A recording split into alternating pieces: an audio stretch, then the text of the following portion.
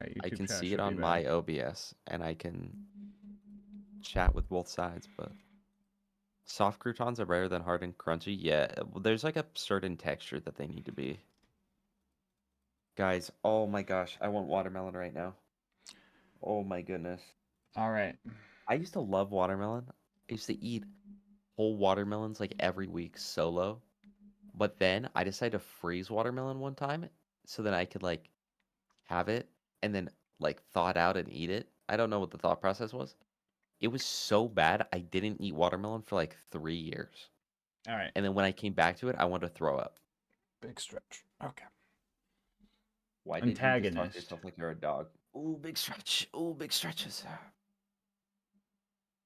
The watermelon Bro, rind, you got right where one it's class like mod in right that so far. tail. Come on, you can't call me Shut up, that shut dog. up, shut up, shut up, shut up. Antagonist? Hyperion. It's Scav.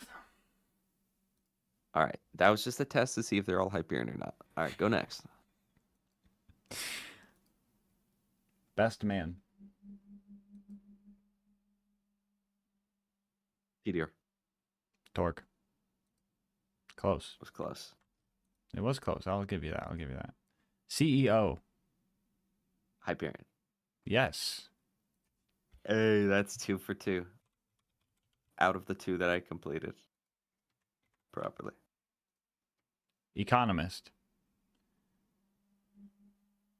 TDR. Hyperion. Oh, okay. Entrepreneur. TDR. Hyperion. Hero. Hyperion. Hyperion. Oh, I'm on a roll. Paragon. Huh?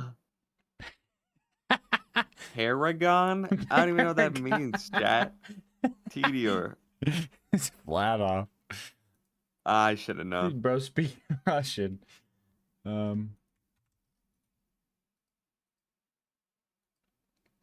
Protagonist. I want to say Hyperion, but what if it's not? What if TDR? Hyperion. Good thing Okay. you said Hyperion, chat. Role model. TDR. Jacobs.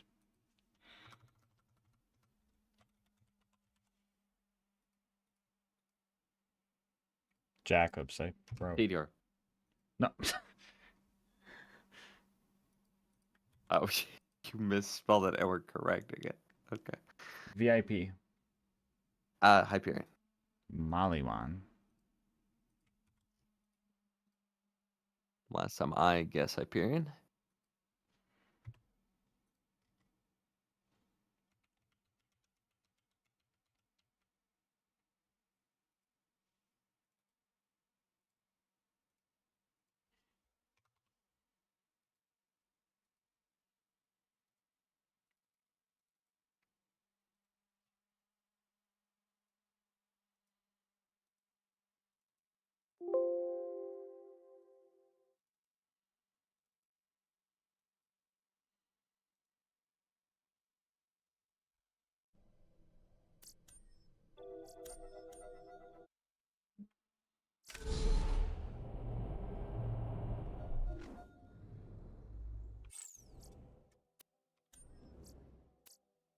All right. Think you got Aurelius? Yes, these ones are easy. So Jack doesn't have a TDR one. Guess not. Hope I spelled Aurelia right. Looks like I did.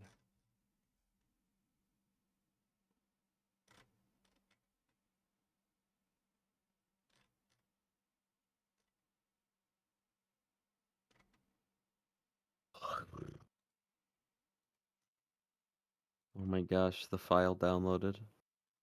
Chat, I can start on the new video. What I I missed? start $2, on the new Josh. video. I used to eat cucumbers entire stick straight. Me too. All right. Thank you for the $2, but don't ever talk to me ever again. No, just kidding. All right. Entire stick straight of cucumber? What's your guys' weird food that you just like? And you're like, yeah, gotta do what you gotta do.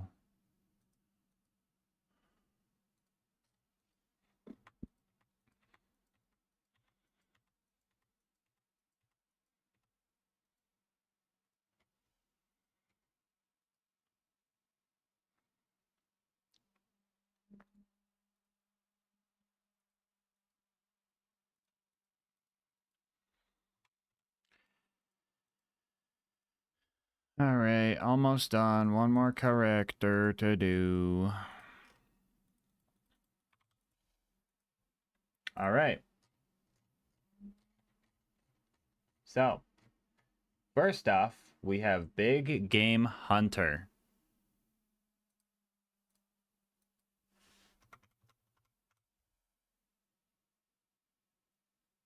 Jacobs. Yep. Easy. Chat. Cashew doesn't stand a chance.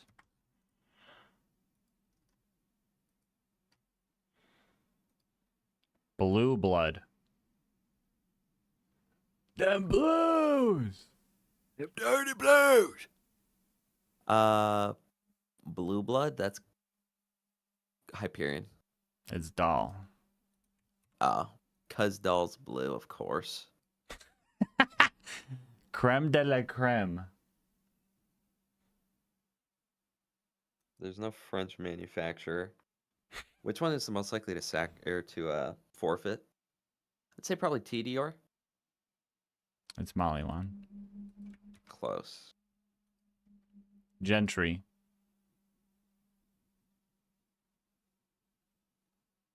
The geriatric class mod is TDR. It's Mollywan. Perhaps what is this? High def. Hyperion. It's high definition is the name. It has Hyperion in the name, so Hyperion.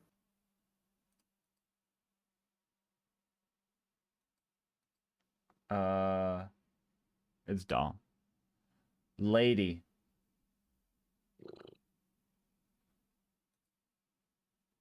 I'm trying to think of how they would say lady. Is this lady in like oh it's a lady of like what are the prefixes like high earning lady? It's Hyperion.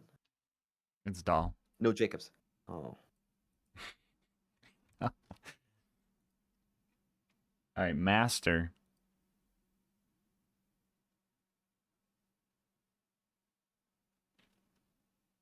TDR. No.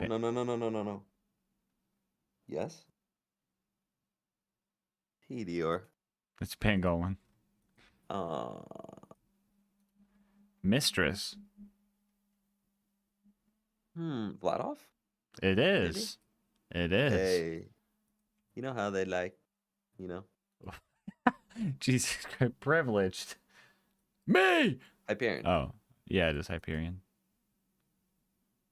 Oh, I forgot I gotta type Hyperion out. Hyperion. Queen. Queen moment. A queen strikes me as TDR. It's Hyperion. It's close. Sport Hunter. Jacobs. Yep. The DLC character class mods make more sense.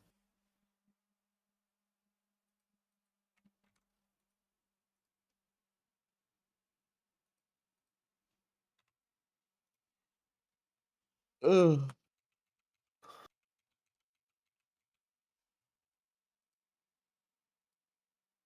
Are you done yet? Yeah, I'm now done. Hold on, let me save this. Save. Yes. Chad, he did it. He did it.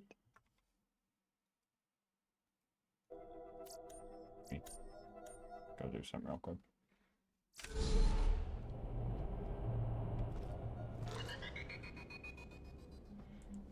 I'm Getting nappy tired, chat.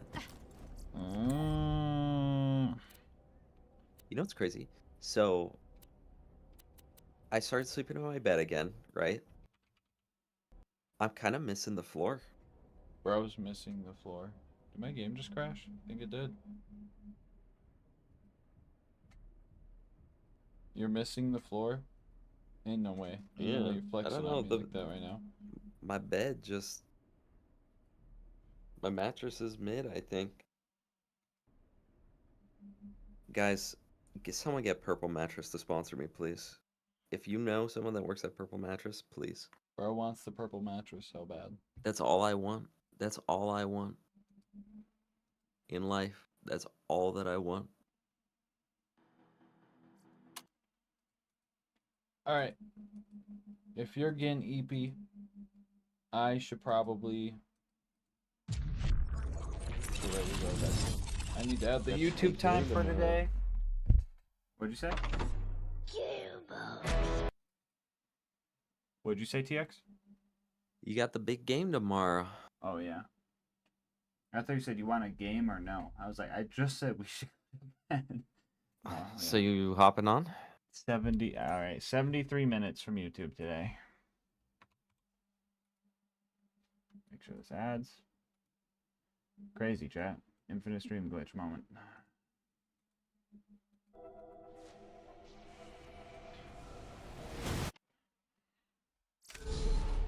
Damn, how does your game always crash? It was like the first crash of the Subathon. I grit the last crash. Also, I'm running mods right now, so. So bro's modding. So bro is modding.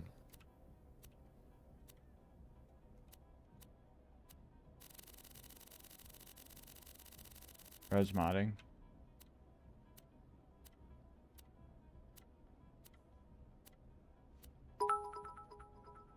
RIP cheer 1000 for the crash. Oh my god, thank you, creepers. Thank you, what do creepers do? How many of you in the chat can tell me what Wilhelm's capstone in the right skill tree is called? Oh, I feel like I'm gonna hear it and be mad that I didn't say it.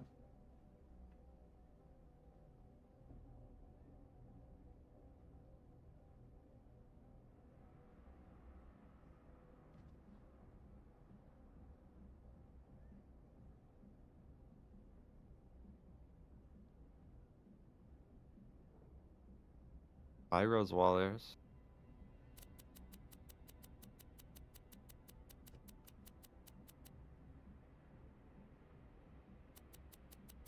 All three of those, like, I believe those, honestly.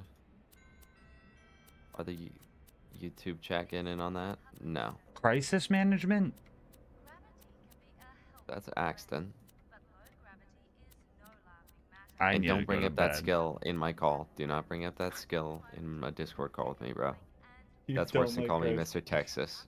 You don't like crisis management. It's like the only skill on Axton that just literally doesn't make sense to be there. Yeah, because he has so much good shield stuff. We were talking about, I was like, if I do Yeah. Jacob's Axton, that's the one time to use crisis management. That is literally the only time, and he's one of the worst, like, I mean, he's one of the worst Rough Rider users. He's okay, but it's like, Gage No, is just truly the grit. worst. Grit half a giant health bar and you can keep going for like 8 more years. I know, he does have healthy, but it's like, a good, like, 70% of his survivability is in his shields, you know? Yeah. So it's like, he's not particularly good with the Rough Rider. You will almost always be better just running the evolution. Especially because the evolution has, I think Perfect Evolution has the exact same health as Rough Rider. You don't get the damage reduction, but you get the shield stats and the dots, which also makes you not need Forbearance. Alright, TPS characters made. But Crisis Management just, it doesn't make any sense. It's literally, that and Duty Calls are like the only two that don't make sense. Every one of his other skills is totally fine. They could maybe make Ranger do 2% though.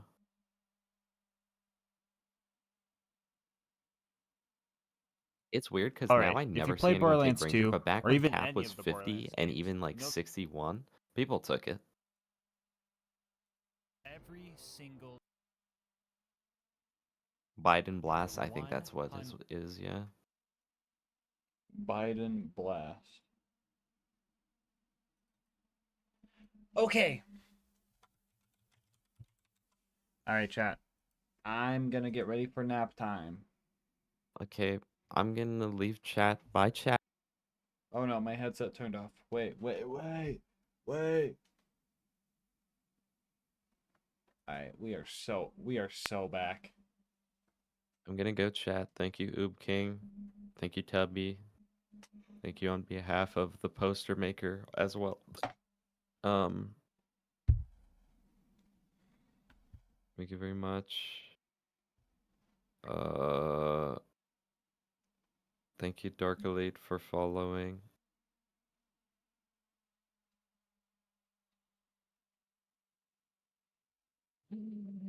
Bye, Omar. I like the clip. I was looking through your clips, and I like the clip where Omar is hosting the marbles match. Yeah, and then he Then falls. just rolls. Dude, I was like, what happened? Hold on, Watch too much marbles. There's one thing in Laugh You Lose, I think that was really funny. It had me laughing. And losing. Yeah.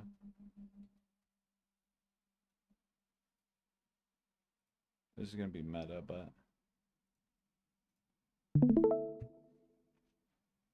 Alright, let me load this. Dude, why is it so hard to navigate Discord sometimes? Alright, let me see.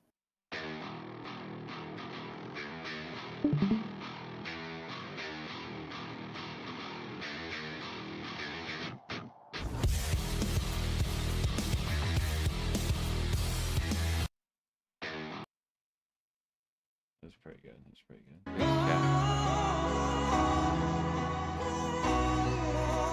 I like that one. Mm-hmm. Yeah, it's funny. Guys, you guys could put Enya only time on that. Easy meme right there. Yeah. We got more. I got more to go through tomorrow. Is that a Dave's triple? Chat, should I get a Dave's triple before Wonderlands? On Sunday. Oh yeah, there's this one too.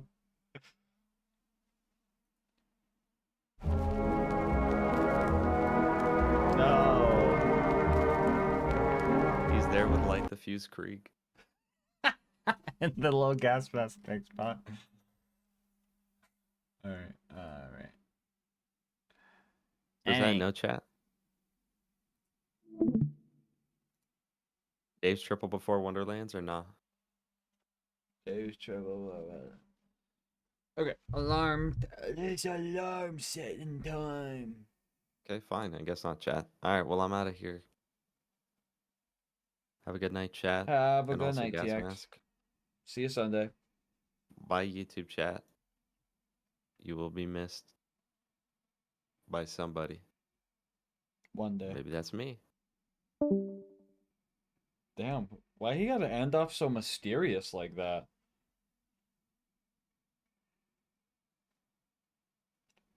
I have alarm set. You have alarm set. Okay.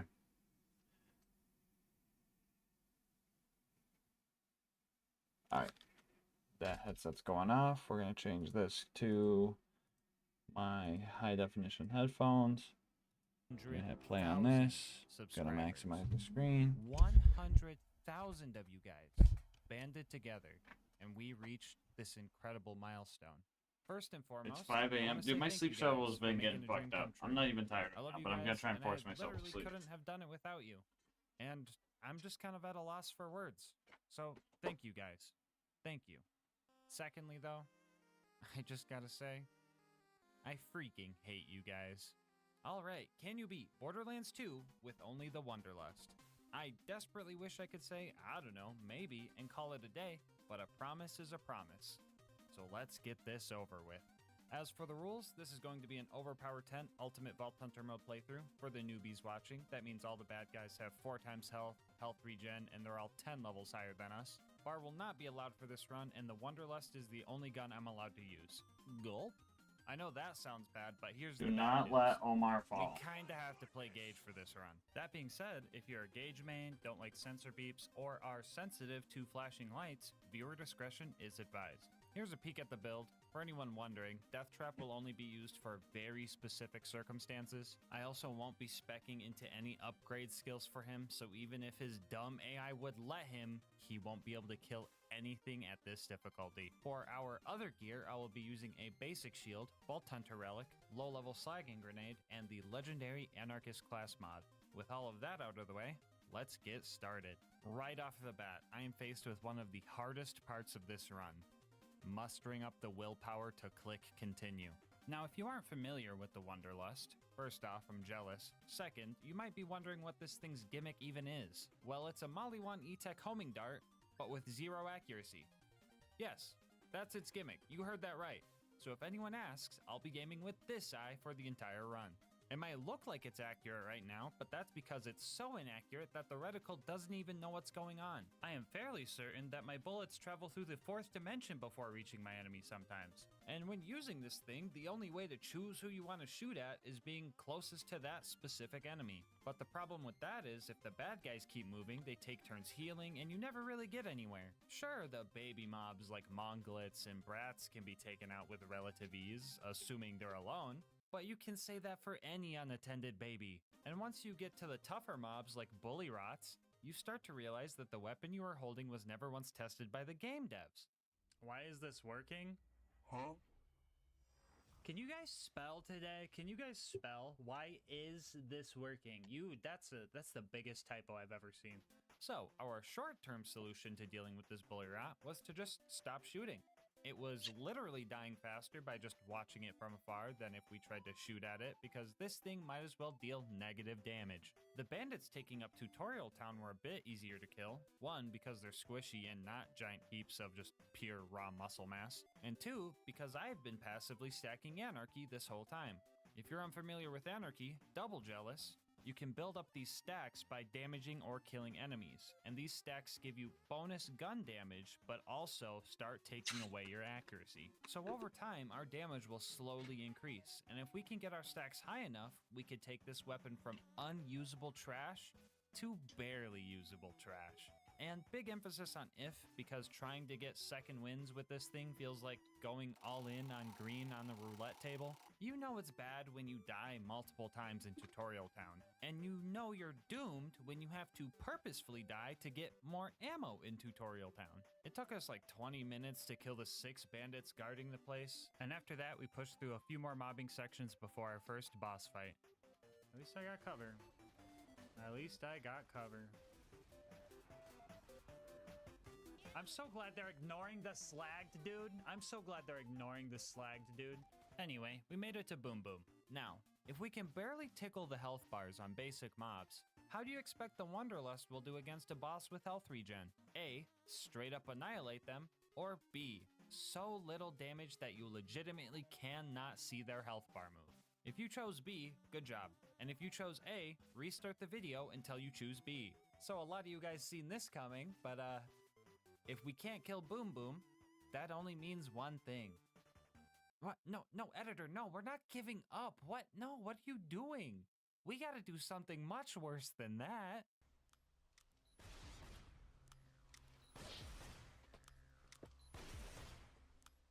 So if you're still unfamiliar with Gauge and you don't know what you're watching, triple jealous, but we are pre-stacking Anarchy using this Hyperion ammo box.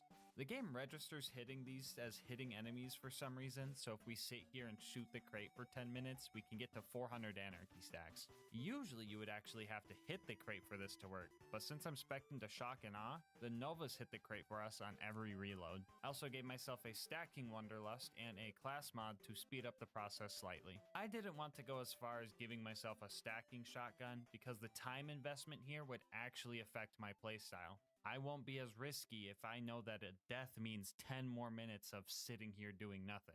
So, to save your eyes from 10 minutes of normal gauge gameplay, I'm going to tell you guys about our partner, GamerSupps. GamerSupps has been life-changing for me, and that's no exaggeration. I'm saving money, I've lost 25 pounds because I'm not drinking half my calories in the day, and they're just really cool people to be partnered with. I've pretty much dropped conventional energy drinks because they are just so hard to beat with their variety of flavors, caffeine-free options, and them being the only sugar-free drink in the world that doesn't taste like TV static. I've tried so many of their flavors and I've only made a dent in the list. Now, I know what some of you guys are thinking, but GasMask, I'm afraid of women. And that's okay, it be like that sometimes, but don't worry, they've got you guys covered too. If you're still unsure, they literally have free samples, so go there right now, get your free samples, and see if you like it. They are also super cool with all of their creator collabs. Queso's Atomic Bombsicle is one of the high tier flavors for me because it's so good, and it gives me the energy to get through the day after accidentally falling asleep to his videos. So if you're looking for a healthier energy option and want to support the channel in the process, head on over to gamersupps.gg/LGM or use the link in the description, and make sure to use code LGM for 10% off your order. Anyway, let's see how the stacking is going. Oh, cool, we're finally done stacking. Now let's get in there and take down Boom Boom.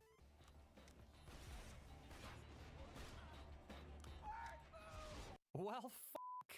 So, to list everything wrong with this fight, first off, I'm using the Wonderlust. Second, I can't choose my targets efficiently, so if I'm trying to bust Boom out of his turret, I can't focus all my shots into him because they either try to chase Boom or the psychos that spawn after Boom dies. Yes, I managed to kill Boom, but even with the back alley strat and 400 stacks of fucking anarchy, that's a 700% damage boost, by the way. It still took 60 seconds of continuous fire to kill him. And third, even if my shots decided to go after Boom, sometimes they would just straight up start circling him and never actually land. This was concerning because I thought I was going to either have to use copious amounts of unique crutch gear that felt lame for the challenge run, or change characters for this one fight specifically. Creek could theoretically stack up enough fire rate and use Bloodbath to just spam Boom down, but proccing Bloodbath in the first place would be hard considering this gun doesn't deal enough damage to get the first kill reliably. All future one-on-one boss fights would also just be straight up abysmal with Krieg,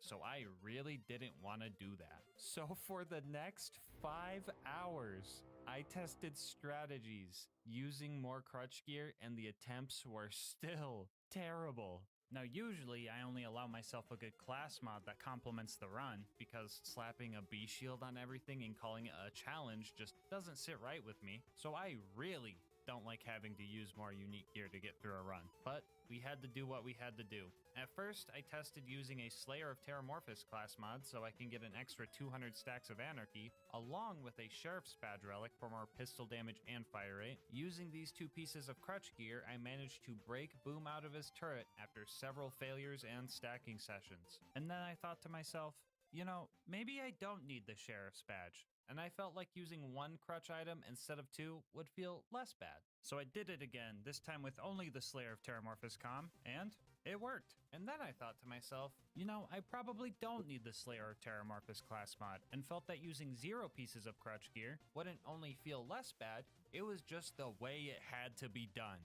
And after 5 whole hours, I devised a strategy that would allow me to beat Boom Boom without any crutches. Step 1 was to lure Boom over to this side of the map and set up a little playdate with him and Deathtrap. Deathtrap has 0 chance to kill Boom here, and by the time I went back to fight him, he would have healed any damage DT would have dealt, so he was purely there to distract him. After the bait was placed, I would run over to this spot and start laying into Boom's cannon with a corrosive Wonderlust. Now when Deathtrap inevitably runs out of time, or more realistically gets murked by Boom's Torgue shotgun, Boom will get confused because his target is no longer there, and for some reason won't try to hunt me down unless he has direct line of sight, leaving me to a one-on-one fight with Boom. And after holding the trigger down for 2 minutes, Boom was finally knocked out of his turret without any crutch gear.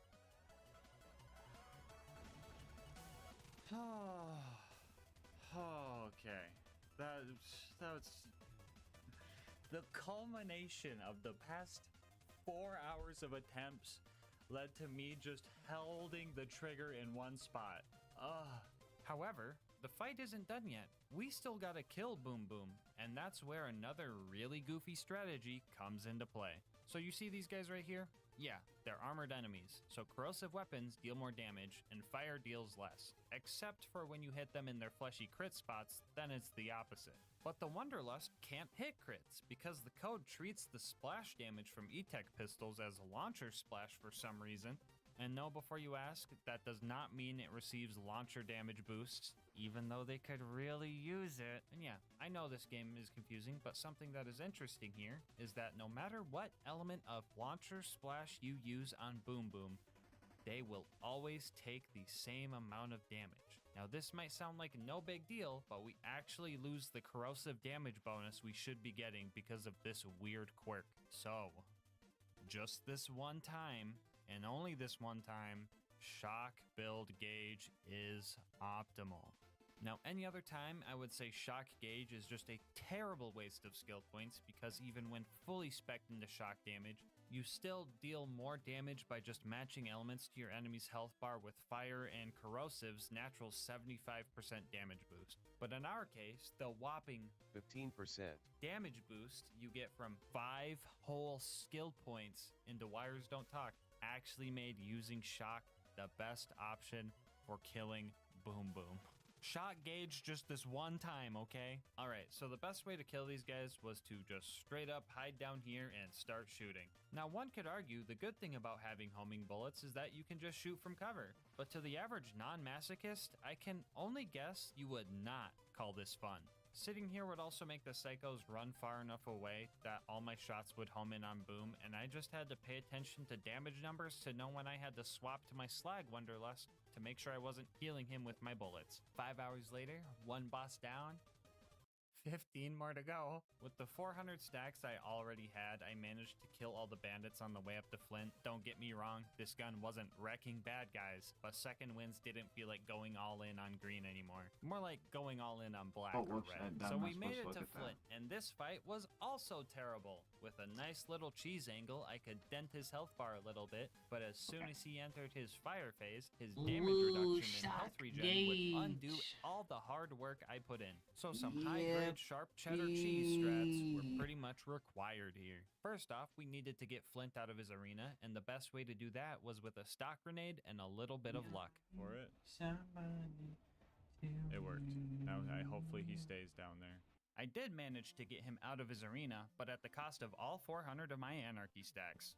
So what do we do now? guys ready? We pre-stack Guys, on everybody Flint. look at the At this screen. You point, guys I could ready for not the be Omar bothered with flop? holding the trigger down for Watch it. 10 minutes every time, so I started using this marble coaster to hold Yeah, my you guys mouse wanna down. see it Now, again? if I worked at Gearbox and it was up to me, a stacking coaster should have come with every copy of the Gauge DLC, just saying. Anyway, after we got back to 400 stacks, we topped off our ammo and tried to actually make his health bar move with our Shock Wonderlust. Fine, there are 2 reasons to use Wires Don't Talk, okay? But no more, that's it. So I'm gonna speed this kill up. Feel free to try and guess how much ammo we will have left out of the 900 we started with.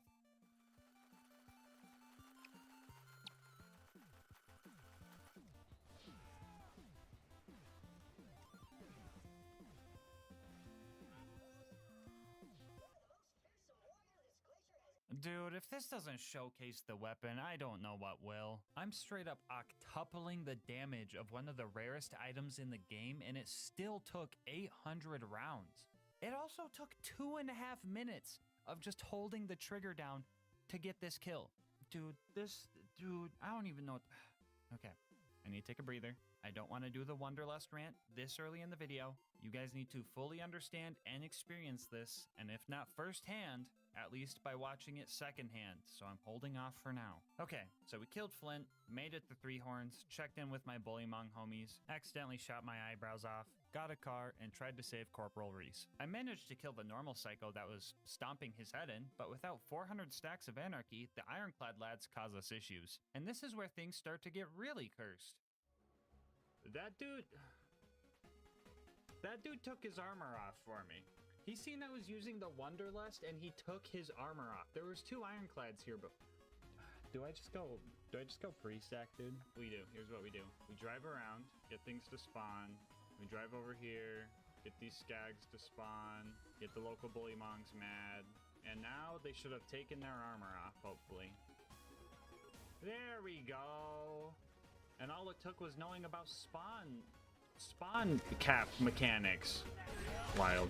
Anyway, after spending 30 minutes dealing with 3 basic enemies, I killed the Power Core Psycho, shot a few rounds into the bandit camp so that they would home in and kill the 20 bandits to avenge Reese, and made it to Sanctuary where I did all the chores before going back to the stacking crate. Yay! What do I even do for this part of the video? I already did an ad read, but like, wait. You guys made me do this challenge. You guys should get an ad read every time we have to come to this crate. Well, in that case, go check out gasmaskgang.com and grab some merch. I'll have a link in the description. Anyway, we made it to Frostburn Canyon and started our sprint towards the giraffe. I was very careful running past all the non-mandatory fights because I did not need to risk losing my stacks unnecessarily. But after that, I hit the spike jump skip and made it to Lilith. So at this point, my mental was just kind of falling apart. I was playing as Gage, I'm using arguably the worst gun in the game, and Lilith was doing her usual cringe stuff. We're not doing this.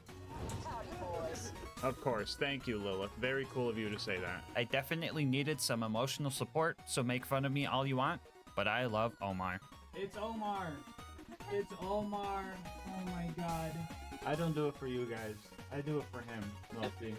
I know at the end of my day, Omar's there. With the mental reboot complete, I started slowly taking care of the bloodshots using COD Zombies training strats. Honestly too bad, because Pack-a-Punch couldn't even save this thing. This might be a niche reference, but it's like the Black Ops 2 SMR, except like 10 times worse, if you can even imagine that. So this was originally supposed to be a damage comparison, but then I found out this thing also has the same accuracy as the Wonderlust 2. Shout out to Pumpkin King for letting me use this clip because this shit had me cackling.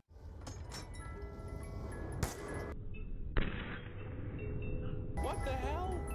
Anyway, I ended up dying when the bad guys started aiming at me with their guns. I really should learn how to do that one day. But that wasn't too bad because there was an ammo vendor here and I was able to just stack off of the bandits to get back to the edge of viable. Yeah, so I'm gonna be honest, I don't have much else to say for this fight. This gun is so boring to use because you literally just don't even aim it. It's like if Gage was a gun, minus all the damage. After we managed to kill all those guys, our next goal was to get into the Bloodshot Dam and rescue Roland. But first, we were going to need a new car to sneak in. So we met Ellie and started hunting down bandit cars. Cars don't get the 4x health multiplier from UVHM, so we should be able to one-shot them with our super cool and rare pearlescent weapon and nearly 300 stacks of anarchy, right?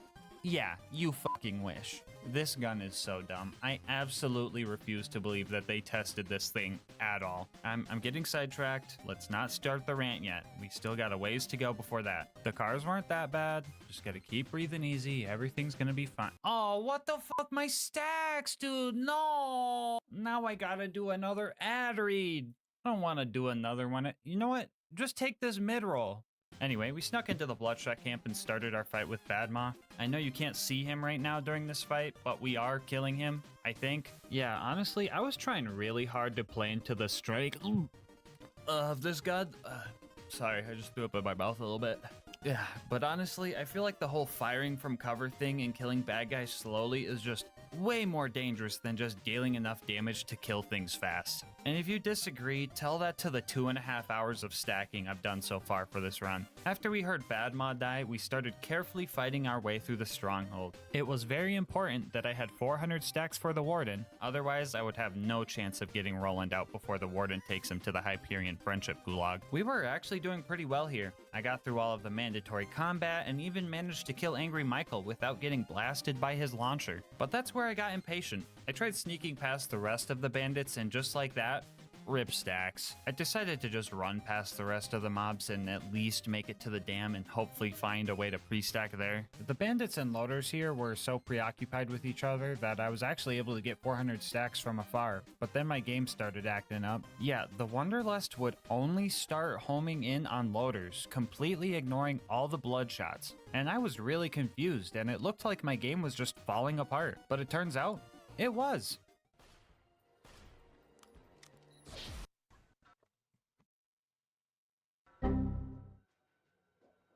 Stacking session 2 at the dam went a lot easier since this psycho helped set up this loader for us. We got 400 stacks there and made it halfway through the dam to just barely lose a second win and have to stack for another 10 minutes. I hate this gun, I hate this gun, I hate this gun, I hate this gun. This time around I did make it to Warden and made my one and only attempt to save Roland from the gulag. And things immediately went terrible. Since I can't crit the Warden, I can't stop him from spawning bots nonstop. Mere moments into this fight, I get body slammed by an exploder and I'm forced into cover. I had two options here. Stop firing so cooking up trouble would slowly heal me and also use Discord for some extra health regen, or just risk it and not get hit. Option 1 would require me to stop shooting at the Warden, which would give me less time for the kill and allow his shields to regen, and healing with Discord would eat up my stacks and kill what little DPS we had. But option 2 was all risk, all reward.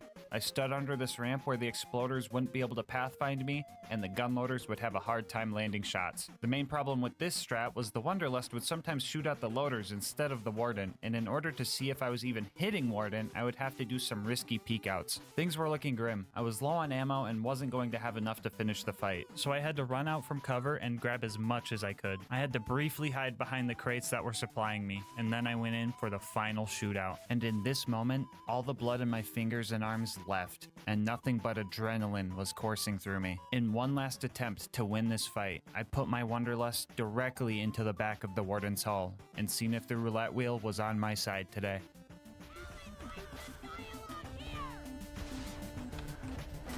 Oh, my fingertips are numb as hell. Holy fuck. Oh, I can't feel my arms. I legit can't feel my arms. Up to my elbow, up to my elbow. I'm loving it, dude. I'm loving it. Oh. Ooh. No gulag on a fucking Wanderlust only run is absolutely wild. I was not joking when I said I couldn't feel my arms. That fight was nerve-wracking, and I loved it. Anyway, you might be thinking, oh, the Wanderlust can't be that bad if you did Warden first try, but come on, if a fight was this close with 400 Anarchy stacks, there's no defending this weapon. After putting the Doubters in shambles, our next goal was to go rob a train. So we made it to Tundra Express, still full of confidence from the Warden kill, and then we were immediately brought back down to earth when the snowman killed me with my own Wanderlust. After that, we managed to light the Barkids on fire with our Fire Wanderlust. This worked extremely well because I just lost all of my stacks so I wasn't accidentally killing them. So I don't remember putting that in the script, but that doesn't actually make sense because even with 400 Anarchy stacks, I don't think I could even accidentally kill a Barkid. Like, I think I would have to be very focused in order to do so. Why did I write that? Anyway, we met Mordo, met Tina, died a bunch trying to sneak in and grab the Badonkadonks. Of fucking course. Of fucking course, dude. And made it to the end of the line. Yeah, so Wilhelm was a bit of a hassle. For some reason, I tried to fight a boss without pre-stacking, even though I can't kill a snowman, and that just wasn't working. Even if I could build up stacks over the duration of the fight, I would still run out of ammo. I was going to try some speedrun tech where falling into a death wall while in Fight for Your Life makes it so you don't lose your stacks to get more ammo, but this strat also prevents you from getting your free ammo, so after my stubbornness wore off 20 minutes later, we made our way back to the stacking crate. Alright, let's see what I promote this time. Ooh, I know. Go check out the second channel, LilGasmask Highlights. Our homie Lucas does the editing over there, and if you're looking for more Borderlands content, there it is. After stacking and some more mental prep, we started our fight with Wilhelm once again. And this time, it was different. I seen it coming too. I fucking seen it coming. Can I keep my stacks somehow? Or is it gonna ragdoll me? It ragdolls me. Fuck. Well, back to the stacking crate. So if you want even more Gasmask content, go follow me over on Twitch to watch these runs live. Alright, this time around I was sick of dying, so I locked in and even found a cool new strategy we're gonna be calling Fast Hands. When firing something with an incredibly low fire rate, such as the Wanderlust, you could do this trick to increase your reload speed. Now usually, an empty gun will automatically reload itself without you pressing the reload key, but this has a delay and doesn't start to reload until a theoretical bullet would be fired. So instead of waiting that short time, you can immediately press your reload key to start reloading faster. Now this might seem like such a minute increase in DPS, but when you're using the Wanderlust, a tiny boost like this could make the difference between not being able to kill an enemy and just barely out-damaging its health regen. And before everybody says, oh, just drop reload, 1, that doesn't stack our anarchy, and 2, I try not to drop reload because console players can't do that, and I try to keep it a level playing field. Anyway, I really wish I figured this stuff out for Boom Boom and Flint, but oh well, still useful for the rest of the run. Back to Wilhelm. We focused on taking the loaders out, and after that, got about 1/3 of his health bar before we ran out of ammo. Up until that point, I forgot that I could just grenade jump back up here to go buy ammo, and after 2 trips to the vendor, we finally managed to take Wilhelm out. Oh, that was a tough fight. I think I'm gonna head back to Sanctuary and just take a little break after that one. Well, time to go to the fridge. Or, you know what? No, actually, we're not going to the fridge. I figured rats were already hard to hit with accuracy, so I decided to get back into my car, drive through the dust to the Highlands, and just make it to the outwash that way. This way, I wouldn't lose any of my stacks to the rats. I would instead lose them to the very first loader I tried to fight.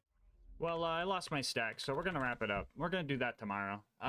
So I wrapped up stream and came back a few days later, and the fucking Wanderlust got me sick, bro. I already get enough comments saying I look like I'm dying inside already, but now I have to use this piece of shit, and it hurts to even swallow my own spit. Great! But joke's on you, I'm in my fucking element. Stream. Anyway, we're stacking again, so here's time for another advertisement. As an extra thank you for helping the channel hit 100k subs, here are 3 Steam codes for Borderlands Game of the Year Edition. I nabbed off Instant Gaming. And before, oh, but Gasmask, the channel members are gonna get to those first. That's not fair. I'm literally dropping 3 more in the live premiere chat right now. Comment if you got one. Anyway, we're fighting the spaghetti squid now. If you can't tell, we're losing. Just like Wilhelm, all of my ammo took like 1/3 of his health away, so I had to run all the way back to the ammo vendor twice. Also like Wilhelm, I had a few rip stacks moments. On top of all of the anarchy stacking, it should be mentioned that I had to do a lot of money farming to afford all the stacking, so that took up a long time as well, and I was just not happy about that. Alright, Lucas, roll the legendary prediction, bro. Just roll the legendary prediction, go. We gotta go farm money, dude. Oh, how's ammo management been? Gun eats all my fucking ammo when I'm not looking, dude. Just fucking eats it all, dude. As soon as I look away from my ammo bar, he eats it, dude. The Wanderlust just fucking eats it. He'll like, see this bullet, guys? Gas isn't looking. Throws it behind me, bro. Yeah, so I was getting pretty frustrated, but honestly, the Wanderlust wasn't making me mad. It was Gage that was a real drag. Her whole mechanic of needing to stack stuff up in order to do anything just makes me loathe this character. I can't even kill a loader with 400 energy. Oh my god, I just pulled my shoulder, dude. There's a reason this is the first challenge I used her on the channel. Because she's just so uninteresting and brainless to play. So if you see me choose Gage in a future run, just know it's because I had to. Anyway, after hours spent dealing with this guy, I finally locked in and got the beacon and made it to Overlook. So you want to know how the beacon defense went? Well, we got invaded. We went from this to this in like 15 seconds. The beacon became invincible super quick because I was just spam repairing it, and after that, I was just trying to kill everything. I ended up dying because I have the only gun in video game history to not damage the guy you're pointing it at, and after that, I knew that I wasn't going to be able to kill the loaders without my stacks, so the only thing I could do was just leave. I need a drink, bro. The fast travel has landed. Give me a second while I calibrate it to Sanctuary. Oh, cool. Yeah, so basically, if the beacon gets repaired 8 times and becomes invincible, you could just leave the map and just complete Overlook. Speedrunners do this on purpose to just, you know, speedrun, but I usually don't do this because it kind of doesn't feel like a challenge at that point, so this felt super cringe. But like, what else was I gonna do? I can't go back to stack at the crate because it would complete the objective anyway, and trying to stack off these loaders won't work because they're camping the beacon and the ammo vendor, so for the first time ever, I just did the speedrun strat because I was practically soft-locked by the Wanderlust. Oh, brother. Do we do the rant now? No, just a little bit longer. Just hold back, guys. You got this. You aren't even in the worst of it yet. As soon as I got here, I lost all my stacks trying to wound the loaders. At least the Wanderlust is good at wounding loaders. No, it's not, because it didn't wound the loaders. It's not good at wounding the loaders. Yeah, so wounding these guys was annoying because they would just heal before I had a chance to wound another. So I had to do a trick where dying while they are wounded tricks the game into thinking they're still hurt. Had to swim with the fish a few times to get past this point, but after that, I could stack up for the rest of the preserve. Hey, you guys want another mid-roll? Too bad. Welcome back. Anyway, the mobbing here is going. I almost made it all the way back to the ammo vendor training the big loader back, but I ended up dying to the loot dudes right after. I didn't even have to fight these guys. If I went back to the stacking crate, the entire preserve would just reset, so I decided to just suffer through the rest by trying to stack on the loot dudes until I got my stacks back and then dying, and then trying to stack on the skags until I got my stacks back and then dying, and then just keep doing that over and over for eternity, really. We eventually made it to Bloodwing, and I was not ready for this. Fucking hate Bloodwing. At this point, pretty much every enemy I've killed in the preserve has hit their respawn timer, so trying to go back to buy ammo to restack for the dumb bird just wasn't an option. So I was like, screw it, I'll just stack on Bloodwing. So my first 2 tries ended pretty quick, but my 3rd try, I was actually kind of popping off. Mordecai would slag the skags for me, and the skags here are also programmed to spawn under-leveled, so my odds of getting second wins were actually pretty high. I just had to make sure I was conserving ammo for them. The whole thing was this weird dance between having enough ammo to survive if needed, but low enough ammo that Mordecai would keep sending me pistol ammo drops. And this 3rd big attempt was going well. I used a Shock Wanderlust for fire phase, and when Shock phase rolled around, she was still fire resistant. Well, fuck you too, Borderlands, not this shit again. Well, if this is gonna keep happening in my runs now, I'm gonna name this bug the Phoenix Glitch. I still have no idea what causes this to happen, but if someone could figure it out, I would totally give them a shout out in a video where it was useful. But for right now, I am screwed. If I save quit, Mordecai will bug out and won't help me with the fight anymore. And if I try to just fight Bloodwing, I'll have to kill her with Shock and give Gauge Mains a 3rd reason to use Wires Don't Talk. Oh, and I can't even pre-stack either, man. Dude, I'm screwed. This gun is so freaking... Even the skags were like, hey bro, you're better off trying to use the Logan's gun. Like, what? And at this point, I just felt doomed. This gun is so freaking bad. But then again, that's never stopped me before. Not that one though. Not that one though.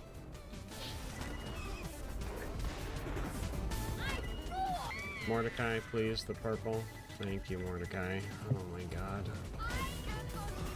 Oh, that was scary. That's scary. That's scary. Just give me 2 health sticks. I don't care. It's fine.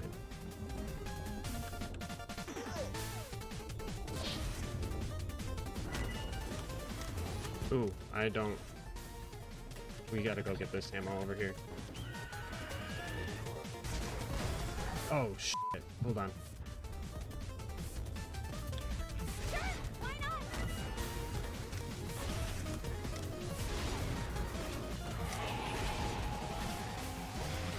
Easy peasy.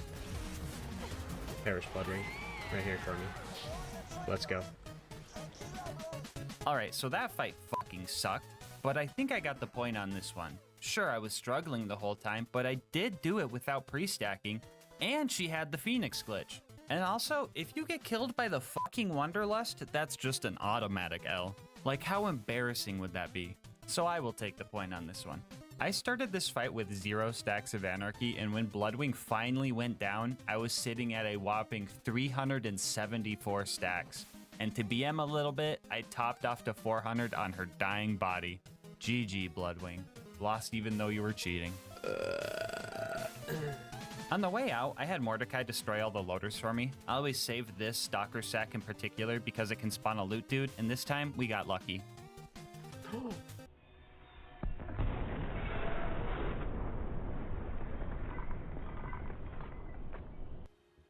Yippee! Our next goal was to recruit Brick and his air support, so we went to 1,000 Cuts, carefully carved a path to our initiation, just to down myself with a Wanderlust shot that was still stuck into a little psycho and die. I mean, this was fine because I still had a big old Goliath distracting and killing the enemies for me, which was working well until he ran out of bad guys to take his anger out on.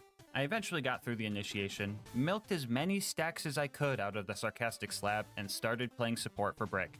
It was pretty obvious he was the DPS character of us two, so I was just sitting back and making sure he just punched purple dudes the whole time. But most of the time, it honestly didn't even matter if they were purple. Back up.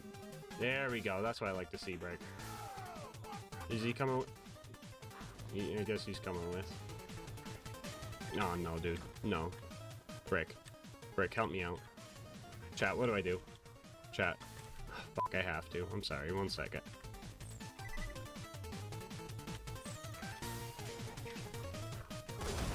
I had to, guys. I didn't want to deal with him. He ain't dropped shit anyway.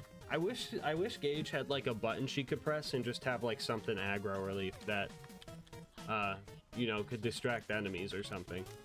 Oh, besides Death Trap, because he's stupid. After we took care of the beacons and the loaders, it was back to pre-stacking for our next objective. Man, I don't even know what else to promote now. Oh, you know what I could do? I could start a rap career and promote that. That's a great idea. Hey, yo, Call Dress, throw me down a beat. Yeah, I wander, and yeah, I lust, and I do both from dawn to dusk. 9 times out of 10, you can find me stacking, but the other 10%, I'm still lacking. One thing's for sure, I'm not to blame. I got precision. That's good aim. I can only think to fault this dumb game, because every time I try, it always ends the same. I shoot, I miss, I clench my fist. The fuck even is this gun? This gun can't kill. I need NyQuil. Man, I'm sick of this thing. Don't worry guys, when that goes platinum, I will still be making YouTube videos. Anyway, we made our way to Opportunity to go steal Jack's voice. We had a scary clutch moment before taking on the Jack double, and as soon as one of my shots hit him, he decided to sprint as far away as possible. But I was tailing him the whole time, knowing that I had to take him out here and now or go back to the stacking crate. And with a little bit of bullet dodging luck, I managed to take the double down first try and ran around Opportunity to the info kiosks to acquire Jack's voice. That went relatively easily compared to the rest of the challenge, but this is where things really start to fall apart. It was time for the bunker raid, and the cold medicine coursing through my veins really started to mess with my decision making. Dude, 3 fucking times I pre-stacked at this crate just to fail this jump and have to pre-stack again. I literally could have just walked around, but for some reason my stubbornness was on overdrive, and I completely forgot how to grenade jump. Still gonna hit this grenade jump though. Well, let's get back to stacking.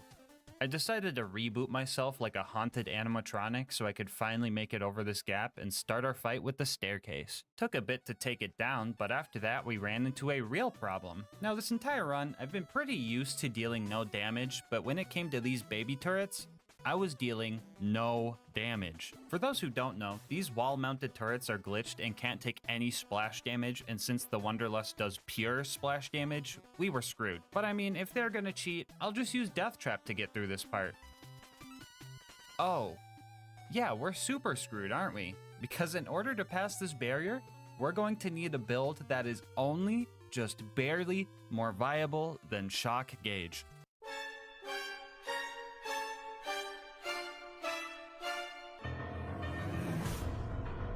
Okay, so melee gauge is one of those things you do as a joke. I mean, with claws is such a crap skill that calling it a capstone is honestly wild. Come to think of it, all of Gage's skills are backwards. Why do the skills get worse as you go down the skill tree? Riddle me that. Anyway, after a quick respec, we made a plan to kill the turrets with a bladed what am I doing with my life? A bladed Wanderlust and melee gauge.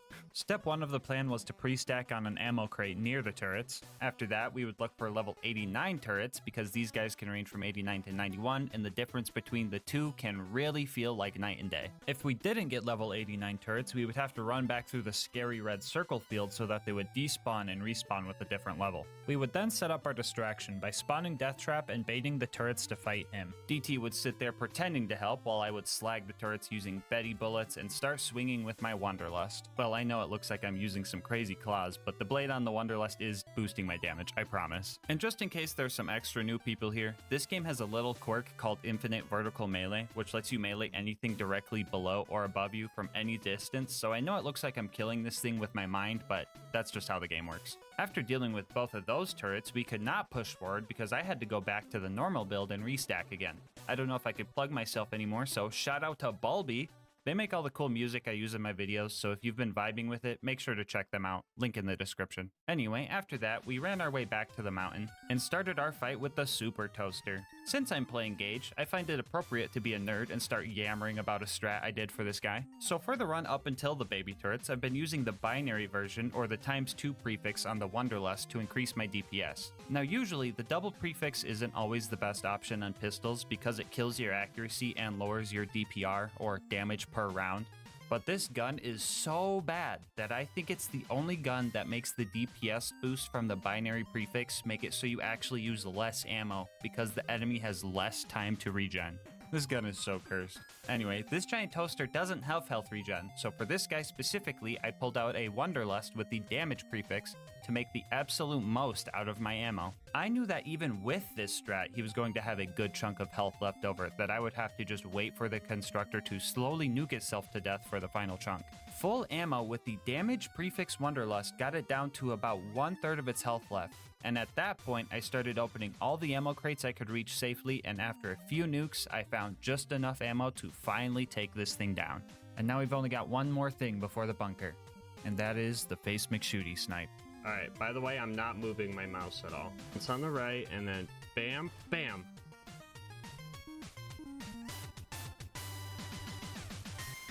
Yeah, I probably shouldn't have tried that with 400 anarchy stacks. You know what, I'll come back when I have some accuracy. Alright, so the bunker fight was coming up, and taking out the turrets beforehand was pretty annoying. The ones within melee range were fine, but the ones that were far off were hard to hit because my shots would decide to home into the loaders that were rushing me down instead of the turrets. I ended up dying a few times and had to restack while fighting, but we were making progress, right up until the last turret that couldn't get slagged. Usually this means you slagged it while it was still spawning in, but I would never do that, at least on purpose. My theory is when I was trying to kill something else, one of my mischievous shots decided to seek this guy down and ruin my day. Our solution to this problem was some cheese spot on the lower part of the map and stacking off it until it died. Who else just got deja vu? And then it was time for the bunker, and this was gonna be horrible.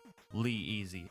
I camped the fuck out of this guy because there was no reason to get close to the loaders and make those guys angry when I could just sit next to the ammo vendor and let the Wonderlust do its thing. Which is cool that I first tried a boss for once, but dang was it boring. I can already tell my aim for the next time I play Borderlands is going to be terrible because I'm so used to not aiming, but I feel like Gage mains can just say that in general. Wait, conspiracy theory time.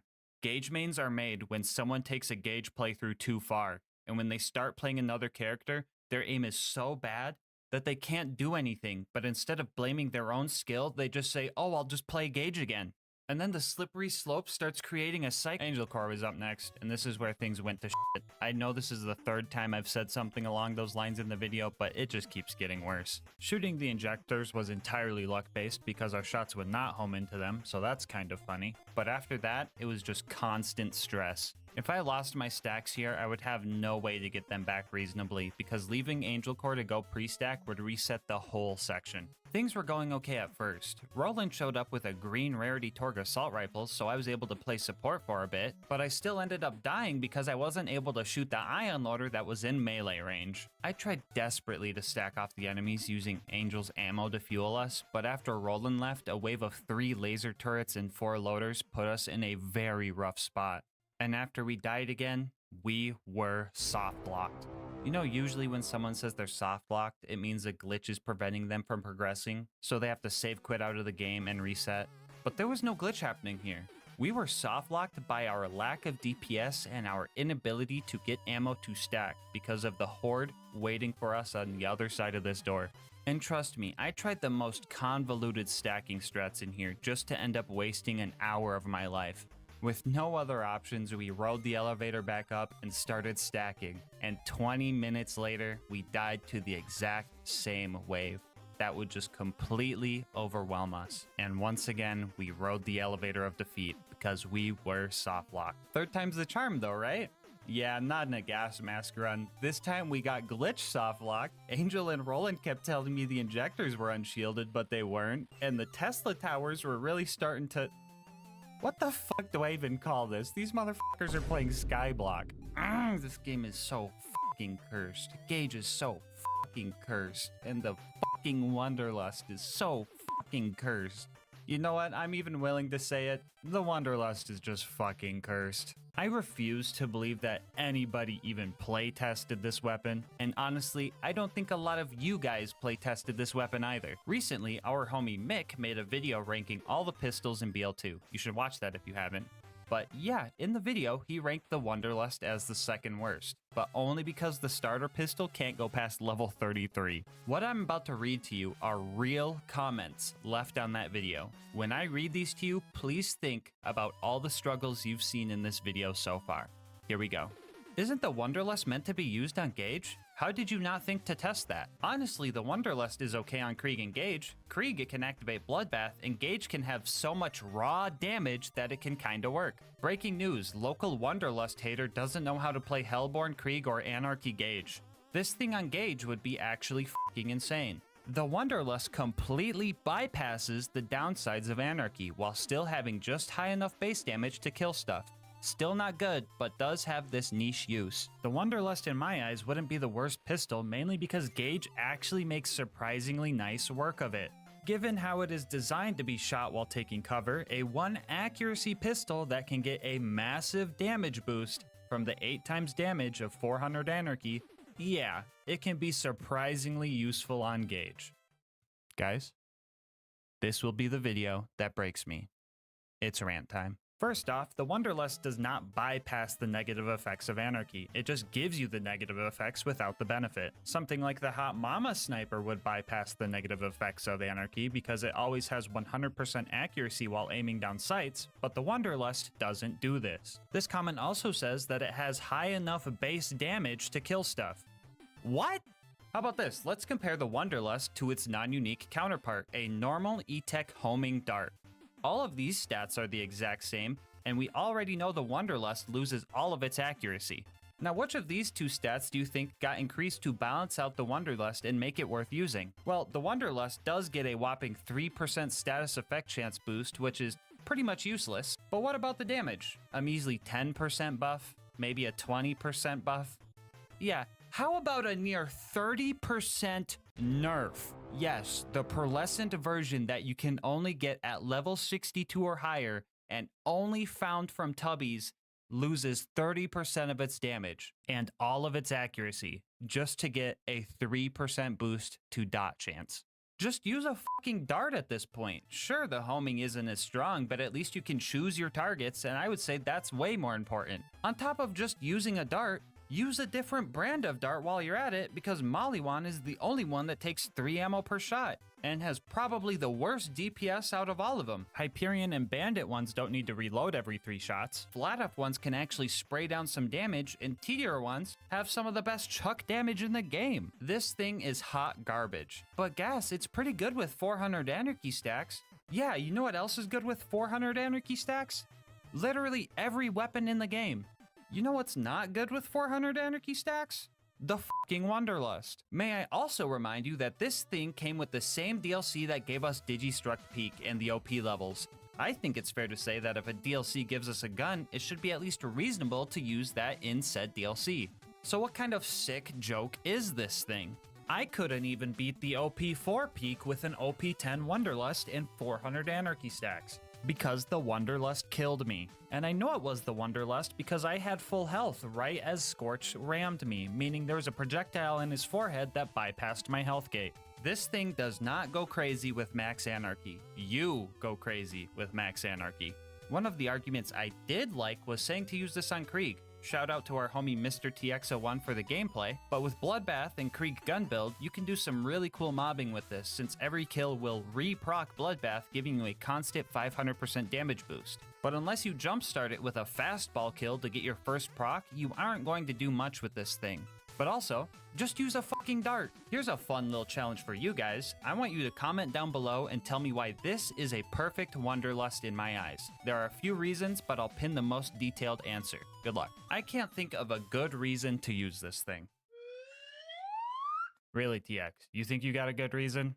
Alright, let's hear it. But what if it's fun, though? Now, call me a sadist, but I find that this gun can be genuinely enjoyable in the right hands, just not Gage's hands. Oh, actually, good point. Games are meant for fun, and if you enjoy using the Wanderlust, that is awesome. I mean, look, I've made this channel off of using terrible guns, and the challenge that this gun has provided has been genuinely fun. So if you think the Wanderlust is fun, use the Wanderlust. I'm not here to tell you not to, but please, oh please, actually use the Wanderlust before you say it's good. The amount of times I see people go, no accuracy, it's factually busted on gauge, is the biggest hasty generalization fallacy I've ever heard. Too often, I see people not trying things and just assuming based on what other people have said. Please experience this thing firsthand. You've seen the struggle in this video, but I still encourage you to get the save file from our Discord server and test it yourself. And if you like it, that's awesome. I know I go pretty bare bones for my runs and don't optimize every little part of the build, but you can build around just about any gun in this game. And for some people, that's just the beauty of Borderlands. Fun is different for everybody, and part of the fun for me is that feeling when a hard fight is finally won. And that's where I find beauty in Borderlands. I personally don't like the Wanderlust and wish that a super rare item like this was worth the payout, but the challenge it possesses is one I have no regrets taking on. I love the beauty in the struggle, and honestly, I don't know if I would change anything about this game, because I always have fun with it. Well, you know, except for when I'm fucking stacking, ugh! Long story short, I hate Gauge more than the Wanderlust. Well, I think I got all of that out of my system and ended on a pretty wholesome note at that. But I bet you're wondering about Angel Core now. Well, after failing a few more times to that same big wave and the Wanderlust one-shotting me because it bumped the cover I was trying to use, I tried a new strat and got a little lucky. The plan was to start firing before the big wave started, so I had a bunch of projectiles in the air that would all home in at once. It was like some Netero 99th hand type of thing. This reference is also double funny when you realize the Wanderlust also can't kill an ant. I managed to take out all the turrets like this, and I also got an ion loader to spawn, which was helpful because now the loaders would group up instead of surround me. It was also here that I found out that the Wanderlust's projectiles can actually go through an ion loader shield. Wait, an actual reason to use the Wanderlust? I have to tell everybody. This is going to be groundbreaking. This is gonna change the— oh wait, never mind. Normal darts do that too. Just use a fucking dart. After that wave, Lilith showed up, and this was probably the happiest I was ever to see her. The aggro relief was honestly so refreshing, and I finally had some time to relax. But Lilith didn't like that too much. There it is. She said it. Good grief. I was just thinking. Imagine if this is the run of all runs. She doesn't say it in a YouTube run. This cursed, goofy Angel Core. Imagine if.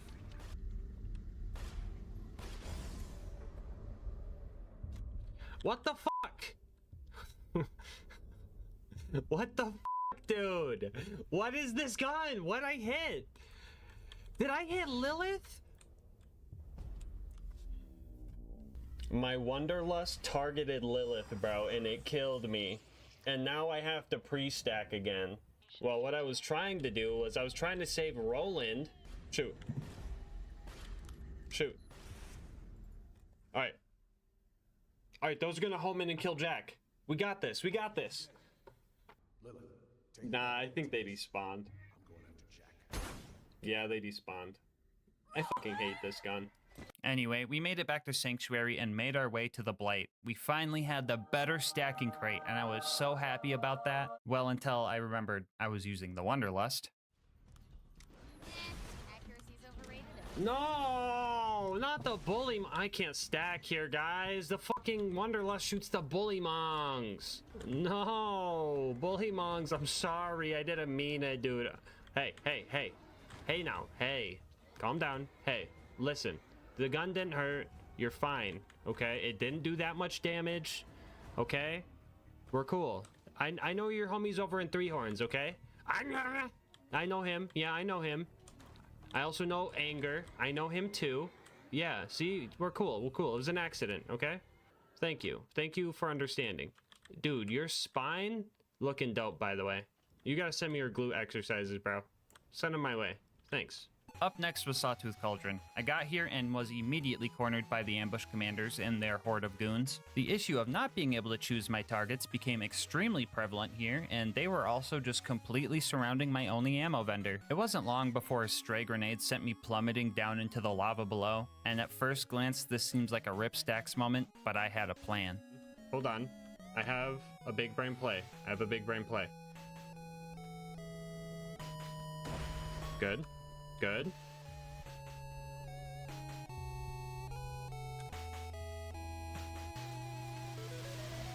We still got all our stacks. 15 minutes of normal gauge gameplay later, we finally took out the ambush commanders and made our way towards Boombringer. I wanted to fight as little enemies as possible, so I decided to try and sneak past them. But this isn't a stealth game, so that didn't work. Now stackless, I realized that my current objective didn't really require stacks, so I decided to just keep trying and hoping the bandits had the same accuracy as me. I also did some grenade jump strats to bypass most of them. Making it to Boombringer took more deaths than time, really. I had no faith that my Wonderlust would home in on Mortar's buzzards, so I decided to just point blank it because I had nothing else to lose. Mortar and the buzzards were up next, so I decided to get more money to stack and then go back to the crate, just in time for one last mid-roll. Welcome back.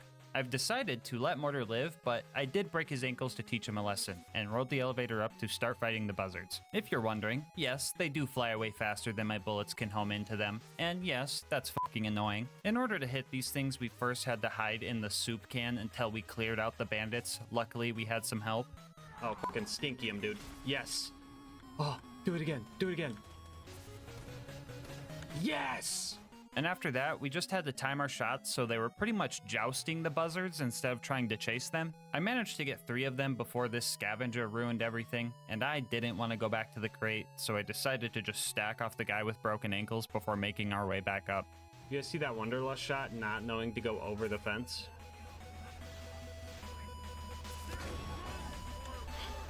Thank you, Wonderlust. Very cool. Also, don't worry, he didn't survive. And neither did the buzzards when I got back up there with max stacks. We secured the goods and made our way to the boneyard. We immediately lost our stacks here trying to kill a tubby skag, so I found a cheese spot to stack on the guy. He survived all the way up until I made it to 235, and he did not drop a Wonderlust, which sucks for later. Still not sure why I decided to stack up here. I knew I was just gonna rush the pumping stations, so I speed ran through all of that and stacked up for the Saturn fight. Oh, you wanted to see Saturn himself. Yeah, no, I don't have any footage of that. This is the best you're gonna get. Yeah, so I stood here for a bit, ended up taking 2.5 full ammo backpacks to take the scary red dot down. After that, I immediately lost all my precious stacks to an RPG loader, so it was back to sneaking past all the bad guys to grab the info and get out of there. Alright, we're on the final stride. One last farming session at the crate to get us through the rest of the game. Instead of throwing another ad meme here, I just want to tell you guys how many times I had to pre-stack in this run. What you are watching now is pre-stacking session number 50.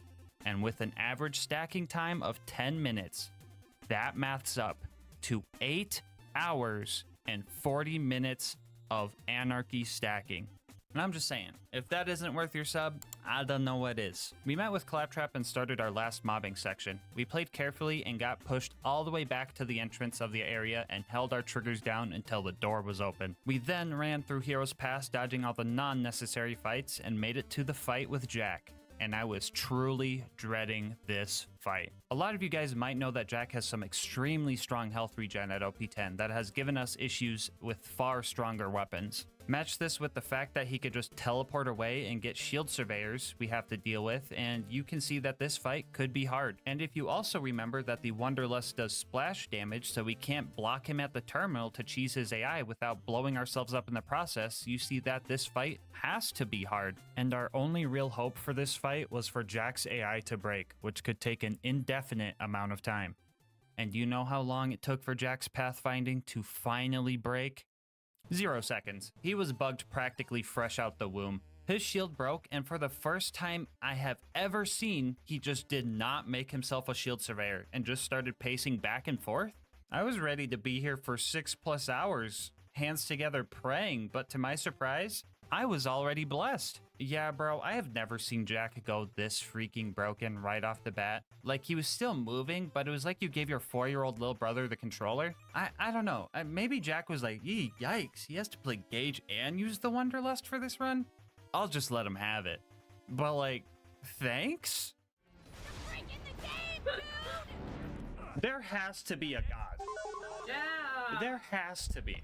I don't even know what else to say. I was just baffled and had to fight the warrior now. This was going to be a long fight, and for one last time, we used the Shock Wanderlust to fight the warrior. Shock Gauge isn't real! One of the biggest issues with this fight was just making the rack angry, and my Wanderlust loved doing that. Don't get me wrong, the Wanderlust was clutching up when I needed it to, which was an extremely weird feeling to just be like, rip stacks, and then get a second win so many times. But this was a patience game.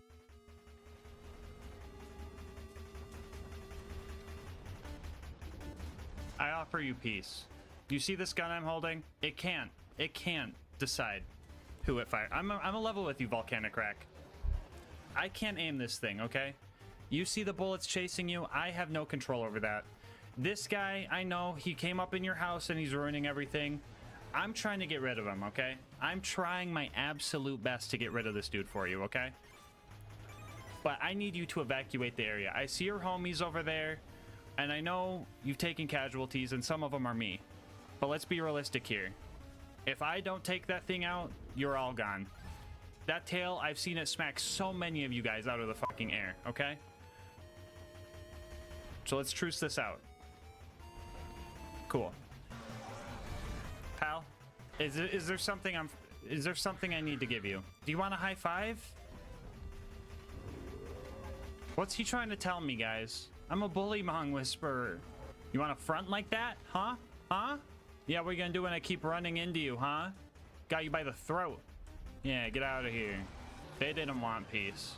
Anyway, after a few clutches and 1 hour later, the warrior entered his deathbed phase, and we won this fight. We decided to let the real MVP of this run deal the finishing blow to Jack. Shout out to the stacking coaster for being vital to this run and my mental health. And with Jack finally dead, yeah, you can beat Borderlands 2 with only the Wanderlust. And yes, you heard that right. Bonus content time, whoa! So I quite enjoyed the challenge of this run. That being said, I don't think I will ever be happy if I get a Wanderlust drop from a tubby. So to finish this run, I decided that in order to complete it, I would have to farm a Wanderlust with the Wanderlust, so that getting one would bring me joy just one time in my life. As said before, this drop can only come from tubby enemies, which are rare themselves. And on top of that, the chance to get a Wanderlust to drop is roughly 1.67%, which translates to about a 1 in 60 chance. For this, we had 3 options. 1, farm tubbies in the Badlands and then just stack on them when we found them. This would be slow, and dealing with the whole pack of skags would make it extremely hard. 2, farm tubby Varkids on Wham Bam Island. If you get to the point where you're supposed to inject the first pod, Varkids will infinitely spawn, so you won't have to pre-stack on every run. But this can easily get out of hand. Already an ultimate? Wait, what? Yeah, I don't know if this would be a viable. Because if I can't kill the pods fast enough, then that would be an issue. What the fuck? No! Not you! And before you ask, I was gonna try, but she despawned. Sorry, guys. Or 3, use the Kleptocurrency Tubby Farm to find tubbies optimally. Option 3 was regrettably our best option. And the issue with this option is that we had to beat most of the fucking giraffe DLC to unlock this farm. But like, no way I would do that. Could you imagine having to go back to the stacking crate just to fight through all the tanky plant psychos and all the annoying doll guys beaming you with their E-Tech snipers? And then fighting more tanky plant dudes and even tankier doll guys? And fighting even more tanky plant dudes and even more tanky doll guys? Just to finally make it to a giant tanky Super Saturn and lose all my stacks because max ammo is nowhere near close enough to kill it. And then have to cheese stack off Uranus? Yes, I just said that. Spend $800 bajillion on ammo and sit there for half an hour watching your homing bullets fail to do the one job they were designed for, just to finally get the kill and get a bunch of cool loot you can't even use. And on top of doing all that, adding another hour of stacking to the run, and still have to farm tubbies for a 1 in 60 drop. Can you imagine that? Well, you don't have to, because you just watched it. So how did the tubby farming actually go? Well, anytime I found one of these cute little guys, I would have to pre-stack on them until my damage outdid their health regen. I mean, unless we just happened to fight our way over towards the doll guys nearby by accident, and they so happened to help kill the spider ants for me. Yeah, that was pretty cool when that happened. Tubby after tubby would fall, and I was prepared to be here for months possibly. I would see a pearlescent pistol and get so nervous just to find out it's a stalker or an unforgiven. But on tubby number 15, I ended up using the rest of my luck for the year.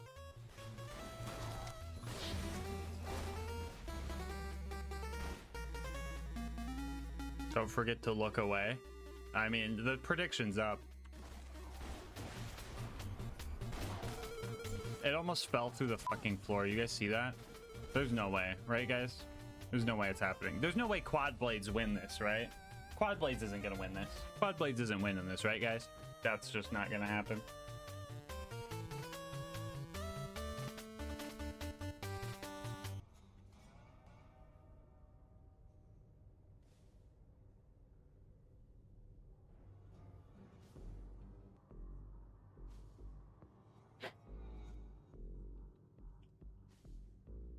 Only 15 tubbies?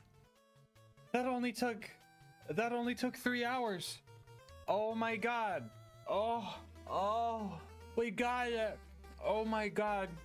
I can't believe we got that on day 1. It's OP10 with doll grip.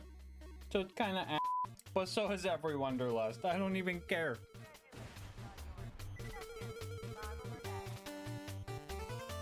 Oh. Let's go, it bounced in!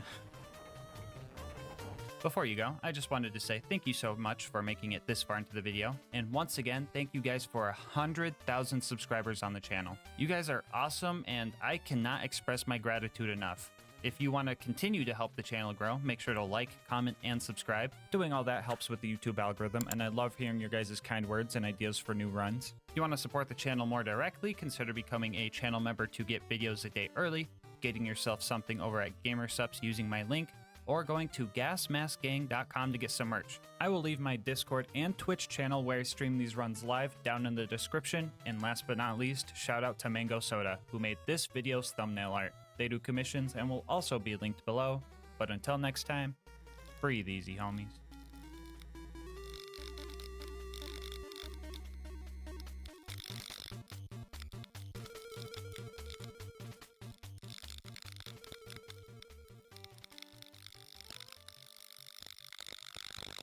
Man, I fucking hate the Wonderlust.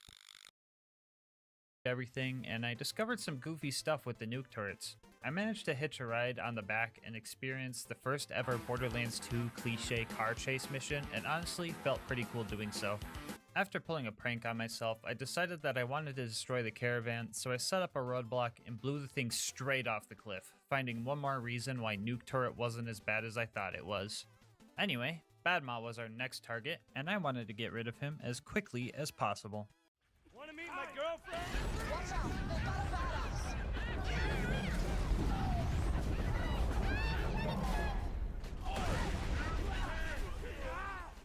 Yeah, haters are gonna be like, that wasn't a nuke, Brendan Valid, or whatever 8-year-olds like to say nowadays, but let's be honest, I was going to put the stinky on Badma anyway.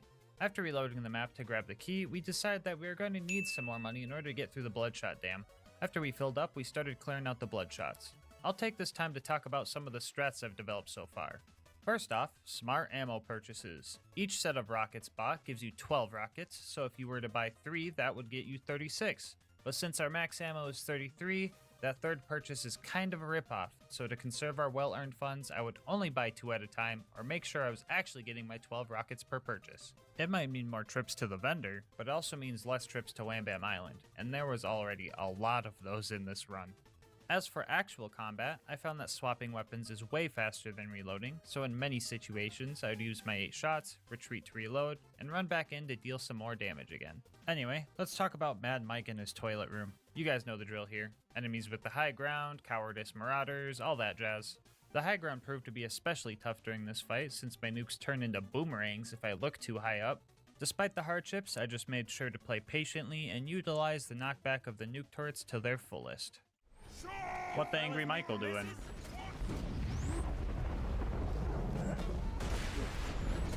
Oh! The next fight, however, will be the hardest one yet. The Warden posed an actual threat here. With no ammo vendor nearby, I wasn't sure if we were going to have enough firepower to destroy the Warden before he flew off and took Roland to the Friendship Gulag. So I had to make sure not to use any of our ammo on the mobs along the way, which resulted in a few of our untimely demises. We made our one and only attempt at Warden, with high hopes and on God, bro, is that 3 angelic guards? Okay man, whatever. Everything was going well, right up until the point it ran out of ammo. Grit, also known as the only thing keeping us alive, had an absolute field day with my health bar here to try and save the day, but I just couldn't find any more rockets lying around. And to add insult to injury, these angelic guards were spawn camping the hell out of me, so all I could do was wait there and suffer until the Warden took off with Roland. Before we went to that dreaded place, we had to go farm up some more money to make this fight work. Here at the Gulag, the fight is usually a bit harder because now the Warden gets the ability to moonshot even more reinforcements in, as if 3 angelic guards wasn't enough. In order to nuke this toaster, we were going to have to use the good old vendor milking strat to get this fight done. It was hard to tell exactly how many nukes it took to kill Warden because I had to get like 4 second wins during the fight, but I counted at least 37 shots to destroy the Warden. After dealing with the rest of the loaders with Roland, it was time to meet up with Marto and Tina and blow up a train. I used the nuke turret's fire dot to light the Varkids on fire and felt way smarter than I should have for it. And then I had to help Tina get some bombs, even though there's literally an ammo vendor in her workshop, and also I'm literally holding a nukem. I feel like I could have just shot the train, but oh well. So we start our fight with Wilhelm, and we ran into a very small issue. So I get his health down to here by the time my rocket ammo got down to here, and the ammo vendor was at the beginning of the map, which also required a grenade jump to get to. This long run to the vendor also gave Wilhelm plenty of time to recharge his shields. Luckily, the shields are pretty weak, and the shield surveyors also just kinda explode from the nukem's blast radius. Join the club, I guess. Anyway, it took 2 trips to the vendor and a total of 38 nukes to take Wilhelm down. Side note, since this vendor strat is going to be used very often during this run, I've decided to save myself the time and just call this strat spud running, because the nukem is kinda just a souped up potato gun if you think about it. Back at Sanctuary, I kinda accidentally the whole shield system and we had to evacuate the city. Like literally, the whole city had to leave. And I seen my opportunity to pull an assassination attempt on Lilith, which backfired. Not my proudest moment. Anyway, it was time to run through Ohio, or wait, I mean the fridge, sorry. This would have probably went terribly if it wasn't for Grit, but then again, you could probably say that for the entire challenge. Our next obstacle was the big old beacon-eating spaghetti squid. This guy gave me quite a bit of issues. Here's a list. 1. He has random shield regen, which means more rockets eaten up. 2. The loaders moonshot in to deal with the Thresher, just try and murder me instead. 3. Every time the Thresher tunnels underground, it removes the slag effect from him. 4. The ammo vendor was like a mile away, not to mention the way back. And number 5, the Thresher would wait for me right at this door and snipe me with its instant healthgate needle attack. Woohoo. Anyway, it took like an hour to finally get this guy to die since I needed to go farm more money. When I went to grab the beacon, this happened. Thanks. Oh, game, don't fucking crack. Yeah, so another farming trip and another hour and a half later, we got him again, and we could finally go defend Overlook by dropping multiple nuclear bombs there. I didn't have high expectations for this fight, but to my own surprise, I was surviving and killing off all the loaders pretty well. I mean, the beacon got bodied like every 10 seconds, and it eventually went invincible, but I was on track to surviving all the way up until the fast travel showed up, which I did technically do. Anyway, compared to the rough rest of this run, that was a major dub in my book. The Preserve and the Big Bird were up next, and after a little preparation, we jumped in and started making our way through the bad guys. Wounding the loaders went fine, since wounding one loader at a time is super hard. Nukes aren't really the assassin's weapon of choice. Remember, I learned that the hard way. Anyway, after taking half an hour to kill Pomone and Toomba for literally no reason, and needing to refarm ammo again because of it, we pushed through and very slowly used spud running strats to handle all the mandatory mobbing before our 1v4 with the loot. Ah, I forgot Doctor's orders. Jeez man, I'm really dropping the ball, aren't I? Long story short, I decided to keep trucking towards Bloodwing, and then right before the fight, our homie Tom, you might recognize him from the co-op challenges we do, used his Twitch channel points to redeem Turn On PhysX, which is a Borderlands graphics setting that makes cool puddles of elements and stuff, but also makes your game crash from slag particles, especially during the Bloodwing cutscene. But we didn't realize in order for PhysX to be enabled, we would have to completely restart the game. Tom agreed that I could just turn it on after the fight, but he was also all like, I suppose, and I already felt bad for missing Doctor's orders, and I had to do it. So we restart the preserve, this time with Doctor's orders and with PhysX on, with the agreement that it would stay on until the game crashed at least once. After refarming and remobbing, we killed the loot dudes and got one of the grenade mods of all time. After that, we made our way to our first attempt on Bloodwing. The strat for this fight was a bit different since there are no vendors we can run to, so we had to make sure to wait for her to land so we could get slag and utilize our 2 free nukes from the turret. The fight was going good, right up until the very end. Maybe. The slag's kicking. Oh my god! I was so close to taking this dub, but the game-winning rocket was a complete whiff of a shot. What could have been a spectacular ending set off a chain of events that really messed me up. Turrets, don't take my kill, that'd be cringe. Turrets, don't take my kill, that'd be cringe. I'm loading the trade dart. Was she really that close? Won't hurt, I promise. That's cringe. Preserve round 3, here we go! Okay, real talk. Attempt 3 is when this run started to get really cursed. For example, this clip. Right off the bat, let's go. Oh! Oh, what the f***? No way! This attempt ended better, but it was a nuke from the turret that got her, and that was so freaking unsatisfying. But oh well, we had to continue. To round 4, the preserve! No, don't fucking steal my kill. Don't steal my kill turret. Loading the trade dart. Round 5 of the preserve really started to break me. Fun fact, if you save quit during the Bloodwing fight and retry it later, Mordecai just stops helping you, so I had to slag the skags if I wanted to survive, but also resource manage my grenades so I had enough for Big Bird over here. I was in the preserve for 5.5 hours in total, before I finally got over my skill issues and nuked this friggin' bird. The rivalry score between us prior to this run was 5-3, and I'm not really sure who to give this point to. On one hand, I technically killed her first try, and on the other hand, I was here for almost 6 hours, so, let's just give the point to the turret this time. The next homie we had to recruit was Brick. In order to recruit Brick, we had to get recruited by Brick. I knew that dropping into this fight that I was going to run out of ammo eventually, so I decided to recruit some of his recruits. Jeez man, what kind of pyramid scheme is this? Yeah, I took this opportunity to take a break. I got back and I don't think the Goliaths killed like anything, so I just started nuking everyone. I was also making sure to get as many bandits in the blast radius as possible to conserve ammo. Fun fact, 1v1ing a scavenger is pretty tough when you have no ammo. I searched the whole place looking for more rockets and found some in a trash can, but I still had like 3 waves to go after that scavenger. I was able to use nuke turrets for the little guys, but the buff boys proved to be a little bit tougher, so I ended up dying and just buying ammo on my way back in. After a solid 10 minutes of ammo conservation and whatever the heck this is, we managed to barely kill the last Goliath with a couple of nuke turrets. I wanted to launch the sarcastic slab off a cliff, but homie just straight up ignored the nuke turret's knockback, so I went to get ammo so I could just trick shot him or something, but straight up forgot he existed apparently, and just started going after loaders with Brick. It was kinda nice to just play the support role for once, especially since Brick is a master at the craft. Get him, Brick!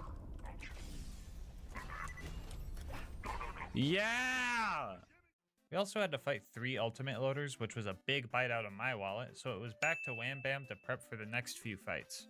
Up next was the Jack Double assassination job. Like most of my assassinations so far, I thought everything was going to work before something bad happened. This little rat straight up booked it as soon as I went down. You guys are like, silly gas mask, that's not a rat, that's a human. Well, I got news for you. God. Hold up. Wait, what? Who just heard a rat? This game is so cursed, bro. If I wasn't killing this double, I would be pointing him towards the nearest exorcist because he's got some demons inside him. As per usual, I died to the double, and when I came back, he just stood still for me. No idea why this happens, but it's not my fault the game is like this, so I took it and ran. Now that we had all the pieces required for the bunker raid, we started our climb up the mountain. Obstacle 1 was this constructor right here. We've dealt with these toasters before, but this one kind of mixed things up for us, which is a very Blender-like thing for a toaster to do if you ask me.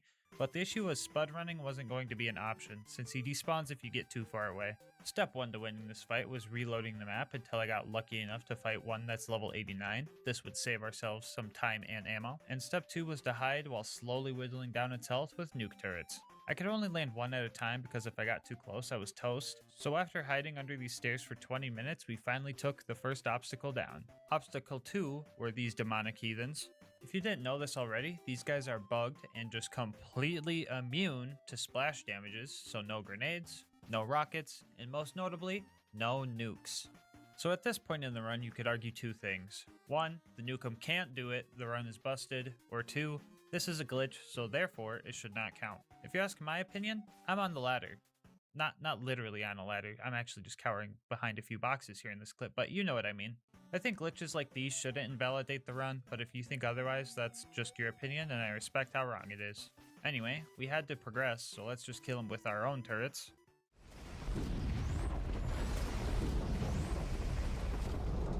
They actually take nuke turret damage? Why do they take nuke turret damage? Okay, so for once, this cursed, confusing game is on our side. Let's go. Okay, I know these turrets aren't nukem shots. I realize saying that out loud, it sounds like common sense, but I already know if I didn't, someone in the comment section would tell me as if I'm some bozo who didn't realize. Like I said before, if you want to call this challenge BL2 with only nukes instead of with only the nukem, that works for me. Especially because our next obstacle introduces another type of nuke that will help us get to the bunker. So the super toaster has nukes of its own, and I didn't learn until recently that the toaster can hurt itself with these nukes, meaning I could T-pose here all day and just wait for the thing to die on its own if I really wanted to. Quick shout out to SpuddyCube for showing me this strat. He does challenge runs over on his channel too, so I'll have him linked in the description. I would definitely go check him out. Thanks to him, this also means one of my old challenges is no longer a failure. I won't spoil which one if you're new here. Speaking of new here, if you made it this far into the video, you're probably enjoying the content, and in that case, you might as well subscribe and check out my other runs while you're at it. I would appreciate it greatly, and would love to have you in the LilGasmask gang. Anyway, we used the same strat as the last toaster, but this time it only took 15 minutes, probably because I was able to use both turrets to damage it and also the whole nuking itself thing. The final obstacle before the bunker fight. Face McShooty. Oh, I forgot it arcs. In that case, maybe we gotta do one of these. 45-degree angle up.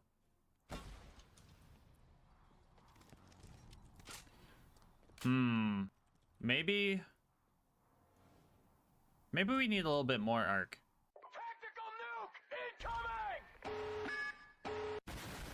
Yeah, so our nukums didn't have enough rocket speed, so I tried with a full Mollywan parted nukem to see if hitting him from this distance was even possible. And well, it kinda exceeded expectations.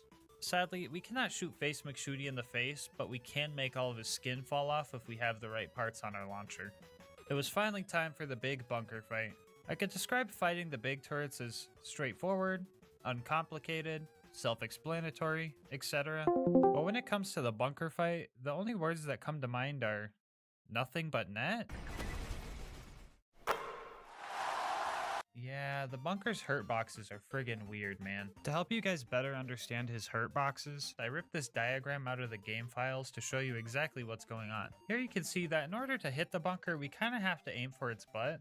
I mean, I think that's its butt. I don't know. Ever since I heard Oboe Shoes call this guy a Crunchwrap Supreme, I just get hungry every time I see him, so I might not be the best person to ask about robotic anatomy. Anyway, so began the 2-hour fight with the bunker. After our first heartbreaking death, I developed a strategy. Step 1 was to chill until he did his flexing pose, I like to call it. He doesn't move at all in this position, which helps when trying to hit his invisible hurt boxes. Step 2 was getting the proper setup in the form of slag and kill skills. The slagging part was simple, I just threw a grenade at him, and the kill skills were gotten using a cool Axton tech.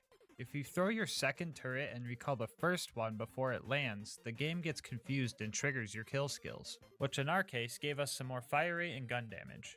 And step 3 was to repeat and just make sure I was being smart about my ammo purchases. At first the only thing I had to worry about was some loaders sneaking down and putting the stinky on me or something, but after half the bunker's health is gone, he starts using his giant slag laser, which made it harder to actually get to him. Instead of having 2 safe spots where I could deal damage during his flex pose, I only had 1 now because I needed this weird set of party glasses to protect me. While we waited, chat started bringing up cursed Borderlands enemy crossbreed ideas like angelic jet loaders, so I at least had something to talk about while we waited 2 hours in order to progress. We eventually got through the whole fight and destroyed the bunker for good. All it took was 2 hours and 109 nukes. While sorting all the loot to sell for more rocket ammo, I noticed something a bit odd.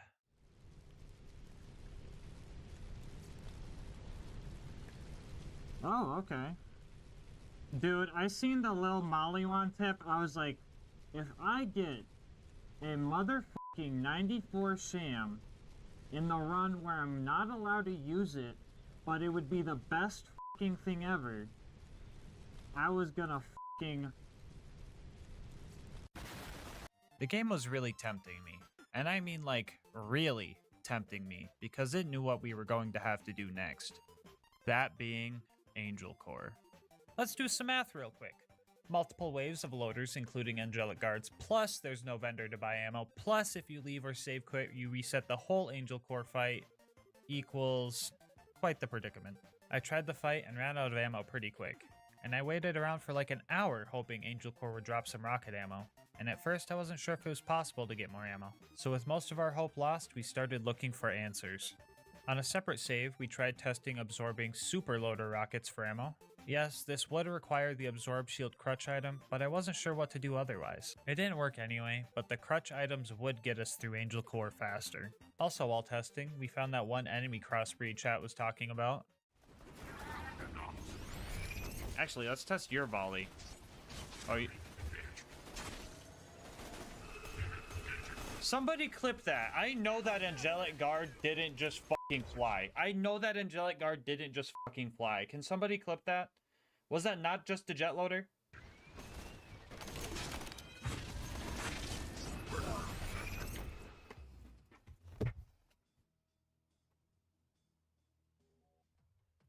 Who was fucking joking about the flying angelic guard earlier? Who was it? Which one of you motherfuckers was it? It's not funny because now it exists. Anyway, it was confirmed by Dark Smoke 11 that you can, in fact, get rocket ammo in Angel Core. So I had 2 options.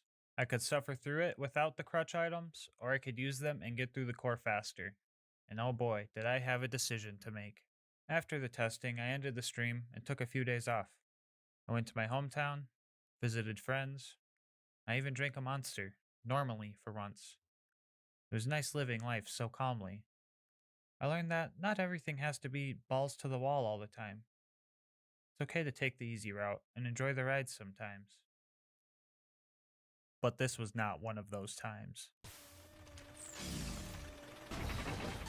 Do you know what this is? It's an original Monster Assault. They don't make these anymore, and it's my favorite flavor of anything ever to exist. I've only got 21 left before I'm out for good. For life. To make sure I spread these out and don't burn through them, I said I get one for every challenge run I beat. Now, do you think I want to sit there after the run, sipping my assault, thinking to myself, did I really earn this? Hell no. Do you think that monster would taste its absolute best with that question swimming around in my head? Hell no. Do you think I'm going to take the easy way out? Say it with me this time. Hell no. I returned from my trip and I rode the elevator down to Angel Core. Not with dread, not with anguish, but with pure determination to get through this Angel Core without any unneeded aid. During the fight, I made sure to group up all the enemies to get the most out of each shot. Ion loaders were especially useful for once because they call all the loaders into one spot. But even with maximizing our damage per rocket, we ran out a few rounds in, and the waiting game began. I was able to slowly kill some enemies with slag and nuke turrets, but with the long cooldown, 95% of the damage I dealt was healed by the time I could throw more. On average, I was getting rocket ammo every 15 minutes, and each drop gives you 4 shots, which would allow me to kill about 1 angelic guards, assuming I didn't waste the ammo on failed kills. At some points in this, I was super helpless because I had 3 loaders and 3 laser turrets focused on me while I was trying to rush the ammo drops. So the death counter got a huge increase here. There was some hope along the way in the form of Roland and his turret. He was actually killing some of the loaders, but this help was short-lived when Lilith showed up. Don't get me wrong, with how dumb this situation is, I would take all the help I could get. But Lilith was literally doing no damage, woohoo. I got so excited every time I found a rocket ammo. It meant I was one step closer to getting away from Lilith and her aggressive cowboyism. Howdy, boys. Howdy, boys. Howdy, boys. Howdy, boys. Howdy, boys. Howdy, boys. I was down in this place for 3 straight hours, not to mention the hour of testing I did days prior. And would you guys believe me if I told you this wasn't even the worst part of the run yet? Up next was Sawtooth Cauldron. The ambush commanders here ate up a lot of ammo per kill, so I decided to launch them into the lava. Every time I have tried this strat in the past, they end up just slowly floating up and out of bounds because this game is cursed. But flying didn't save them this time. Flying away definitely helped the next set of bad guys we had to deal with though. The lack of range with the rockets really came into play here. On top of them being hard to hit, it would take at least 2 shots with slag, and that's if I can hit them consecutively. Otherwise, they just fly away and get all their health back. With one exception of the level 89 buzzard, who would only require 1 nuke while slagged. So now it was time to farm weak enemy RNG again. This was actually pretty simple since all you had to do to reset their level was jump back down the elevator shaft and just ride it back up.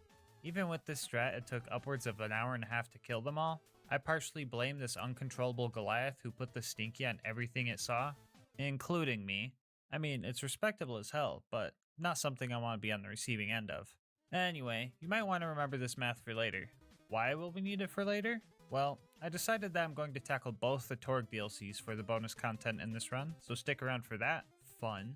Anyway, we stole all the explosives, which again, I have literal nukes, not sure why we needed these, and then hitched a ride on one of the buzzards all the way to the boneyard. Which, hold on, why didn't they just fly us over the bridge? Dude, these friggin' plot holes, man. After another money farming run, we hit all the pumping stations. Some went smoothly, others didn't.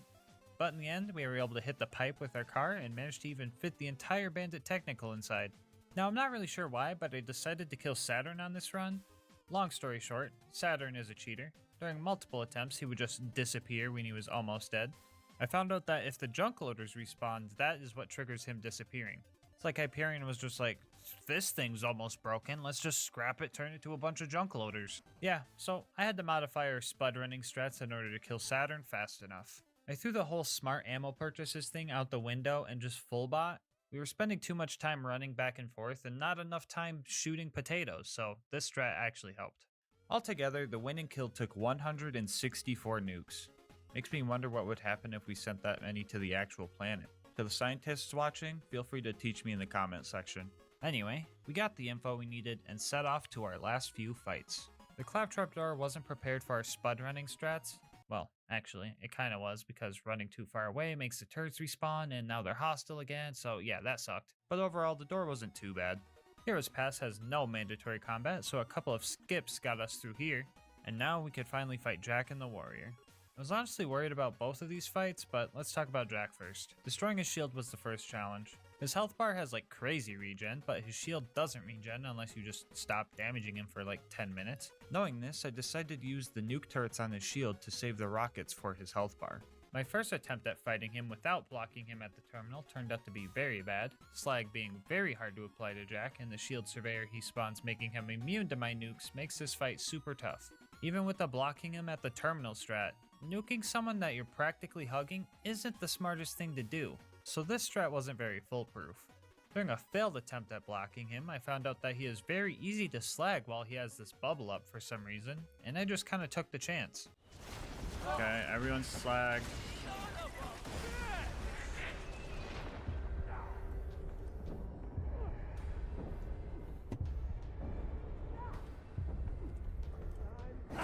Oh, let's fucking go! Yeah, so after an hour 40 of trying to kill him, I got the right setup of slag, kill skills, and the damage boost from last ditch effort to kick in to finally take him down. The final fight of the main game was here, and the warrior was going to be rough. I made a legit attempt at fighting him and realized that 17 shots barely dented his health, so I accepted that I was going to have to cheese this guy. I had two options to do so. First off, the super safe but probably very long process of waiting for ammo drops here where he can't hit me, or the quicker and riskier strat of jumping up to this spot and spud running the warrior to death. The latter being the one that gets this video out faster. Again, not actually on a ladder, I'm more role-playing a volleyball for the warrior in this clip, but you know what I mean. So after practicing this jump and refarming for the fight, we start the slow process of killing the warrior. Attempt number 1 ended in tragedy when I got distracted and jumped into the arena. I tried to grenade jump back out, which is possible, but I didn't figure it out in time, so there went an hour of progress. Altogether, I was fighting him for 3.5 hours. 2 hours of that was just the final attempt, and altogether it took 195 nukes to take him down. With the last rocket in our possession, we finished this challenge. Which means, you can beat Borderlands 2 with only the Nukem. As promised before, the run is not yet complete. We're going to do a couple of DLCs, starting with the Waddle Gobbler DLC. We got here and Torg immediately turned some dude into a puddle. After that, he then proceeded to tell us we need to poison the Waddle Gobbler in order to kill it. And so we started blowing up the kitchen. We even styled on this Gordon Ramsay guy by putting the stinky on him with a meat grinder. After that, we went to the meat locker and blew up some pirates. Before you ask, yes, we're still in the same DLC. The last thing we needed was some poison, but in order to get to the jabbers, we had to fight this clown-shoed floaty dude that just reminds me of Sora from Smash Bros, and that just made me angry. The jabbers up ahead were a bit challenging, mainly because they needed to be slagged in order for them to drop a gland, and the hallucinogenic poison didn't help my grenade aim either.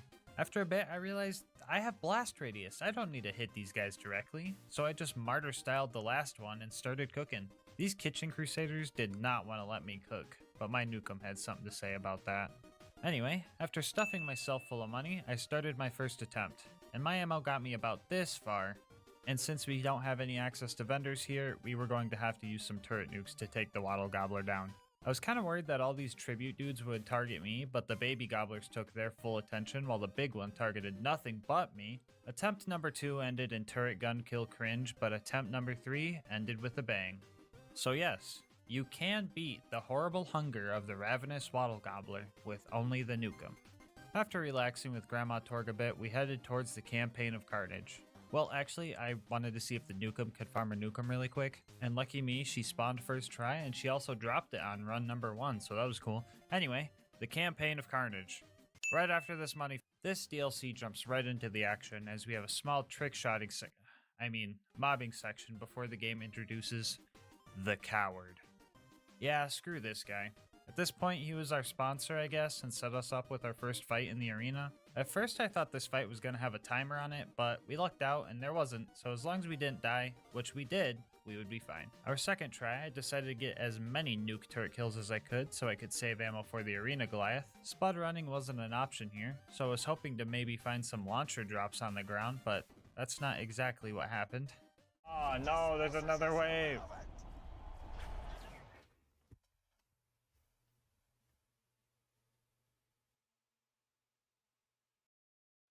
Yeah, that was my first ever Cobra drop. It feels kinda wild that I found one during a goofy challenge run like this. I wanted to do a Cobra run eventually and call it an excuse to farm a Cobra at the end of it, but now it's not really an excuse anymore, so now I gotta get another Cobra eventually.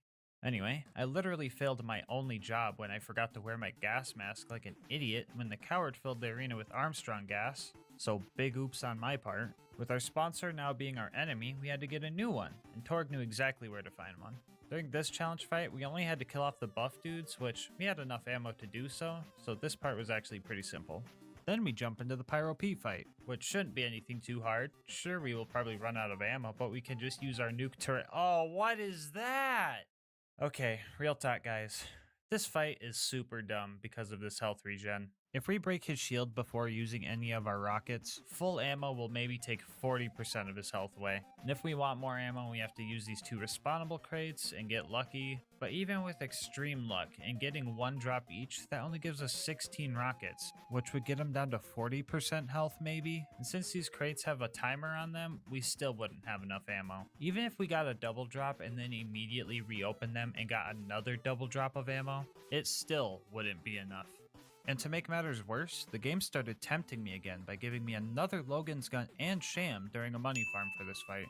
A homie by the name of Stormin said they would give me $200 if I managed to kill Pete that day, but I didn't want the allure of money to stop me from testing every possible strategy before I used a crutch item, so I had to get creative.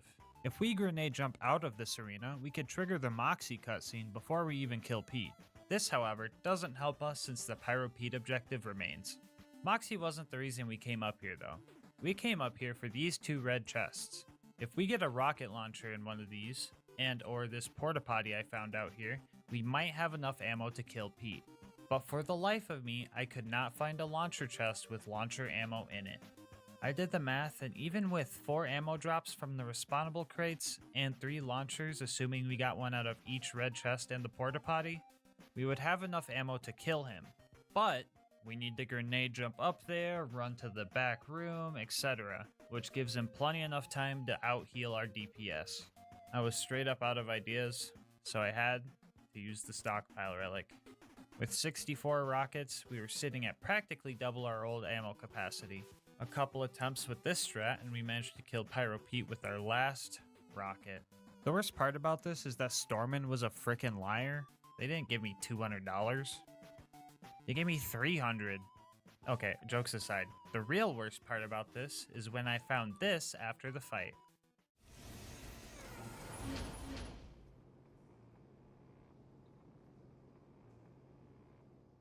So, with this knowledge, I think this fight is possible without the stockpile relic. You just need to make an attempt and then open these chests when you're empty on ammo. Then pray for rocket launchers, I guess. If you're lucky enough and fast enough, I think this is possible. I made a few attempts like this, but with my hard drive running out of room for footage and some other fights coming up, I made the call to just put a bounty on this fight. The first person to show me that they can do this will get $20 on Steam. I'll have specific rules and the save file in the description for you, but I just want to see if someone with this build, this gear, and no stockpile relic can do this fight. If anyone beats it, I'll have a pinned comment letting everybody know, so make sure to check that first. Anyway, let's move on. We met Tina and blew up some heathenistic cookies as a training segment, and after that we did Death Race to get the attention of Motor Mama. Motor Mama didn't have health regen because, well, I'm not really sure actually. It's kind of weird who they do and don't throw the health regen at, honestly. Anyway, we blew up her ride and started phase 2 of the fight where we had to simultaneously dodge rockets and make sure her shield didn't recharge. Ammo wasn't too much of an issue since we were practically hugging a vendor the entire time, and after a while she eventually kicked the bucket. We now had the number 3 ranking and needed to go after Flyboy for the 2nd place spot. So we headed towards the Forge. We all think dunking on Sawtooth Cauldron is fun and funny, whatever. But after this run, I don't think I'm going to be able to come back to this map and not relive trauma. Let's talk about these buzzards I gotta kill first. Now, I usually wouldn't have to kill the cargo ones, but the Nukem can't break these wooden boxes for some reason, so the only way to get them is to just destroy the whole buzzard. And these guys are also way tankier than the normal buzzards, so that's neat. I've blown up buzzards before, so this should be doable, right? No. Yeah, remember that math I was talking about earlier?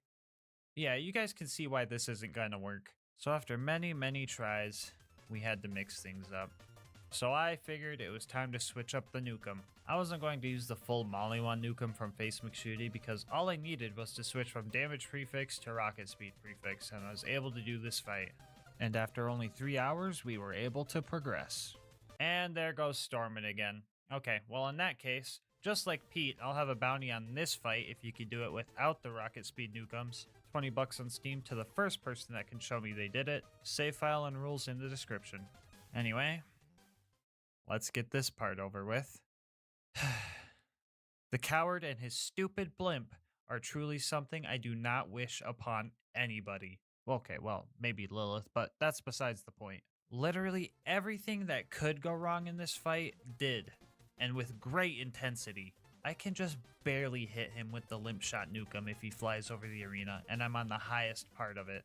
And on top of that, the damage I deal is quite negligible. Like it would take multiple nukes to see his shield or health bar even move.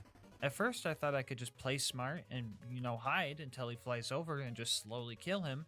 And by slowly, I mean very slowly, since the ammo vendor was a mile and a tower climb away. If I played well and didn't nuke myself by whiffing a completely vertical shot, I could destroy his shield in 2 hours. But that's where the real kicker comes in. He summons 4 buzzards to help him, which fighting 4 buzzards with the limp shot nukem and not dying proved to be extremely hard. Now I could have used these turrets up here, but that didn't feel very right, and I could also land a few nuke turrets if he flew past certain spots on the map, but the damage was so minimal it might as well have been nothing. I had multiple 3-hour attempts just fail because of death. I had to wait so long just for him to even be close enough to hit. I fucking loathed this fight. After some testing, I thought the buzzards didn't respawn after they died, making this possible, and that gave me some hope. I'm gonna be honest, guys, I kinda have newfound hope now. I'm once again hopeful, knowing this. 2 seconds later. The new plan was to take out the buzzards and not care about dying, since the buzzards wouldn't come back. And well, I was kinda rolling these guys and felt good doing it. That excitement was quickly destroyed when I came to find out they did in fact respawn after 20 minutes, so I went back to not knowing what to do. Oh yeah, did I mention the fact that his health bar has a 80% damage reduction to explosives? Because his health bar has an 80% damage reduction to explosives. Honestly, I'm too mad about this fight to make a Led Zeppelin joke, so you're gonna have to fill that one in yourself. Guys, guys. I fought this thing for 20 hours. Nearly a full day. 3 days of testing and attempts with no progress whatsoever. I really wanted to find a way to kill this thing with the derp nukem, but it just wasn't happening. From here, I had 2 options. Camp here and wait 5 minutes in between laps just to kill him with nuke turrets after another 20 hours. Or use the rocket speed nukem and kill it from the safety of this cave spot right here, completely avoiding the buzzards. The latter, well this time I'm actually on one, was the way to go. Day 4 of Zeppelin was upon us, and I came ready. I brought a monster to get me through this fight. And then a Twitch viewer named Stinky on him redeemed Mask Up, making me wear the mask until my current objective is done, so no monster for me. I grabbed all the high-priced legendary items we found throughout our 31 farms so far, and started what I hoped was my final attempt. 4.5 hours. 4.5 hours of stress upon my shoulders, of shooting the coward blimp and dodging its rockets before I decided that this was now personal. I sold almost all the legendaries I had left, so failure would mean further attempts likely would require more legendaries to be sold. Legendaries that I would have to farm. But I didn't let that stop me from finishing the blimp off the right way, with the derp nukem. I filled my pockets with rockets and started climbing up the tower. Or, I guess, the stairway to heaven. There's that joke. I went down twice on the way up, likely making my next bleed out very short. I made it to the top and rushed to the highest building and took cover, waiting for Piston to fly by. I can still hear the buzzards flying around me, circling, waiting for their chance to destroy what sanity I have left. They haunt me to this very day. I wasn't even gonna bother with slag or turret kill skills, just in the off chance that they stole my satisfaction of a nukem kill from me. My heart was racing, and you guys can't blame the monster, because remember, I didn't even get to drink one. The pressure was at its max, and I had to finish this fight.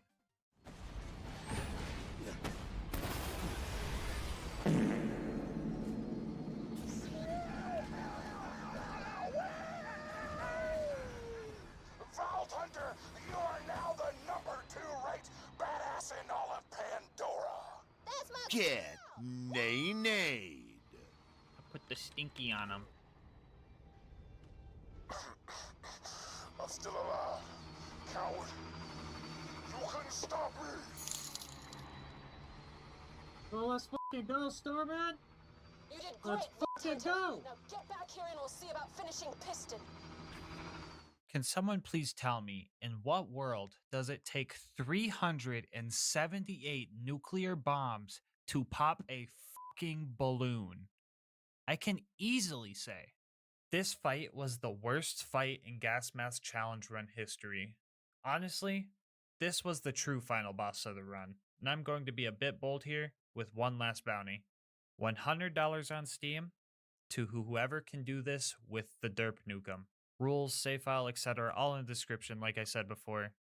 Before you get overzealous and try this, realize that this fight took 4.5 hours, so the buzzards would respawn probably 15 times, which equates to 60 buzzards, and that's assuming you can hit the blimp as consistently as with the rocket speed nukem, so it's probably a lot more. Good fucking luck. The coward was the final thing I needed to take care of this run. His dumb dinosaur should have been fine with spud running strats, but I would randomly just blow myself up because my nukes hit some invisible wall, I guess. To combat this, I just made sure to poke out of my hole a little bit more, and it took about an hour to kill him. And it was time for the final fight in this hard drive filling godforsaken run. On the last run of our last money farm, we got our first pearl from the chest, which was pretty neat, and it would even come in handy. A few things stood out in this fight. First off, I don't recall his shock attacks looking this goofy. Probably a PhysX thing. Oh my god. How has the game not crashed yet? Imagine if it crashed during the blip. You know what? It's too soon. I can't think about that. I will die. Anyway, the other thing I noticed was Piston's shield starts rapidly recharging if you don't hurt him for like 6 seconds, which is not good considering it takes full ammo to break his shield. In order to combat this rapid recharge, I devised a strategy. When I would need to retreat to buy ammo, I would try to have him close to the barrier so that the nuke turret I threw put the fire dot on him, and then I would throw the other on the way back. This, however, was a tight window, and he often got most, if not all, of his shield back. A few heartbreaking attempts later, I was on the edge of victory, and the edge of bankruptcy. I had to make a sacrifice. The storm we got earlier would save the run and secure our win against Piston. Fuck you, Piston. Fuck you, Piston. Afterwards, we sold all the loot to buy the storm back, but sold too many items, and it wasn't in the buyback anymore. But after taking a victory lap, we got a different souvenir from this run. And I'm glad to say, you can beat Mr. Torg's Campaign of Carnage with only the Nukem. Before you go, I just want to say thank you so much for watching up to this point. If you want to support the channel, make sure to like, comment, and subscribe. Helps with YouTube's algorithm a lot, which helps the channel grow. If you want to support me more directly, consider becoming a channel member. 99 cents gets emotes and videos a day early, and the support helps me get videos out earlier for everybody. I'll link my Discord and my Twitch channel where I stream these runs live in the description. And last but not least, quick shout out to our homie Mango Soda, who made this video's thumbnail art. He does commissions and he will also be linked down below. But until next time, breathe easy, homies.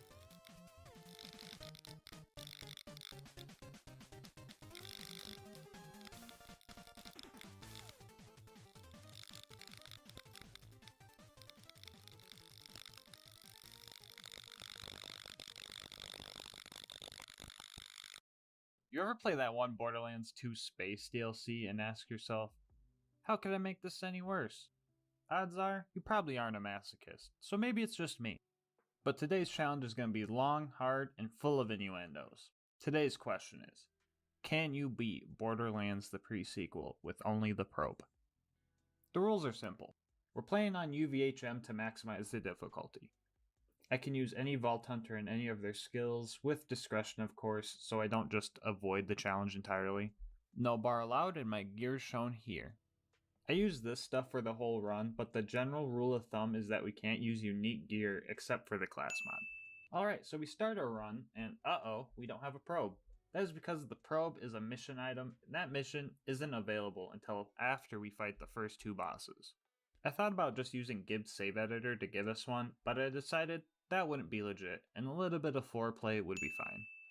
At first I wasn't sure if I should choose Athena to get me through this first part with all of the melee damage she has, but I later decided being able to hold double the penetrating power would be better for me in the long run.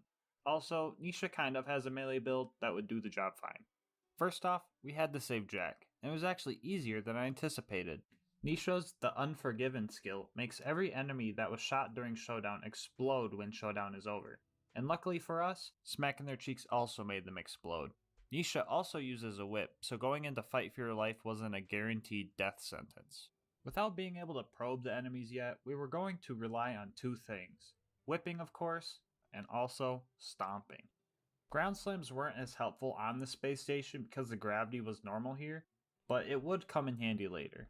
So Flame Knuckle shows up, and I'm ready to call this run not possible because I did not expect to win this fight. But it turns out, he deals like no damage. The first phase of this fight, he was mostly just focused on Jack, who was pretty much doing nothing anyway. So it was just 10 straight minutes of whipping and stomping. His second phase was a little bit tougher though. I will admit I did try launching him into space, but the game was too smart for that. The main struggle with this fight was the fire damage over time he could inflict.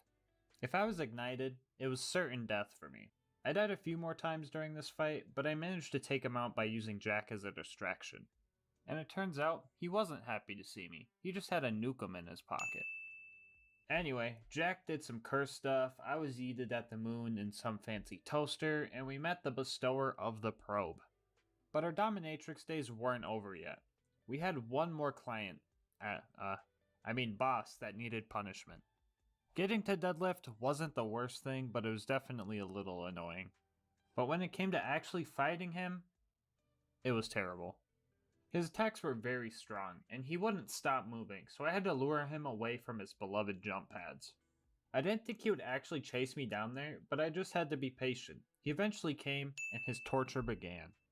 After 10 minutes of precision slamming, he finally perished, and I could finally go get my trophy.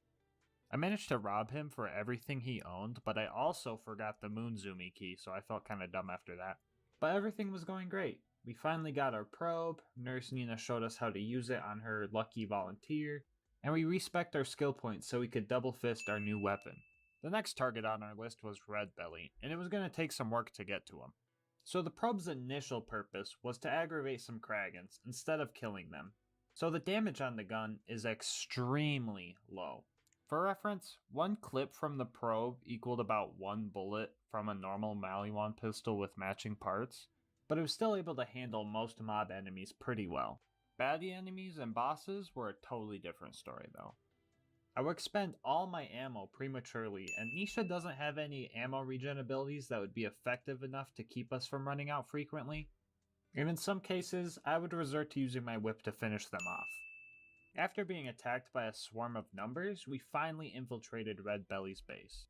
This part of the run was the turning point from causing pain to receiving pain. The big enemies leading up to Red Belly messed me up a lot. The first one just let me kill him. I don't know if he ran out of ammo or was just into it, but we would meet again. We fought off a wave of baby scavs and their babysitter too, and found ourselves in a pretty spooky part of the run. You guys probably think Pyramid Head is scary, but Cylinder Head was my worst nightmare. Those guys hit like a brick, and I was going to need a better probe to win this fight. Save quit farming to change the element of our probe would come in handy a few times during this run. I got a corrosive one because I thought it would be great for armored opponents like them, so I fought through everyone again, and the corrosive one also sucked. I tried a few times and I realized I needed some fire damage. So I fight through everyone again just to accidentally fire a torpedo gun, reset, and fight through everyone a fourth time just to get absolutely dominated by Red Belly. Belly was the main problem. He would be able to take me down a health gate in a single hit, and if he was lucky enough to set me on fire with that hit, I would have very little chance of surviving through it. I would have to use Showdown, shoot him as much as possible because the probe actually heals you slightly based on damage you do, and pray that it was enough to survive all of the burn damage. Even with the cheese strat that I'm doing right here, it took a lot of time and patience to get through all of this. The smaller one was easier to take on, so it didn't take too long to get rid of him. Back at Concordia, the Merif decided that he did want to partake in some of our services. It was apparent upon first glance that the Merif had a slime fetish though. He got a little rowdy after we told him that wasn't our forte, so Jack had to put him down. Ew. Very nasty. Ooh, spaghetti. Anyway. Alright, back to the run. We changed up our look, did the funny calculator thing, stole a stingray, crashed the game, and then we met up with Pickle Rick. That was probably the cringiest joke you've ever heard, so sorry about that. But anyway, we ran around the map touching knobs and pushing buttons for a while so that we could get on the bosun's ship. All of that was easy, but it was pretty hard when we got inside.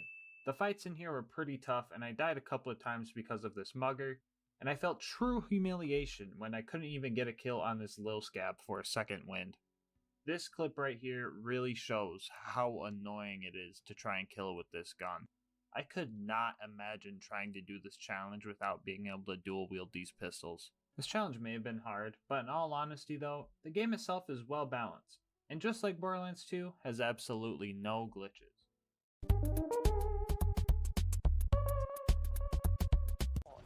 What? Anyway, the booster seat baby man was in for a fight, and so was I. Just like the baby man he is, the bosun relied on others to feed him, so taking out his turrets was the first thing that we needed to do. The turrets themselves were moderately beefy, so it just took time. But with no more turrets to suckle on, this fight was like taking candy from a baby. But instead of it being a baby, it was a grown man dating his own computer.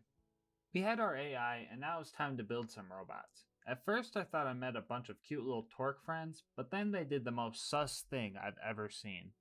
Like, I know this run was supposed to have a bunch of funny innuendos and stuff, but these Torques took it way too far in my opinion. What kind of synchronized f***ing like nut bust was that? Gross, dude! Oh, y'all motherfuckers nasty. I'm sorry, I'm gonna have to do it to you. Rest of this joint was kind of boring. I mean, this is the pre-sequel, so I guess here's a funny gameplay clip. Credit for that. Oh. Oh, you're just vibing? You good? You gonna let me put the probe in? You gonna let me do it? Oh. You gonna let me put it in?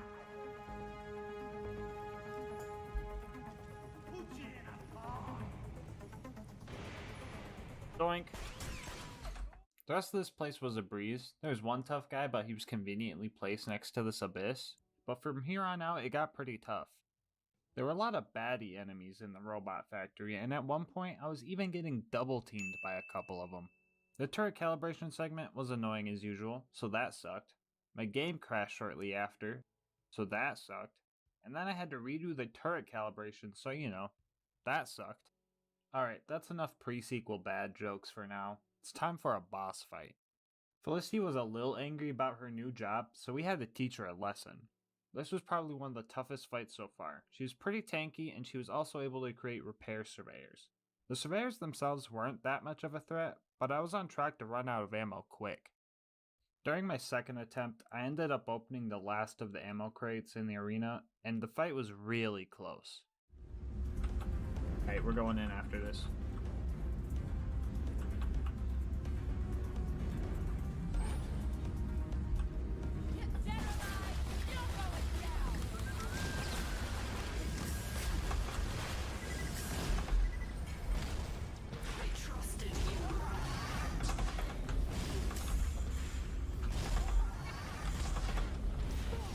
Fuck.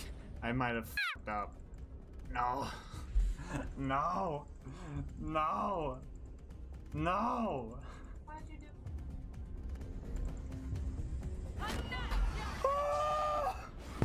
Oh! Let's go! You can argue that I relied on melee for that kill, but if I didn't open half the ammo crates in my first attempt, I would have had plenty of places to get ammo, so cut me some slack. I'm playing the pre-sequel for Pete's sake. We made it to Helios, and for some reason the Dahl troops weren't mad at us. That was until Claptrap decided to bone the whole space station though. They got real angry about that, so we had no choice but to fight. Okay, I think it's time I insert some more pre-sequel bad jokes. It's been like 2 minutes, so I think we're due for some. Bro, why did they take away the low gravity in this part? Oh, it's so boring, I wanna jump. Bruh, do we really need to get this guy's picture of his kid for him, dude? What the heck even is this writing? Yo, did they really bring back rabbit stalkers for this one part of the game? Oh my god, Gearbox! I don't want the crappy loot, just hurry up. Jeez, man. Okay, dude, oh, come on, dude, why is this door so slow? Dude, there's a force field behind the door? Why? Why is this a thing? Oh, bruh. Dude, why is there force field opening like this, dude? It's a force field. Who even made this friggin' game? Okay, that should hit the quota. Anyway, this bodybuilder took me out and is a real homie right after and just let me pass anyway. This guy was the closest thing I had to a friend all run. The brave lad jumped in like the buff anime protagonist he is and started chopping up this torque queen with his katana. Sadly, our homie's plot armor wasn't strong enough to take on the torque. We will never forget you, buff doll homie. Last thing we had to do here was take out this guy, which was easy, just time consuming, because we're pretty much using a Nerf Maverick to fight things. We ended up saving everyone, then we decided we didn't need the Harry Potter lookalike and his goons, so we murdered him. All jokes aside, this part of the game is usually always enjoyable for me. There are a lot of jump pads and flying and stuff, and falling in the void is more funny than annoying here, so it's actually kind of vibing. I kind of blew right through this area too because there wasn't really any mandatory fights. This level of difficulty wouldn't last long, however. Let me show you why I almost lost this run. Honestly. No! Yeah, guys, that shield regen is friggin' busted. Every time I was close, she denied my satisfaction. Also, who put the new use station behind this electric field? Someone please tell me. Okay, time for some strategy talk. So it was obvious that this fight was going to be tough. So we had to save quit farm for some parts that would hit the spot just right, which is basically shock element and a Jacob's grip. This combination would give us the best damage per shot. After many deaths, I was on track to beating her.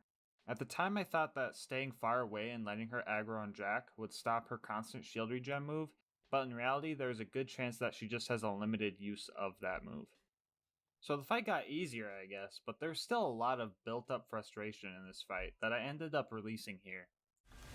Oh, little baby. Oh, little baby. Oh no. Oh no, you can't do nothing. You can't regen no more shield, little baby. I don't got any more little rockets. Oh no. Anyway, Sarpedon wanted to go for round 2, and this time, she didn't even last half as long. We finished her off, and Jack was waiting ready for the money shot. It was finally time to disable the eyeball laser, which was simple. We just had to use our big injector on it. I think we injected a little too much though, because everything got a little weird. Anyway, Jack sent us on our final mission to finally beat this game. On the way in, we came across this injured soldier, and I decided to let him go because I kind of felt bad that my man's was level 0. And we also needed to conserve ammo for the next boss. RK5 or whatever was actually kind of annoying. The two main problems with this fight were lack of ammo and actually landing shots. Molly 1 pistols in general have really low shot speed, and with Walmart Bunker being so far away and moving at pretty high speeds, I had to aim ahead of him in order to land any shots at all. Mix this with the limited ammo crates and the fact that Showdown doesn't account for the distance, and you get a whole lot of wasted shots. Things only get worse though, because I won the fight and beat the game. Wait, that doesn't sound right. Why does that sound familiar? Oh yeah, my footage cut out right at the end of the run, just like last time. How does this happen twice? I redid the fights, but I didn't have footage for this one still for some reason, so I fought Bootleg Bunker again for you guys. If you want a teaser for my next challenge run though, just look at the death counter. Make sure to subscribe to see what monstrous idea caused this pain. Alright, we finally made it to the last boss, and for the peeps that are wondering about the pregnant alien boss, I'm sorry, you guys are getting kink shamed today. The Sentinel fight was actually really long. The whole fight has like 7 phases, and to give you an idea on how long it took, I grabbed this Mox Tail for a little bit of extra gun damage, and it's supposed to last 30 minutes. We made it to the arena with about 28 minutes left, and the long grind started. Like I said before, this fight took a while, but to be honest with you, it wasn't the hardest thing in the world. That title is reserved for me when I finally get to stop playing the pre-sequel. Okay, let's wrap things up. All jokes aside, I actually enjoyed this fight, because everything in this fight was skill-based. Every move that the Sentinel threw out was dodgeable with some sort of precise movement, and I think the pre-sequel should get some props for that, because in Borderlands 2, some enemies are just straight up undodgeable. I think we're going to end this fight by showing you guys a couple of clips from the battle and the finishing blow. The fight itself was probably a full 30 minutes, but I'll keep it short. Dirt cheap right now. Come on, go. I messed up. Not that much. At least 5 naked people. Oh, We come can on. all work together. Oh my god. Not naked. Oh no, that is not good. Dude, you need to perish like now. You need to perish like now. No, please. Let's go. No barf. No barf, gang.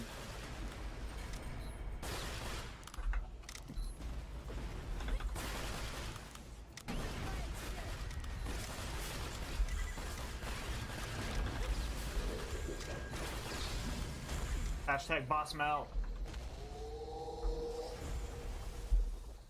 I am glad to say, you can beat Borderlands as a pre-sequel with only the probe. Alright guys, that's gonna wrap it up for this run. If you guys have any feedback, I'm always open to suggestions, so please let me know what you think in the comments below. And remember, 1 like equals 1 torque sent to horny jail. I also want to thank you guys for all the support. I definitely did not expect to hit 100 subs off my first video, and as promised, I'll be doing a face reveal video soon. And if you guys have any questions, post them below and I'll answer them then.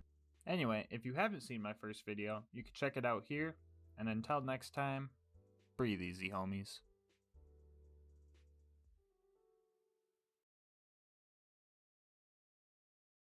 Hey guys, just wanted to let you know that I'm partnered with Instant Gaming. More on how you could save money on games later in the video.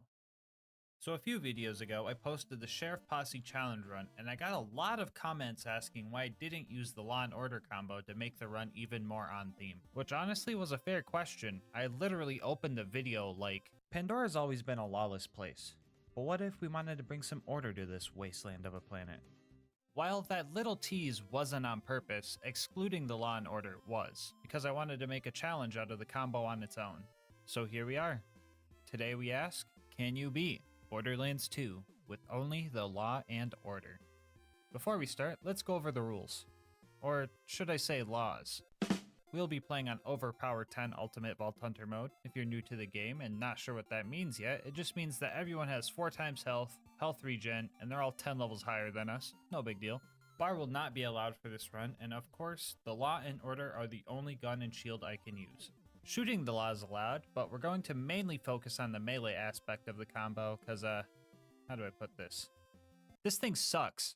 Even though it does more damage than the purple rarity non-unique version of itself, the bullets are practically useless.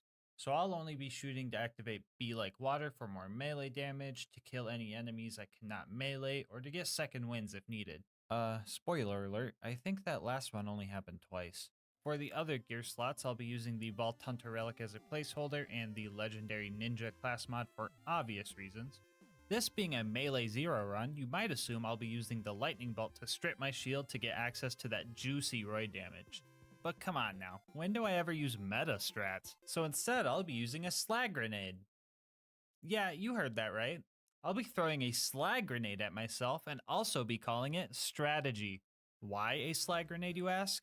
Well, 2 reasons. 1, masochism is a hell of a drug, and 2, Zero's kunai are great for applying Deathmark, but the slag chance is very inconsistent.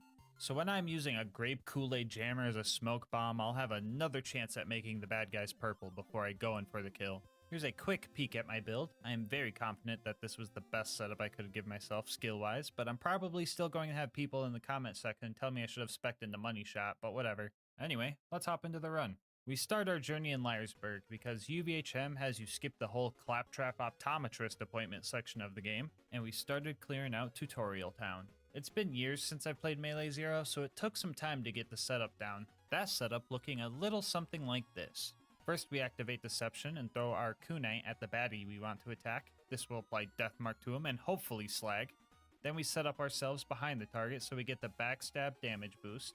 And then we wait for the last 2 seconds of Deception before throwing a grenade at ourselves and going for the kill. If we got the kill, Many Must Fall would let us possibly get an extra kill or at least get a decent chunk of damage before we ran off and hid. The timing for this might be a little bit more precise than you think. So when I set up for these runs, I usually make all my gear have matching parts to the manufacturer because, well, aesthetic reasons. But for some reason, the Order Shield cannot spawn with bandit parts, so I opted for Hyperion parts instead. Reason number one for this is because Hyperion parts have the second best stats for special damage, and this being OP10 and all, we kind of need that damage in order to, exist. Reason 2 is that they have the best recharge delay stat out of them all. But Gasmask, shield recharge delay is bad for roid shields. Yeah? And? The extra challenge of timing my melee strike in a 1.79 second window was a fun added challenge for this run. And the third reason for this decision was because the Order actually uses the Hyperion accessory model instead of the Bandit one, so we still got those aesthetic points. Anyway, we cleared out Tutorial Town with one casualty and headed towards Boom Boom. Mobbing along the way was simple enough. After I got rid of all the gun guys, 1v1ing the Ironclad Psychos was a piece of cake. Them being 10 levels higher than me and all meant that one slap would healthgate me instantly, but the Law and Order combo heals us for all melee damage we deal. Quick math says 0 melee build plus OP10 roid boost trying to heal a level 80 0 is just full health on every swing. Yeah, you would not want to be in a slapping contest against 0 in this build. Anyway, after we made it to Boom Boom, we decided to target Boom first, and well, homie just got outplayed. After that, we jumped up on Boom's turret and started his operation. Things weren't looking too good at first, but luckily, my trusty operating assistants were there to help. Psycho, scalpel please. After a successful operation, Boom was dislodged from his turret. After our first use of deception, he was one hit away from being finished off thanks to Killing Blow. But this game being made out of spaghetti, he just wasn't taking any damage from melee hits.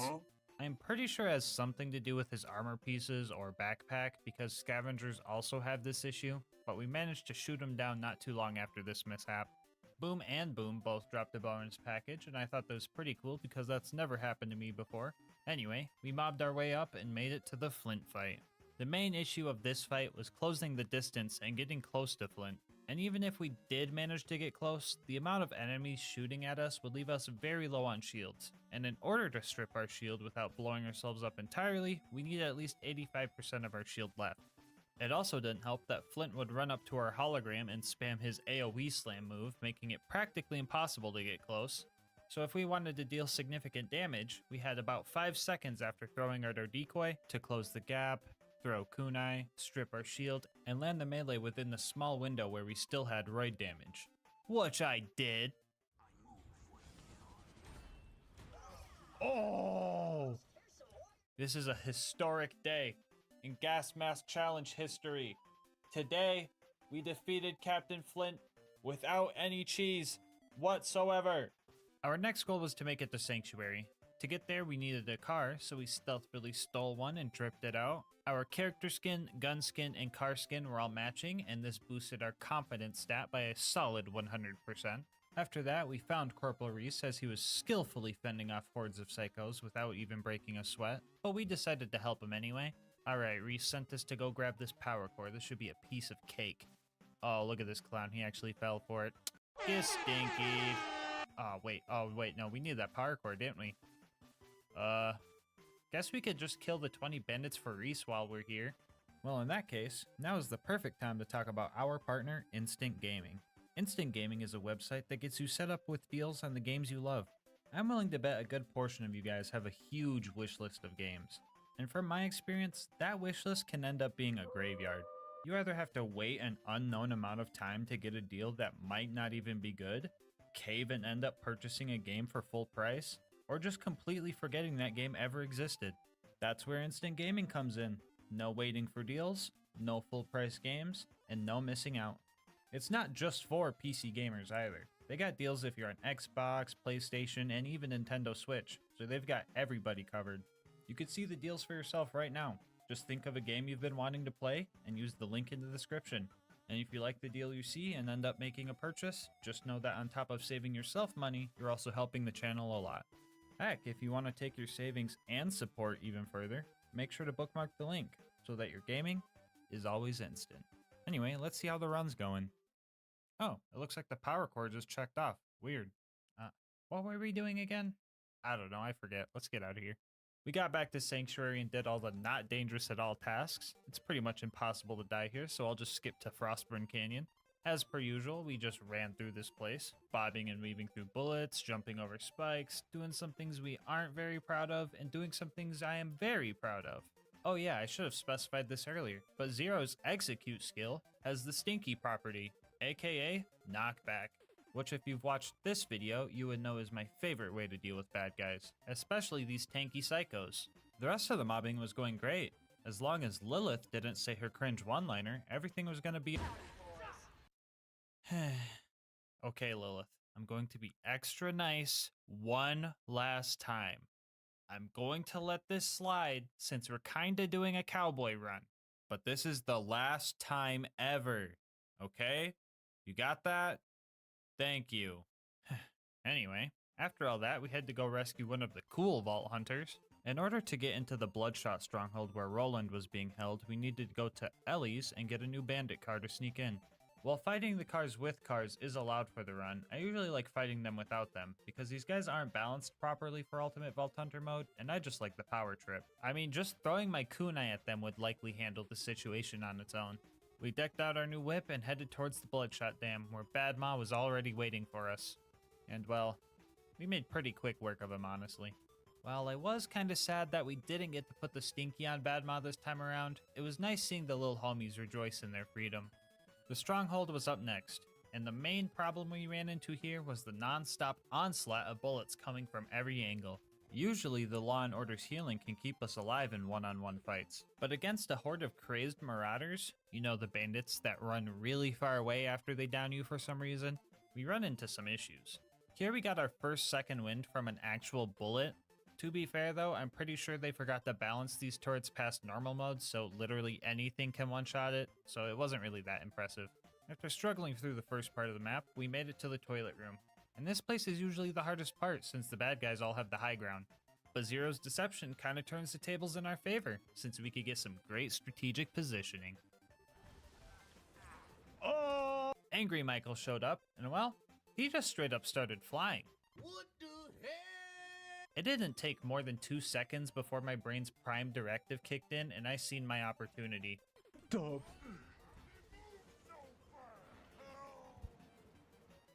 I was so baffled that this man just alley-ooped himself, it somehow triggered my flight reaction.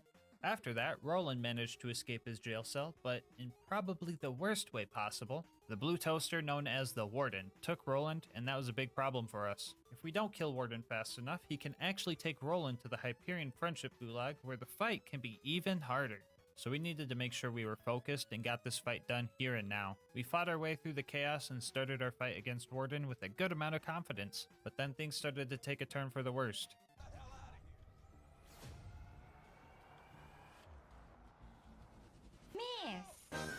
The Warden spawned in a super loader that would kill me before I even got to see him. The Warden also has an AoE slam that would launch me far enough to the point where I couldn't make it back and heal in time before my health gate ran out. And all these things just piled up. I died a bunch of times, and the drop barge showed up to take Roland away. But I wasn't gonna let this toaster run so easily.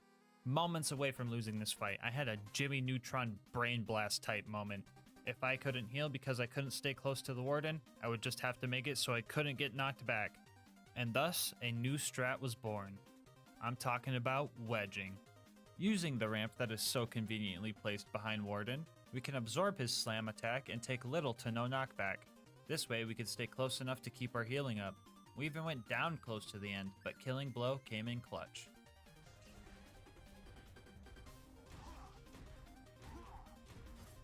Fuck you guys. Doubters in shambles. This had chat rioting because there was a prediction going on the outcome of this fight. People seen that the fight was going bad and dropped all their points into the Gulag side and had a major upset because of it. And honestly, it serves them right for doubting me. Let's go, baby. Up next was the train robbery mission, bringing back some more cowboy vibes. We met up with Mordo and Tina, who helped us secure some bombs to blow up said train, and everything went according to plan. And then it was time to fight Wilhelm, which, didn't go according to plan. This fight was actually pretty tough. Getting close to Wilhelm was a big issue because of his knockback spin attack. Gone were the days of sneaking up on a bad guy and pulling a silly little prank on them. On top of that, hitting Wilhelm with melee attacks feels incredibly buggy, almost like it's a 50-50 chance whether or not your melee just whiffs or not. My game plan was pretty much to wait until he started making more shield surveyors and then land a hit then. This was a slower process than I could have hoped for, especially since between hits he would just build up a chunk of his shield to buffer my next hit. A few deaths in, I noticed some conveniently placed health vendors following me around in the arena. Utilizing those gave me a bit more wiggle room when it came to setting up for attacks, and I eventually got him down to killing blow range. And yeah, that skill is really good. After that, we got back to Sanctuary, and we found out that the siren that's been talking to us was actually working for Jack the whole time. Bro, I knew we shouldn't have trusted Lilith, man. Now she kidnapped the whole city. Anyway, after running through the fridge and probably contracting some sort of disease because I had to do a little lifesteal to get through, we made it to the other side and found ourselves a spaghetti monster.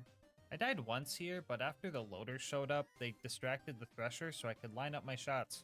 Or stabs, I guess. We made it to Overlook, and I was not expecting good things to come out of this place. Mobbing is fine with this build, but it definitely takes some patience, which the beacon definitely doesn't have.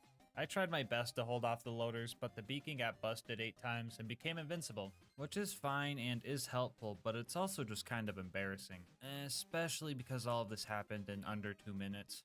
Anyway, yeah, I just kind of had to brute force through all the loaders and constructors until the fast travel landed and I could run away. Our next stop was the Preserve. After wounding the loaders, we infiltrated the Preserve and joined on the Stalkers vs. Loaders chaos. Here I stuck to the shadows, waiting for my time to strike. But I obviously didn't know when that was because I was getting rolled. And oh boy, was I not ready for the boss at the end of this mobbing section. Like bro, I was genuinely surprised when I took him out first try. Yeah, I'm not sure why this was so easy. The bull loaders were way more of a threat, honestly. Anyway, we started fighting the loot homies and also started getting bodied again. The warloader loot dudes have an AoE slam. Jeez, man, this is like a recurring issue, isn't it? Anyway, we died a few times, but we started using wedging strats and eventually got them all. And they didn't drop anything cool. After petting some puppies and experiencing the most unsatisfying thing ever, we made it to the Bloodwing fight. Early testing showed that this fight could be doable. I just had to wait for the skags to be released because Bloodwing usually lands when they come out, and then just go to town swinging. A few mishaps in, Bloodwing adapted and decided to, well, stop landing. I'm pretty sure I waited for a good half hour for it to land, and I just didn't think it was gonna happen. And instead of resetting the map, I just dealt with it and brought the fight to her. Yeah, so the new plan was to wait for her to do her stationary fire breath attack, flank around, and go in for a hit. Eventually we got through fire phase and she started landing again. Shortly after she reached corrosive phase, the stars aligned and we got a satisfying finisher. I don't really have revives, so this is kind of scary.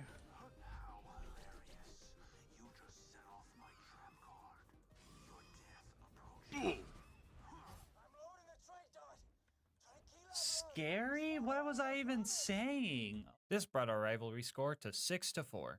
Let's go, we got a few buffer points, let's try and keep them. After bodying the bird, we had to go recruit our next homie, Brick. On the way there, we found Face McShooty, and sadly, we can't slice his face off and have it count for the mission, so we were gonna have to snipe him later. Anyway, we started Brick's initiation and died immediately, but that didn't stop this ninja cowboy from summoning a Godliath for some extra challenge. And that's all of them. Wait, why isn't the cutscene triggering? Oh, wait, silly me, I really forgot about this guy. I really can't believe I almost forgot about Back McStabby, bro. What the heck is wrong with me?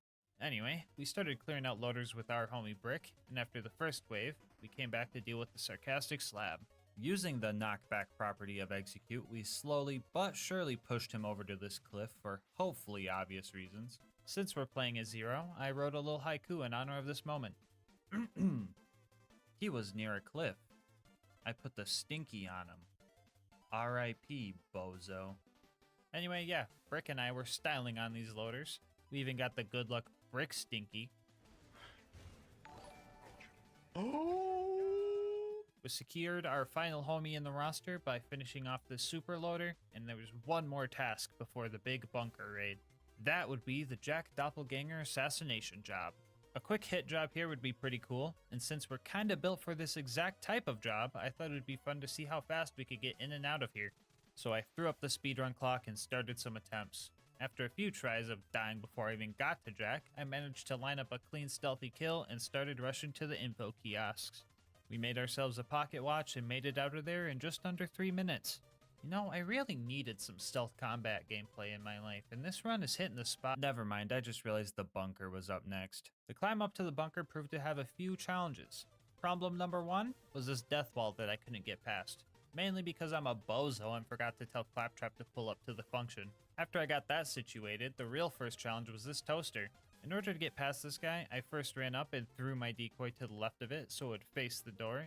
And after that, I could use my runaway prankster strats to whittle down the health bar. After a few attempts, we got lucky and had a low level one, so we were able to finish it off even though we went down. Up next were the baby turrets. Now, I want to say Execute helped us destroy these guys by letting us dash up towards them, but in reality, I think Infinite Vertical Melee was the real culprit. On the way up to the Super Toaster, we found another bonus package, making that our third one for the run. Is this a sign that we should do a bonus package only run?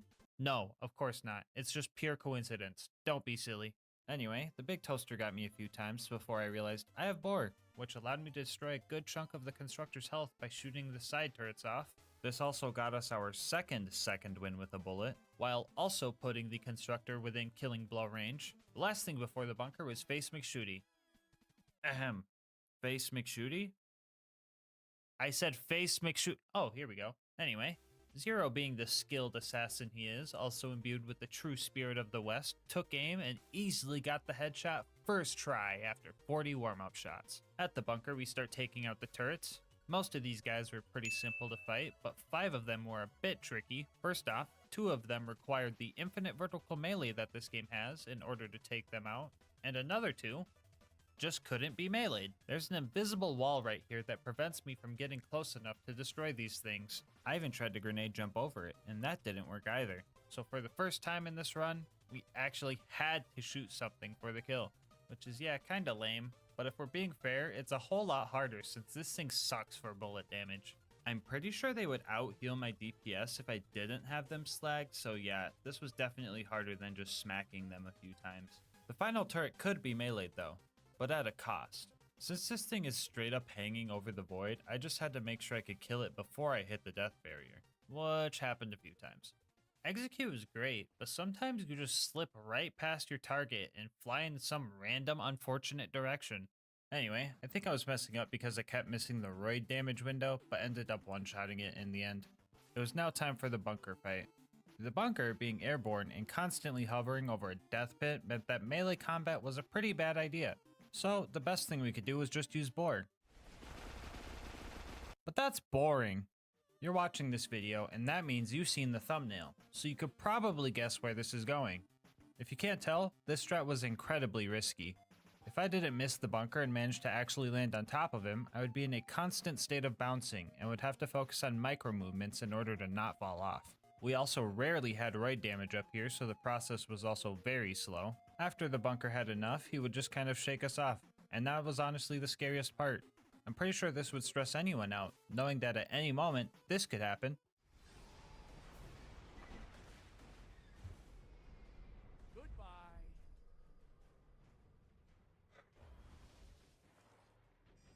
Parasite, you jinxed it, dude! Why is everybody jinxing it, dude?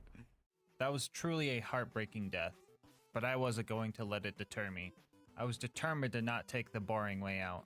When a cowboy falls off the bull, do you think they just give up and forget about it? No way.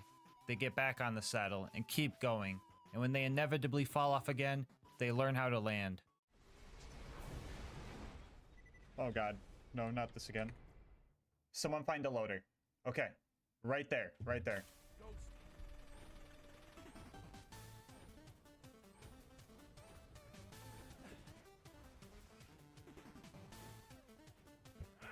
Yeah, that's right. The cowboy keeps going until the job is done. After over an hour of this cycle, the bunker reached killing blow range, and victory was in our sight. We set ourselves up under the bunker, and we castrated this raging mechanical bull. After partaking in some cowboy caviar, we started the fight down in Angel Core. Things were going relatively well down here. Loaders aren't exactly the best at running away from you. As long as I went down close enough to them, I could get a second win. To help ensure this, I started jumping at them. This way, if I did go down before I got to them, I would keep getting closer instead of just stopping in my tracks. After that adaptation, the rest of Angel Core went smooth. Howdy, boys. Lilith, you fucking piece of shit. I swear to God, I hope... Hey guys, sorry about that. My lawyer said I should not include that in the video, so I just had to take that out real quick. Anyway, Roland ended up dying. I tried to give him a new shield, but homie just didn't listen. After that, Jack kidnapped the giraffe, and Mordecai suspected he was taking her to the vault. I would have guessed the wildlife exploitation preserve, but we'll just go with Mordecai's plan, I guess. I'm just following orders. So we headed to Sawtooth Cauldron. The ambush commanders here reminded me a lot of Badma, which also reminded me of my regret, so I took it out on them appropriately. After that, we hit the conveyor skip using one of the Gravedigger's grenades, and that felt pretty cool. We blew up Boombringer and also murdered its pilot, and then made our way up to a tough part of the run. You see, we had to destroy some buzzards up here. If at this point you're still not sure why this is an issue, let me ask you this. Have you ever tried to box a helicopter? If the answer is yes, are you okay? And if the answer is no, yeah, me neither, because it just wouldn't work. Zero is also way cooler than your average person, and he still had trouble fighting these things. So how did we deal with these things, you might ask? Well, each kill went a little something like this.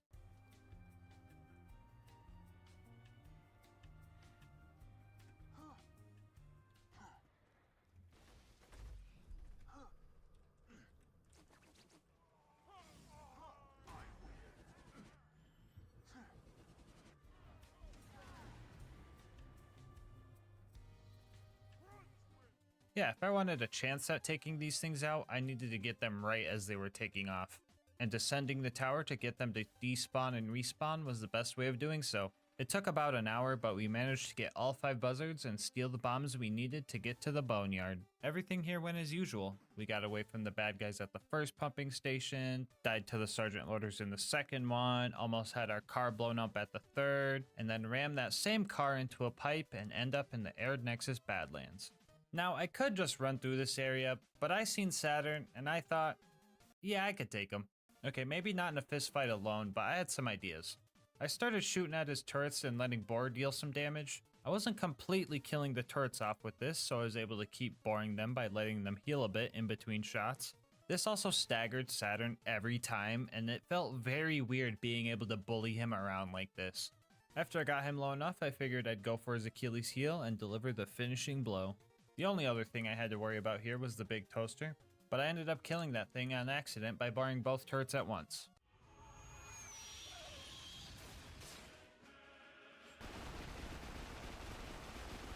Anyway, we got our info and made our way to the claptrap door. The culmination of all the mobbing practice I've had throughout the run was going to be shown in this fight. Oh, never mind, I died to my own grenade on the first loader. Neat. Real talk though, the mobbing here is pretty simple. A little too simple if you ask me, because almost every surveyor decided to just start bugging out, making them super easy to kill. On the other hand, I kept blowing myself up by meleeing hot loaders. These things will always explode after they die, and when everything is blue thanks to deception, all the loaders start looking the same. And then it turns into a fun game of, am I attacking a robot or a propane tank covered in landmines? Guess we'll have to find out. I tried to use this to my advantage by targeting the hot loaders first, using their explosion to reset the 1.79 second delay on my shield, and go for a more consistent second kill, which felt pretty cool. After all those loaders were dealt with, we were able to sprint through Hero's Pass, avoiding all the unnecessary combat, and finally start our fight with Jack. I had some trouble with this fight at first. The entire run, I never realized that you only get healing from melee damage if you deal damage directly to the enemy's health bar, so Jack's shield was holding us back a bit. That issue is easily fixed compared to our next problem. You see, Jack has a number of advantages in this fight. First off, he has some very strong health regen, meaning our kill was going to need to be quick. This comboed with his ability to literally teleport away and spawn an invincibility shield drone makes it very hard to pull off a quick kill. And to top it all off, Jack is extremely hard to slag, meaning if we executed our setup perfectly, no pun intended, it was still up to chance. During our first attempt, we got lucky with Slag and found out how much damage we could do in one hit to his health bar. This wasn't going to be a one-hit kill, but we could for sure get him down to killing blow range and finish him off. So what happened here, you might ask? Well, he cheated. I was literally 1/3 of a second away from finishing this guy off first freaking try, and he just leaves. And after that, things just started falling apart.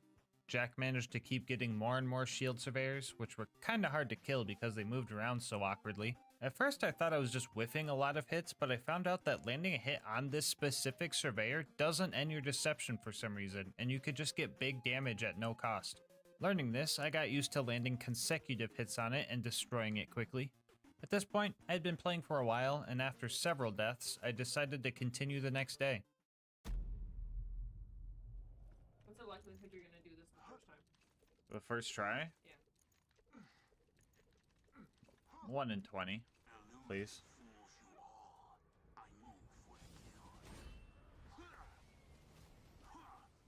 I'm gonna be surprised if this works, honestly. Alyssa, I did it first try! Well, I guess that just leaves the warrior now. This final boss was definitely a worthy one. The fight was nothing but back-to-back constant risk-taking. Getting close enough to the warrior to melee him also meant I was in the worst possible spot if the warrior decided to do a slam attack. On top of this, if a Crystalisk, Rack, or the warrior somehow landed a hit on me right before I tried to strip my shield, the whole attempt would just be lost. I had some strategies to combat these issues. First off, I made sure to always know where the nearest Crystalisk was in case I needed some quick health and or a second win. I would utilize the wedging strat we learned earlier to maximize damage when the warrior was in this spot, and use this bridge to stop us from flying when he was in the other two spots. Our first attempt made it pretty far before we lost to our own mistake. Usually breaking all the crystals on a Crystalisk would be enough to kill it, but since I let this one live for so long, it managed to regen enough health to survive having all its crystals broken. If this happens, the only way to kill is if you have enough explosive damage, which we didn't. Attempt number 2 also ended pretty far into the fight. But just like before, we kept hopping on that bull, learning every time. After 20 minutes of fighting in our third attempt, we managed to get him down to killing blow range, and victory was in our sight. We landed one last power move and finished him off with one final blow to the heart. Which means, you can beat Borderlands 2 with only the Law and Order. Bonus content time, woo! So Jack might be dead, but there's still a lot of crime on this planet, so our work isn't done yet. We're going to investigate the 2 sanctuary crimes and also go take down the outlaw Nisha. First off, let's talk about the gutter quadruplets. If you're impatient like me, you probably figured out who did the crime by accusing someone, and if you were wrong, just saying, oh well, guess I'll try again in the next playthrough. But today I actually wanted to crack this case. Talking to Marshall Friedman, Moxie, and Zed, we found out the murder was from a single bullet. He has a shield and took some damage, but then Zed patched him up good as new. So the one who has a sniper, shield, and full health is the only person who could have done this crime. Case closed. Let's move over to the other case in Sanctuary, where we gotta find out who stole the cash from their homies. Marshall Friedman told us that only one of these guys will tell the truth and the other 3 are liars, and using that info, we can easily find out who took the money. Jim pretty much said it wasn't me, Lindy says Sam took the cash, Sam said it was O'Cantler, and O'Cantler just says Sam's full of crap. That last one was actually verbatim too. So if we factor in our 3 liars and 1, truther rule, we can quickly find our answer. Sam and O'Cantler's responses both contradict each other, so we can deduce that one of them have to be telling the truth. And in either case, that would make Jim a liar, meaning his response of I didn't do it is proof of his thievery. So yeah, you could solve the case in this convoluted way, or you could just look at Jim's back and see that the money is literally right there. Anyway, let's move on to Lynchwood and Nisha. The first mission here was pretty easy. We pressed a few buttons and then a train blew up, so that was pretty cool. And after that, we put the Stinky on Mad Dog while also managing to keep the dynamite from falling off this time. And then we robbed Nisha's bank and set off to hide all the money. Oh boy, I sure hope Nisha doesn't sick her posse on me. Oh my god! After all that, Nisha was mad, and now she wanted to challenge us to a pistol showdown to see who came out on top. But honestly, screw all that noise.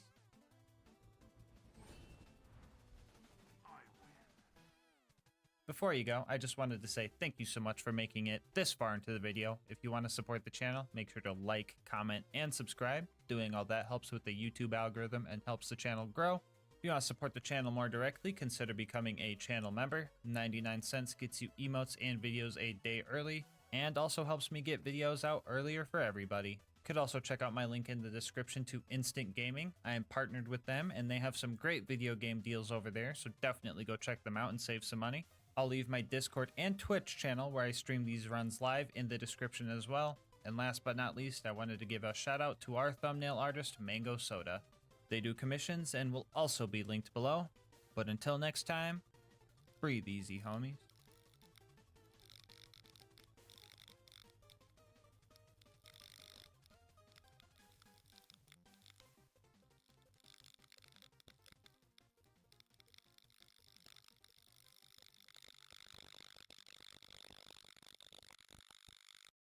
Captain Blade was the most feared pirate on Pandora long, long ago.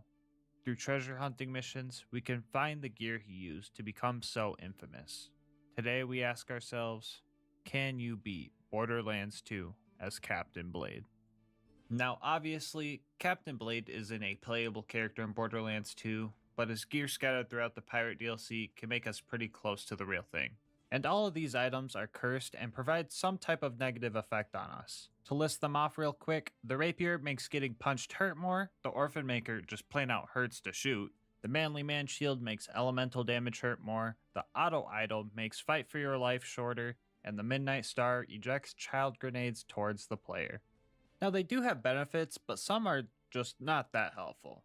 The rapier is the best melee weapon in the game, but since we're on OP10, melee isn't really viable, especially on a gunzerker. The Manly Man shield adds 40% explosive damage to our melee attacks, but it's also quite useless.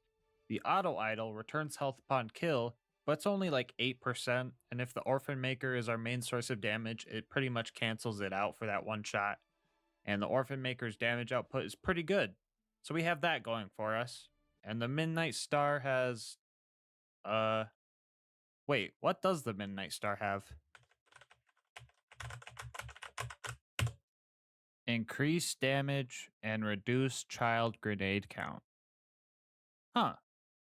Anyway, we're also going to be using a legendary hoarder class mod to keep on theme with pirate stuff, and it helps us gunzerk more, so all curses can be active at once. Alright, really quick on the rules. Geared OP10 challenges are my style, so that's how we're going to go about it. All skills are allowed with discretion as to not avoid the challenge. No bar. And lastly, no left-handing the orphan maker. The reason for that last rule is because the self-damage doesn't trigger when left-handing, which would defeat the purpose of the run, and mama ain't raised no game exploiting bitch. Okay, on to the run. First thing I did was choose my skills. I chose Asbestos to counteract the Manly Man shield, and because of the cool gas mask icon. I also picked up Fistful of Hurt and Double Your Fun. I don't play the Gunzerker too often, so the rest of my build was trash. I really want to go back in time and slap myself for not grabbing no kill like overkill.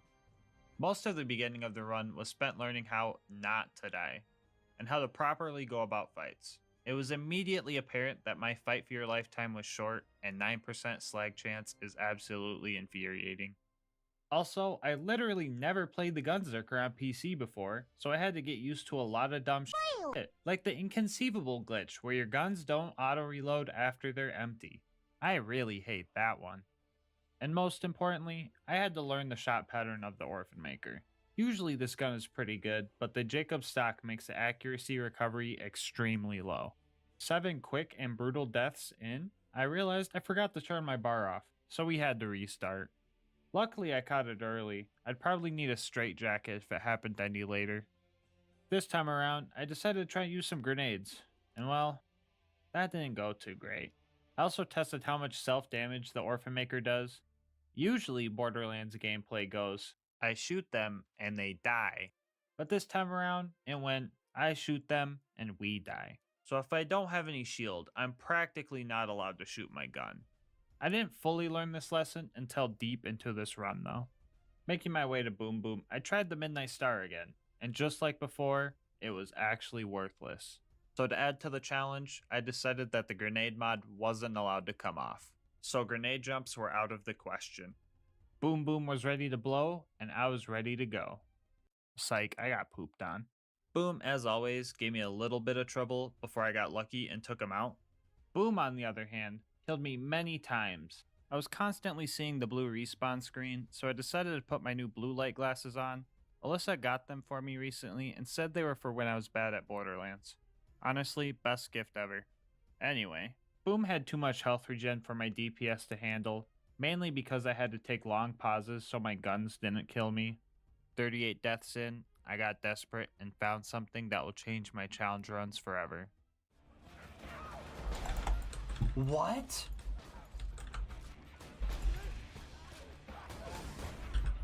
I didn't know I could do this. Dude, I wish I would have known this from my last run. The new strat of getting within neck snapping range worked great. I just lined the psychos up so they couldn't hurt me and started going to town. Also, here's a slagged armored enemy taking nothing but critical hits by this corrosive rapier, and it's doing nothing. This is just for reference on how little damage this thing does. Good thing we had the Orphan Maker though, because this wouldn't have been possible without it. After getting misted by my first monster shotgun of the run, we were off to fight Flint. You can't see it, but the word fight has quotations around it in my script. It also says something about foreshadowing, but that word has too many syllables for me to understand. A common problem I would face in this run is getting shot down to low health right before I tried to shoot the Orphan Maker, making me die. Another common problem was thinking the Midnight Star would actually work this time around. All these issues were building up, and day one of this challenge was really breaking me. I've never been closer to giving up than I was during the Flint fight.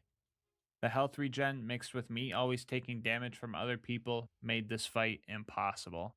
I had one last idea before I was going to throw in the towel. Earlier in the run, I said something I was totally wrong about. Melee style on OP10 don't exist.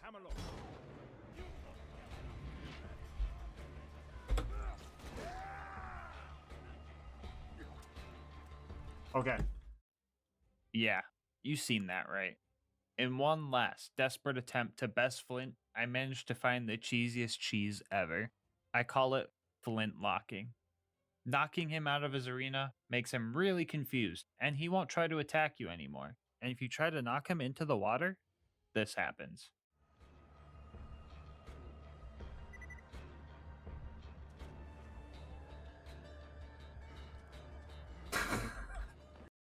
Why are we still here? Just to suffer? Every night, I can feel my leg. We might have done Flint bolder than Lenny from Of Mice and Men, but he would have the last laugh after tricking me into thinking I got a legendary and jumping into the cold water below. This point of the run was both the victory and the mental health boost. The amount of laughing that occurred from everything that just happened really helped. After that whole fiasco, we had to get the power core for Sanctuary and kill 20 bandits for Reese like the good Vault Hunter we are, and Sanctuary, as always, was no challenge for obvious reasons, so let's get to Frostburn Canyon. Running past every enemy in this place is always satisfying. I always wish that the game had some type of bee-hopping mechanic that would let you keep momentum if you time your jumps good. Like imagine if you grenade boosted for speed, and then you could just keep the momentum. That would be dope. Okay, I'm getting a little off track. Anyway, I tried doing the spike jump skip for the first time ever, and I nailed it, making my success rate 100%. Get flexed on. And fighting through the psychos here wasn't bad. Melee Sal even worked for a little bit. This might be common knowledge, but if you don't want Lilith getting in your way, I found that fighting on the bridge makes things a lot easier.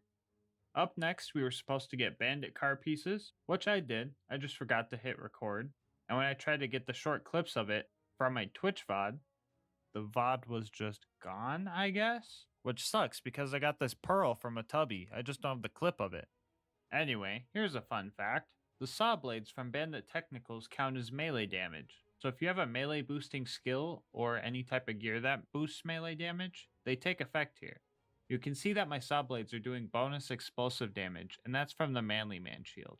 You could try this with the Love Thumper shield and it gets pretty crazy. Anyway, back to the run.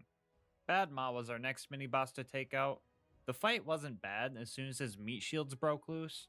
Hubert was my helper this time around, and he was so excited to be free that my man started breakdancing. The Bloodshot Stronghold was one of those mobbing areas that felt really hard for some reason. It may have just been the number of ironclad psychos and shield nomads, but I'm also just bad at the game. I also felt kind of bad for killing these two during a private moment. Oh, yeah. But everyone else had it coming, especially Mad Mike. The guy just wouldn't die, and the fact that his corrosive launcher did extra damage because of my shield wasn't helping. After a few tries, I realized that he wasn't even a mandatory fight and the door to the next area was open. So I decided that flushing him like the turd he was totally fair. After saving Roland from getting kidnapped, we had to save Roland from getting kidnapped, which means the Warden was our next target. If you decide to try this challenge, which, save file in the description if you want, it is imperative that you kill Warden before he goes to the gulag. Be patient, be smart, and don't worry, he doesn't have health regen. You need to kill him first try or it's pretty much over. My mistake here was going for the kill instead of taking out that surveyor. If I were to have killed Warden here, it would have saved me hours. But I didn't, and now it was time for pain. Gulag Warden may seem like the same fight, but it's actually harder. Usually shooting Warden in the eye will stop any construction it is doing, but in the Gulag, you actually get ultimate loaders moonshot at you as well. Meaning getting close enough to do damage without dying is pretty much impossible. It wasn't until I realized that the loaders put me on their casting couch that the dread set in. Like, holy shit, I really looked like I was gonna cry here. I tried a multitude of different strats, resetting the map to get a jump on the Warden, running around the map and doing run-by shootings, looking for cheese spots, but nothing was working. I had a few options. I could be a baby and reset the mission with the save editor to retry the Bloodshot Dam fight, but the same thing could just happen again. I could be a man and reset the whole playthrough because that would be more legit, or I could be a true man and live with my mistakes. With that being said, the final strat was devised. Step 1, break loaders' kneecaps to slow them down. Step 2, eliminate most loaders to have only 4 on the field. Warden will only spawn up to a certain amount. Step 3, be smart and patient, and do damage when it is a safe option. Even with this strat, the fight was tough. There was an angelic guardian dual-wielding Vladov snipers that really messed me up, and I just wasn't able to kill it, so I just tried avoiding it. Eventually, the loaders got confused and stopped pursuing me for some reason, and I was able to slowly take out Warden from afar. I don't know why they stopped pursuing me right here. It's almost like Borderlands was meant to be played faster or something, and they just ran out of AI. Either way, I got really f***ing lucky right here. I really hope I never have to go to the gulag again. Tundra Express was our next destination. The usual order of operations ensued there. Sing Campfire Song with Varkids, meet Mordecai, meet Tina, and try to grenade jump with the Midnight Star. Pretty basic stuff. I was a little overzealous and forgot to grab the damsels, so that was kinda cringe, but oh well. It was time to fight Wilhelm, and I was prepared for an intense battle. I planned to take him out in my first attempt. It's a trap! The vault key's not on the train. Abort the mission, soldier! Well, shit. I really didn't know that the train could just delete you like that. Well, guess I'm adding that to the random Borderlands facts part of my brain. Anyway, the actual Wilhelm fight was a good fight. Wilhelm in particular is a pretty fair boss, which is ironic because everyone is so surprised when he dies. The best approach to dropping this guy when your gear is bad is to just keep your distance and kill off the loaders. After that, keep your eyes in the sky to see where the scatter missiles go, and always leave one surveyor for second wins. Any more than that, the shield regen gets to be counterproductive, and it also tricks him into making more, which sets up for easy crits. But most importantly, practice your train dodging before you go in and fight him. Do all that and he should go down relatively easy. After dooming Sanctuary and a not so quick run through the fridge, we were finally to the Highlands. My brain at this point was hyper-focused for no damn reason, so I was zooming past loaders and constructors alike. This actually helped me learn a new strat though. Dealing with the tickle monster is way easier if it's distracted by loaders, so taking him out was relatively easy as well.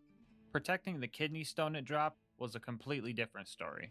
For those of you who are too good at the game to know, the beacon can only be destroyed 8 times before it just becomes invincible. I still attempt to protect the beacon in my challenge runs, but it is usually just a waiting game. After a few unfortunate deaths, the fast travel landed, and I made a break for it. Our reunion with the Sanctuary Squad was short-lived, as Roland gave us the bad news. We had to go to the preserve. If you've seen my other runs, you know that nothing but pain resides here. Also, if you've watched my other videos, there's a 97% chance you aren't subscribed. So if you like the vids, please consider hitting that sub button. It helps the channel a lot and really motivates me to make these videos. Anyway, back to the run. I needed to mentally prep for the preserve, and by mental prep, I mean shotgunning 3 monsters in the span of 2 minutes. This was the run where I finally figured out how wounding loaders worked. It's not severing body parts like I originally believed, but it's actually just dealing enough damage to them. Which sucks when they have health regen. It's all really weird. Dying while they're wounded, though, makes it so that the counter doesn't go down, so theoretically you can wound the same loader 3 times if you die. I don't know, all I know is that my blood was practically battery acid at this point, so I needed a physical health boost to counteract my mental health boost. The solution was simple: 3 monsters plus 2 grilled cheese equals 1 monster. Disclaimer time, I'm not a mathematician, nor am I a dietitian, but I do know that a lot of caffeine is not good for you, so please don't try this at home. Make sure you're at a hospital first. After slamming those sandwiches in under a minute and burning my mouth in the process, we plowed right through the rest of the preserve. It seemed as the preparation was working because I was punching pupskags into mist. The only real setback that made me mad was this jump. Like, I made the jump right here, but after having to come back through, I just couldn't hit it again. Dumb problems aside, it was time for the fight with my arch rival. Spoiler alert, it sucked. Psych! That bird, she got messed the f up. The main difference with this challenge opposed to my other ones was the ability to actually kill things. Yeah, I might be in a fight for your life in order to spam my Orphan Maker, but at least I'm taking the heathens with me. Also, Cell's insight skill makes dodging Bloodwing actually possible sometimes.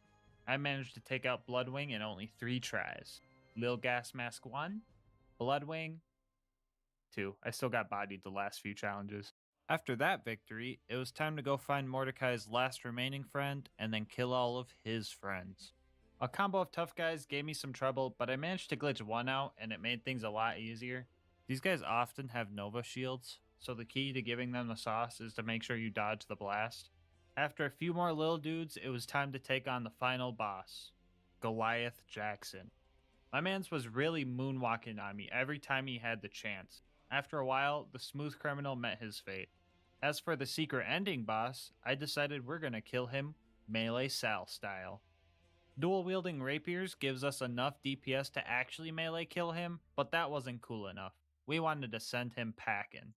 Fighting loaders with Brick was actually pretty fun, mostly because he was a distraction and I got to punch an ion loader off a cliff. Fuck ion loaders. But our next task is where the run started to hurt again. Jack's body double was next on our hit list.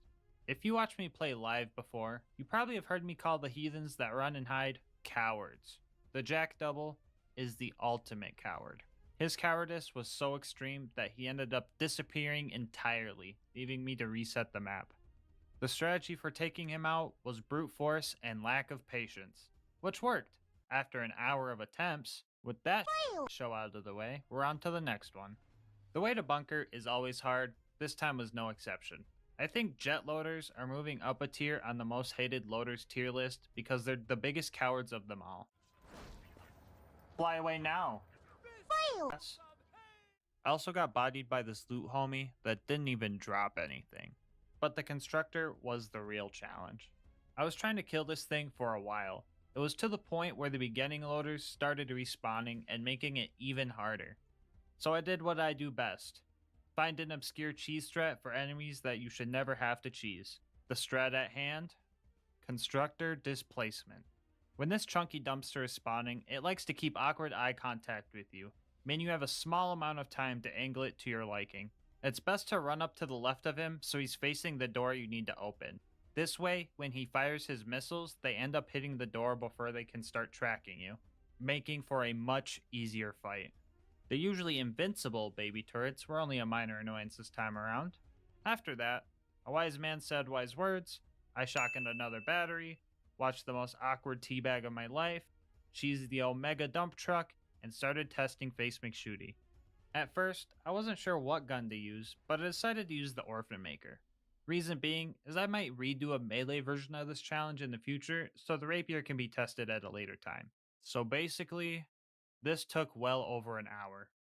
Early on, I found a strat that made it easier though. I would get my health really low so Inconceivable would proc more often and spam shots until my shield was at its lowest before breaking.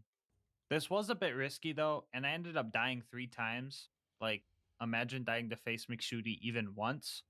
Anyway, I finally landed a shot, and it was time to face Bunker's turrets. Irony came to play when the usually weak big turrets were the challenge, opposed to their baby man counterparts. The first 10 were fine, but this last one killed me several times. This turret wasn't slaggable for some reason. My guess is that glitch where slagging an enemy before they fully spawn makes them unslaggable. The most common example is slagging loot homies before they land on the ground. Or maybe I just had absolutely no luck, and 9% slag chance never came through. Honestly, both are believable. After a lot of patience, it finally died, and it was time to take on Bunker. The fight wasn't that intense if I'm gonna be real. Had a couple close calls, but the underside of the arena is super safe. Found a cool thing with ion loader domes where you can walk on the bottom side, but that's just random and not helpful. 35 minutes in, Bunker perished, and it was time for another shotgun. This time around, I tried to race with gravity. The goal was to finish the monster before Sal hit the bottom of the elevator. The result? Bad. The cap twisted on me. I couldn't open the top quickly enough. I feel like I could have had it, but now I gotta wait till the next challenge run. Angel Core was actually going great. I surprised myself when I was able to take out angelic guards for the first time, which made me believe this part was possible. After a good chunk of mobbing, the last injector was finally exposed and it was invincible. No biggie, I'll just reset the map and... oh. Okay, I guess the mobbing wasn't that bad. I'll just do it again and then destroy the... what the fuck? Okay, I'll leave out the door so it doesn't reset the fight and... oh, brother, come on! Wow, a third time. Who would have guessed? Alright, LilGasmask is back. So this was actually a hard lock. I literally couldn't proceed. On the third attempt, I noticed that the injectors respawn for some reason. I don't know why, but I thought that this might mess up the game, so I tried a fourth time, and I did it under 25 minutes, which is the time it takes for mobs to respawn, and it still was busted. 3 whole hours of Angel Core, and 1 hour of troubleshooting gibbed to make the mission complete. We figured it out. Alright, with that covered, it is time to cover Sawtooth. I hated this too. The ambush commanders actually spawn camped me for a while, and I was having trouble getting shots on them. My most viable strat was to get up close and fight for your life and spam the Orphan Maker. This wasn't a guaranteed kill though. After getting tenderized like a steak for a while, I managed to kill 3 of 4 of them, and the last guy was glitched out of bounds. Oh great, more glitches. My favorite. I thought I had a simple fix. I really thought I could just reset the map on this one, which I did, and I only still had to kill 1, but 4 of them spawned, all at once. On the bright side, I only needed to kill 1. After that, a cowardice buzzard killed me, and I found a weird glitch where if you die in the elevator, you'll respawn on the elevator. It was kind of weird.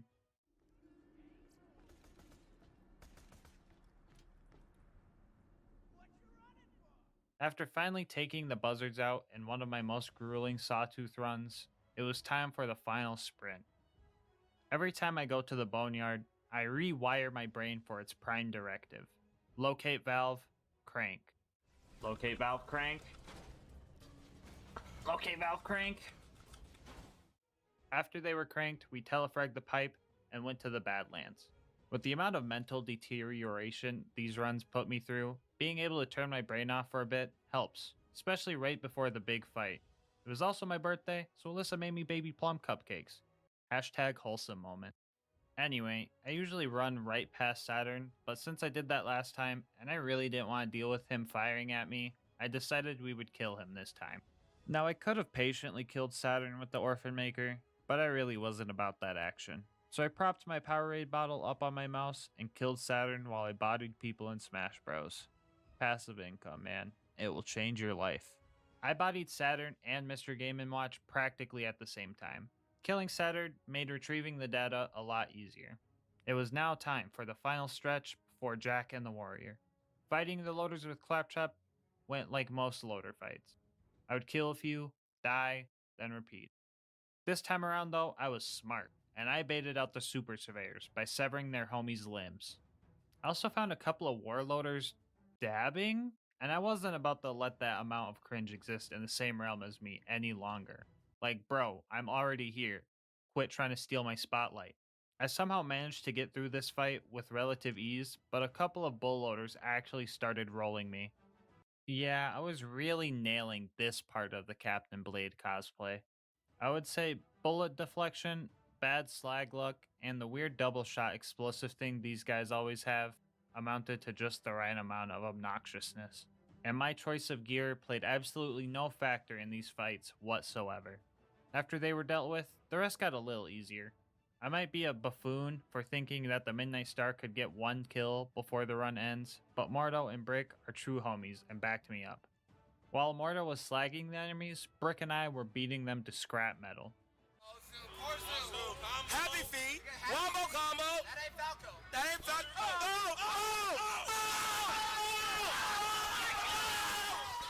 And after Mordo took out the turrets, the rest of the enemies became optional.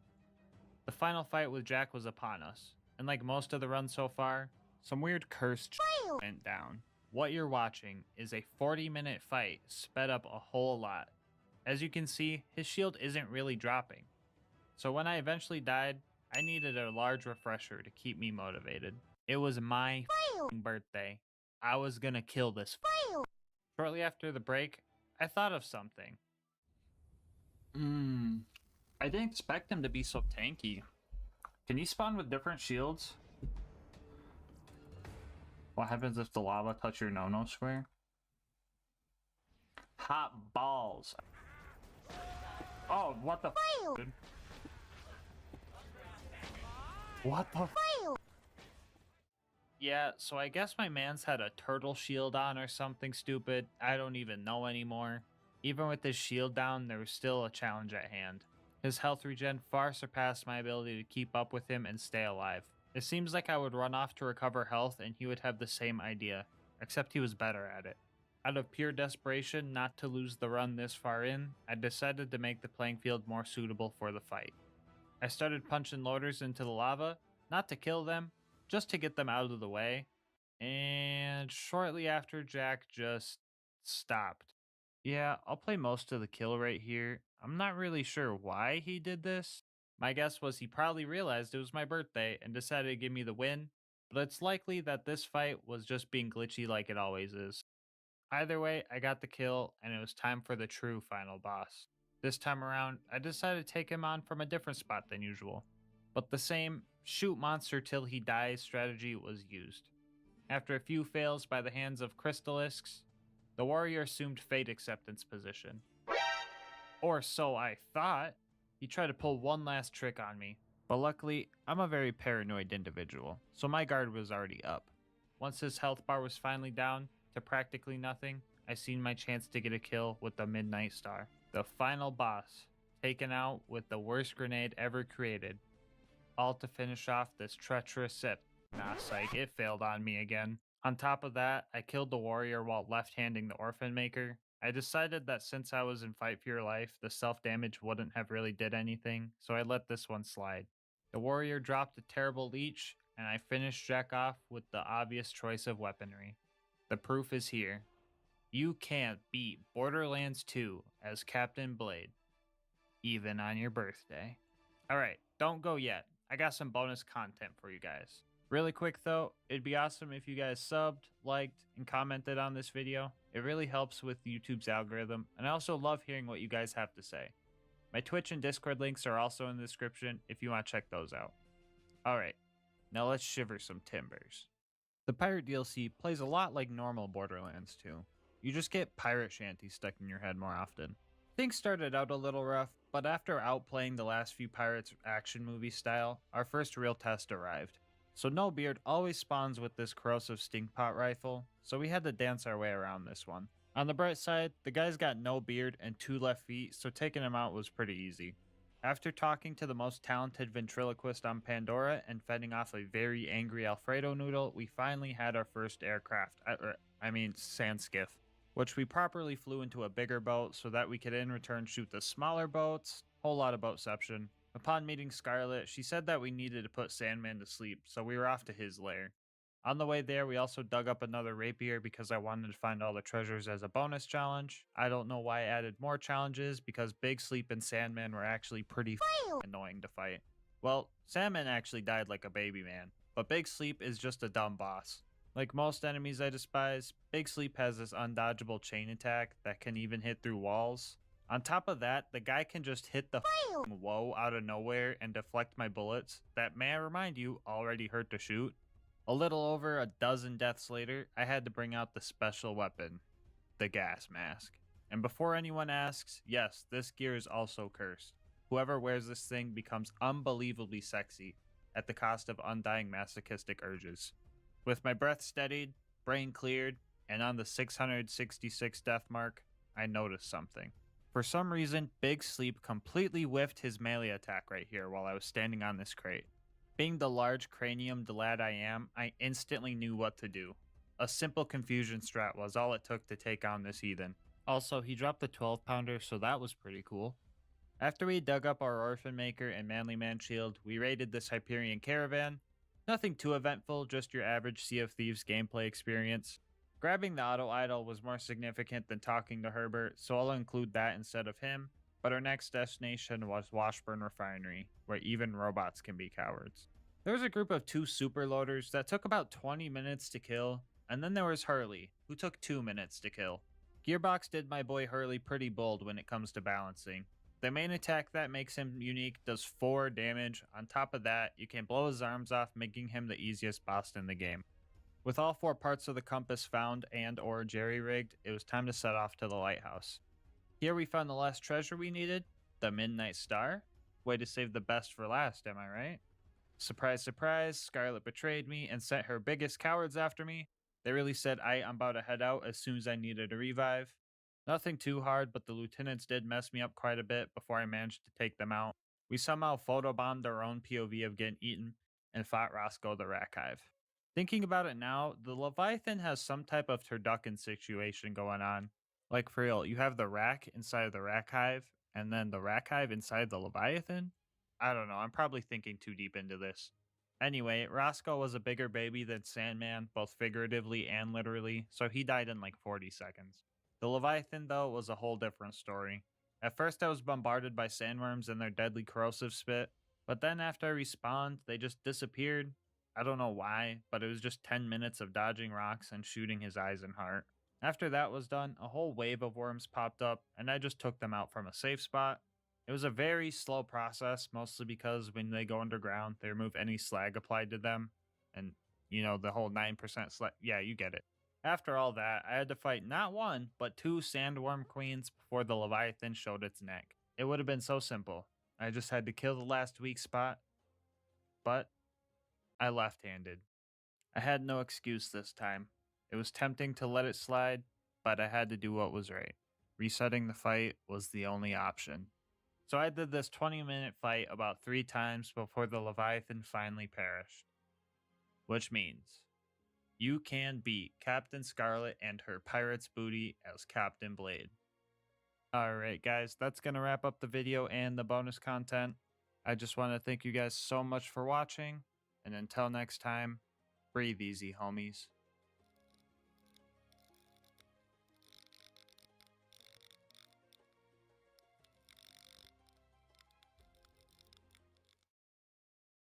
With Tiny Tina's Wonderlands coming out soon, I thought it would be fun to do a theme challenge to build up a little hype for the game. I ran the idea by you guys, and a majority of you wanted to see it. So here we are with today's challenge. Can you beat Borderlands 2 with only the power of friendship? In this challenge, we will be utilizing the Mysterious Amulet from the Tina DLC and the Unicorn Explosion Shotgun from the Lilith DLC. Before I show you the rest of the build, I'm going to throw the rules at you real quick. First off, we will be playing on OP10 as always. Second, we will be playing as Krieg and require a few specific skills to add to the challenge, more on that in a second. No bar, and most importantly, You gotta bring the homies.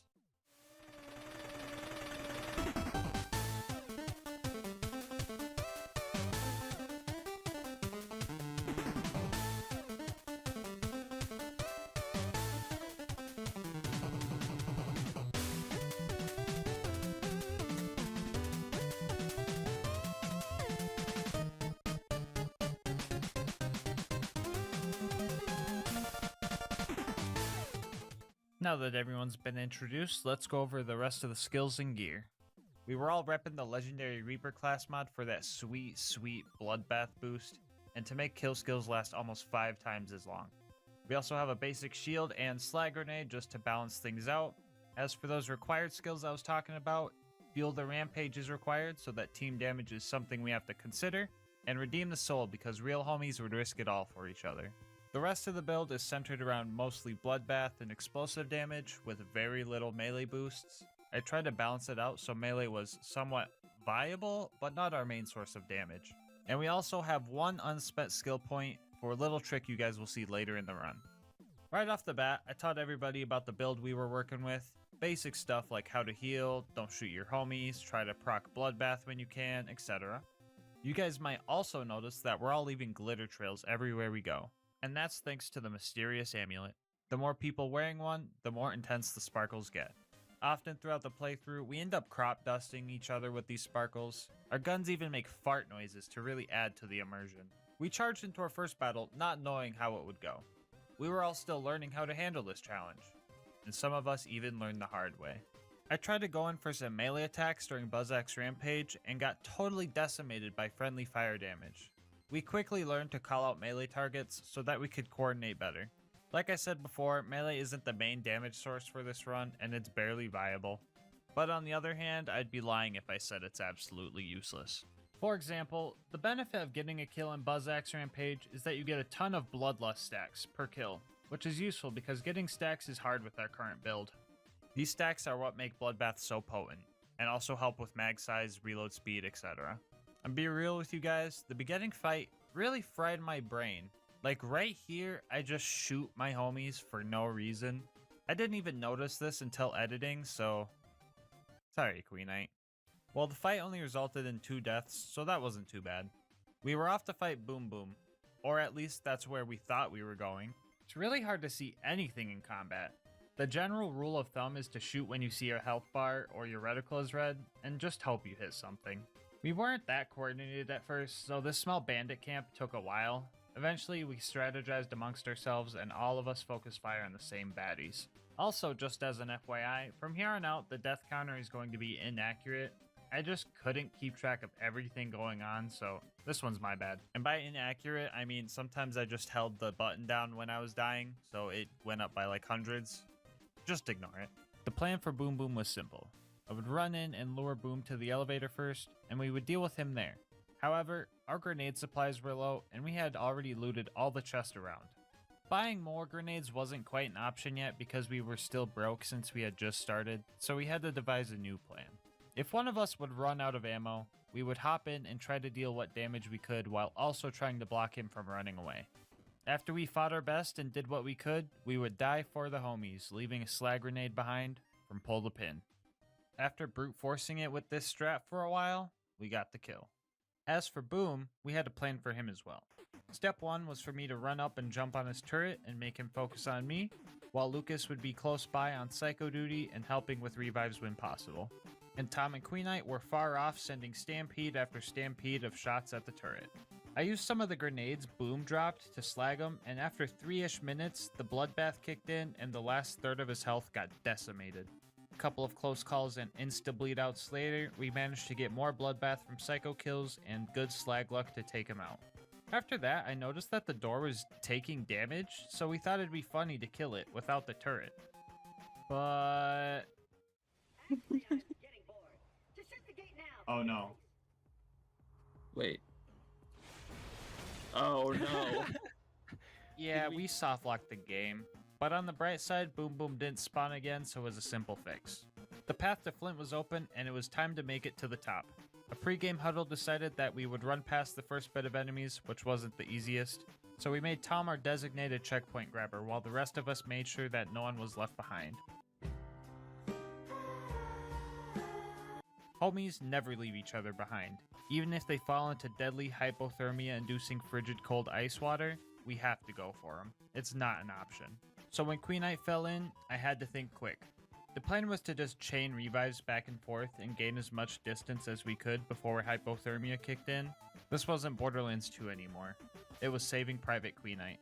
We all died to save her, and she was almost back to safety. The best we could do from here was cheer her on from the sidelines as she ran back to the mainland. A couple of lads even seen us use the power of friendship and decided to join the cause. Oh, there's psychos behind us? No, they're homies. They're homies. Oh. After a bit more mobbing, well, I think I was mobbing. It was kind of hard to see, like, anything at all. Anyway, we made it to the Flint fight.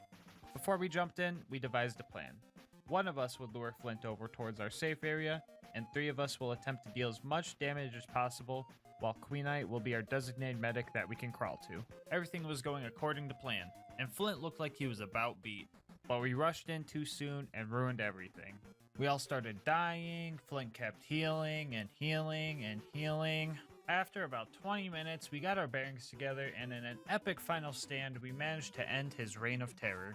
Finally, at 3 Horns, our next objective was to situate a car. There wasn't really any mandatory combat for this part, but these bullymongs were straight up relentless. We may have died, but on the bright side, our cars were straight up ballin'. That's right, everything is rainbow around here, even our exhaust fumes were glitter.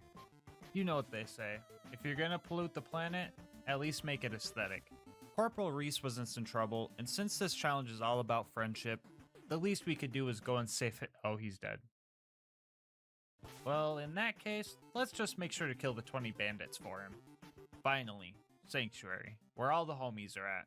Speaking of homies, PK Lucas has a message for the YouTube squad. He also wanted me to show you guys this graph. We are up 8% from the last video, which is super awesome. If you have watched any amount of my videos and are enjoying the content, you might as well sub. And if you're already subbed, good job, I'm proud of you. Anyway, back to gaming. Speedrun Canyon had its usual start. I was thinking I was going to smoke everybody in this race, but Tom straight up teleported to the end, precisely why he was designated checkpoint grabber. We had a little bit of trouble on the way when Queen Knight decided that she didn't want to walk anymore and tried to have a psycho carrier. Don't worry though guys, she's fine. Watching her attempt at taming a wild animal gave me an idea. And right then, we devised a new strategy. I call it res running. This strat utilizes fight for your life riding mechanics and redeem the soul's insta-revive to make for an easy medic evac. To perform this when your friend is down, first call out that you're going to res them and tell them to get ready to run. Then jump above them and press the revive button, thus landing on their head and letting them run you guys to safety. If their redeem the soul isn't active, they can also revive you as you're running. The power of friendship and teamwork is a great thing. Our first non-homie NPC arrived to ruin our day. Honestly, Lilith wouldn't have been that bad if her phase blast didn't hurt us. Whatever, we can camp out on the bridge where she can't get us and deal with the 3 super psychos. Or wait, I mean 12 super psychos. It turns out 4-player difficulty also adds more enemies as opposed to just stronger enemies, so I guess that's good to know. All of us were running out of ammo quickly and frequently, and since we were all still broke, I ran back, acquired loot, hit the skip again, and shot my gun 8 times before running out of ammo. Some of us had other ideas, like Queen Knight, bless her soul. We were shooting, but mostly slicing as psychos for upwards of an hour. After saving the useless character, it was time to save the necessary character that the challenge may or may not have depended on. First thing we need to do is acquire a new whip. The cars we needed to destroy are weak, but I ended up getting ran over anyway. A few times. The second time I was just chilling when a car decided to ram the caravan into the back of my head. The deaths were worth it though, because now we have a truck that can hold all the homies. This is usually the part of the run where I say, bad ma hard, but honestly, there was another big psycho that took longer than him. We cornered him a few times, but good god, these guys are super tanky. Let's all take time to appreciate the fact that these guys don't have health regen, otherwise this would be a quick video. Bad ma, like I said, wasn't as bad, but still took a while. It would have been nice to get Bloodbath from his shield homies, but we killed him off too early. The Bloodshot Stronghold was one of the most obnoxious parts of the run. The mobbing area before Mad Mike is literally a shithole. And the enemies here have the high ground, and getting close enough for efficient kills was just tough. Also, let's not forget about all the Ironclad psychos. But the absolute worst part was when Steam servers went down and kicked everyone from the game. It could have been a simple fix. Just had to wait for the homies to rejoin. But this wouldn't be a GasMask challenge run without dumb glitches. We had a game crash, meaning I had to run through all the obnoxiousness again. Since we got through all the mandatory combat here before the crash, I decided running through the next save was fair since we were practically right there anyway. Finally at the dam, we faced one of our scariest fights we were all dreading, the Warden. Constructors usually have upwards of 90% damage reduction to explosive damage, meaning we were going to have to put all of our offense into this fight. While going through the Friendship Gulag would have been pretty thematic for this run, it was not an option. With our plan ready, we charged in, and the fight went fan-tastic. I believe 2 or 3 of us were actually able to get Bloodbath to proc off loader kills, and with the 5 times duration, we absolutely annihilated Warden. And just like that, Roland was saved. Next up was our scheduled tea time with Tina. We decided to split up into 2 teams to get through this area faster. Me and Lucas snuck into the bandit camps for the badonkadonks, while Tom and Queen Knight talked to Tina and made the bombs. With the power of teamwork, it only took us 4 minutes to blow up the train and head towards the Wilhelm fight. This fight started off a bit rough just because he likes to spawn 16 loaders right as the fight starts, but after they were dealt with, Wilhelm created his own demise. The surveyors he spawns are like super easy for getting Bloodbath, so he didn't survive much longer. With the Logan's gun he dropped installed in the Sanctuary shield system, and having my life saved by the homies after Lilith's attempted assassination, it was time for the fridge run. It went pretty bad for all of us honestly, but Tom did a great job as checkpoint grabber as he usually does, so the pain was short-lived. After making it through the fridge with 8 more hard nipples than we walked in with, it was time to visit everybody's favorite Thresher, Mr. Noodle. He was a real pain to deal with this time around. Damage was slow, and his shields just kept coming back. But with a lot of teamwork and close calls, we managed to get the beacon back. Now, I really want to tell you guys we defended the beacon with everything we had, it didn't get destroyed, and we killed all the loaders. But no, this was just chaos and pain. The beacon eventually hit the invincible stage, and the fast travel dropped, but even with just trying to rush the fast travel, we kept dying. It took 10 minutes of trying to rush it and make sure no one was down before we managed to escape that mechanical nightmare. But the pain didn't stop there, because up next was the Preserve. We started out getting our butt cheeks chomped by rabid stalkers. But if we're looking on the bright side, wounding loaders is way easier with 4 players, so that was pretty cool. The mobbing wasn't crazy difficult, except for the stalkers, based on how they're built and the whole invisibility thing. Basically, it was just really tough to deal damage to them. I managed to get a crazy Bloodbath chain for most of the first mobbing area, which paired with the revives I was getting, saved a lot of time. The ultimate loader was surprisingly weak compared to other big enemies we have faced. The real challenge we faced was totally optional, but we needed to know who would win in a 4v4. 3, 2, 1.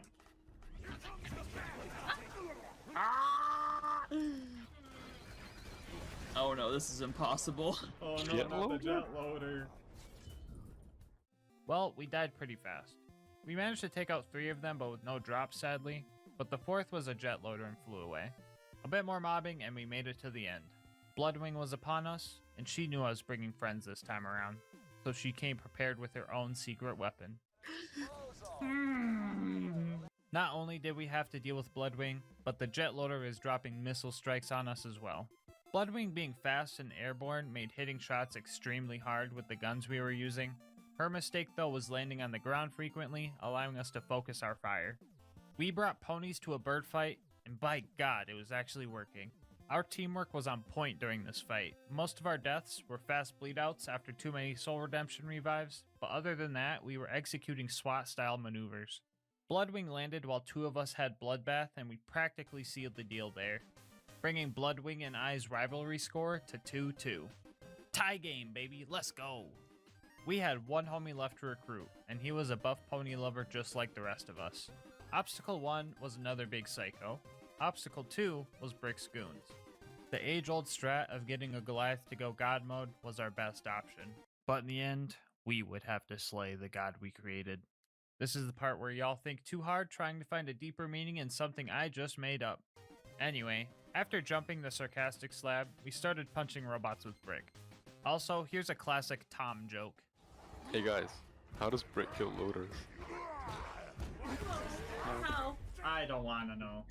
He breaks their motherboard. That's going in the video. With the boys, and Lilith, finally reunited, it was time to get the last thing needed for the bunker raid. The Jack Double was our next target, and let me tell you, this was a long fight. I feel like every time I fight this wannabe in a challenge run, I get some cursed, desperate POV of me trying to kill him. I can't get through this line without laughing. It's staying like that. This fight was extra tough because not only was his shield tanky, but he also has the power to instantly refill his shields, I guess? Lucky for us, however, he constantly summons reinforcements, aka bloodbath fodder. With both advantages and disadvantages in this fight, it was a real roller coaster. We got close a few times, but this insta-shield trick gave him a lot of time to regen his health. After a good 30 minutes, the game gave up and the Jack Double got stuck. Lucas and I would take turns going in for damage while Queen Knight and Tom distracted the reinforcements. Shortly after that, Fake Jack's fake face was sliced off. Finally, with all the tools acquired, it was time for the bunker raid.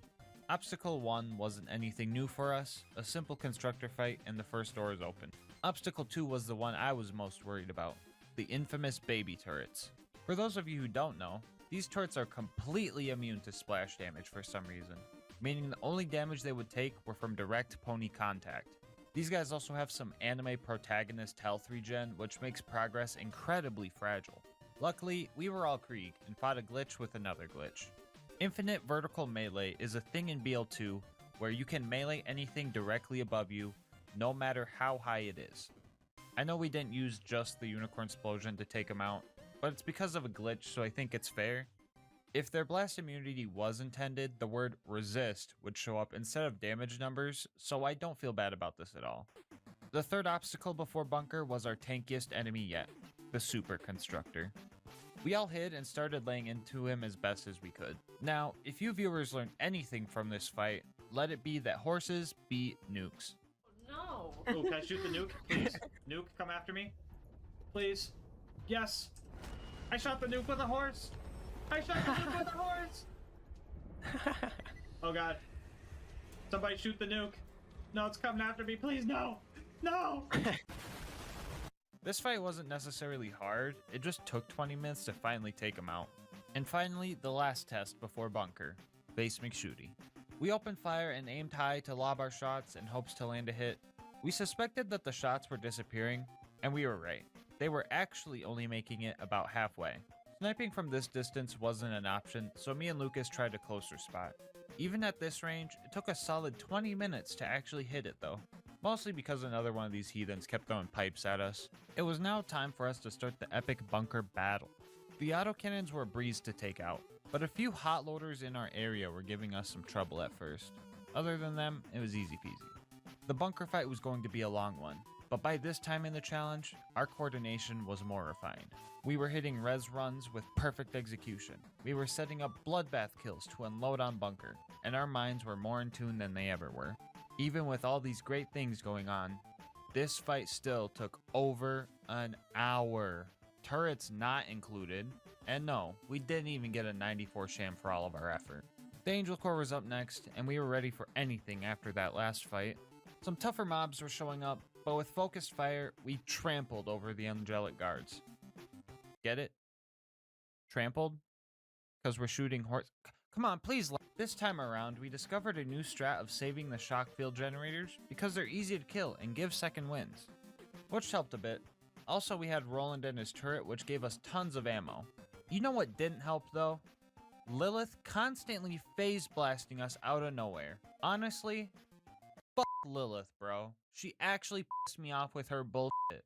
Why the f does she come in, murk us, and then just say, Howdy, boys. "Since when were you a f***ing cowboy, Lilith? We told you not to come here. Can you please leave and make sure not to cripple us on your way out? Thanks." F***ing A. Howdy, boys. What the fuck even is that? Okay, got that out of my system. Cool. Anyway, Control Core Angel took about an hour to kill everything, but on the bright side, it was time for the final stride towards the vault and Jack. Psych! Welcome to Sawtooth Cauldron, boys! This place was terrible.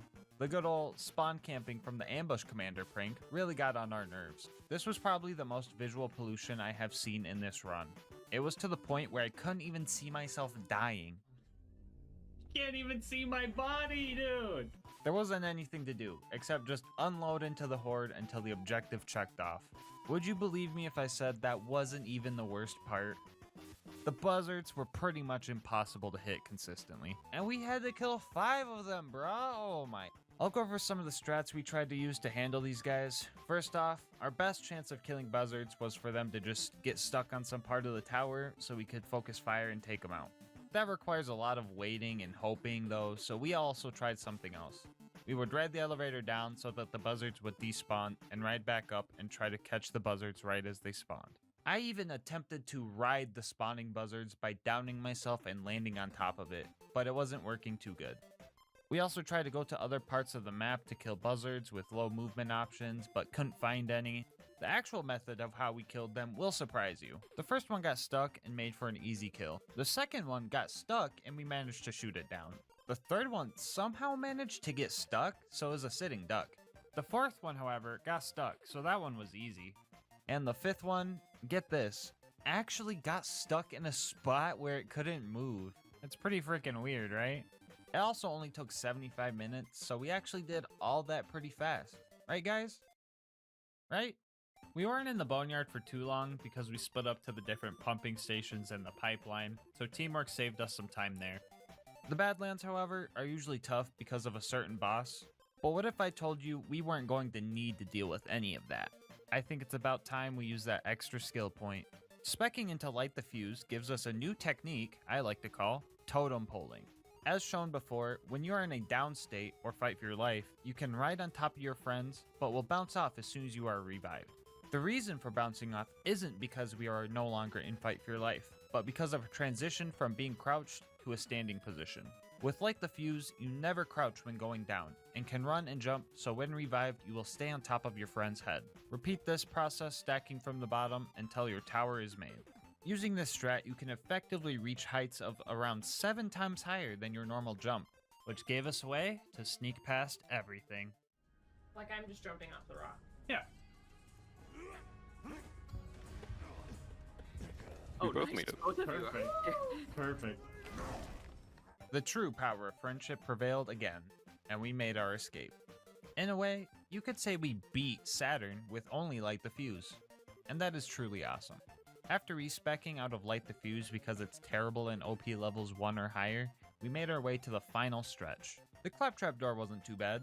We just needed to make sure we took out this super surveyor while it was distracted, otherwise we could have a sequel to the Buzzard's Nest. The run through Heroes Pass should have been easy, since we have Mordecai and Brick there to help us out, but a loot goon spawned, Brick glitched out, and I had to spec into Light the Fuse to skip a barrier because they wouldn't open the door. And we absolutely couldn't get past the super constructor with enough time to travel to the vault.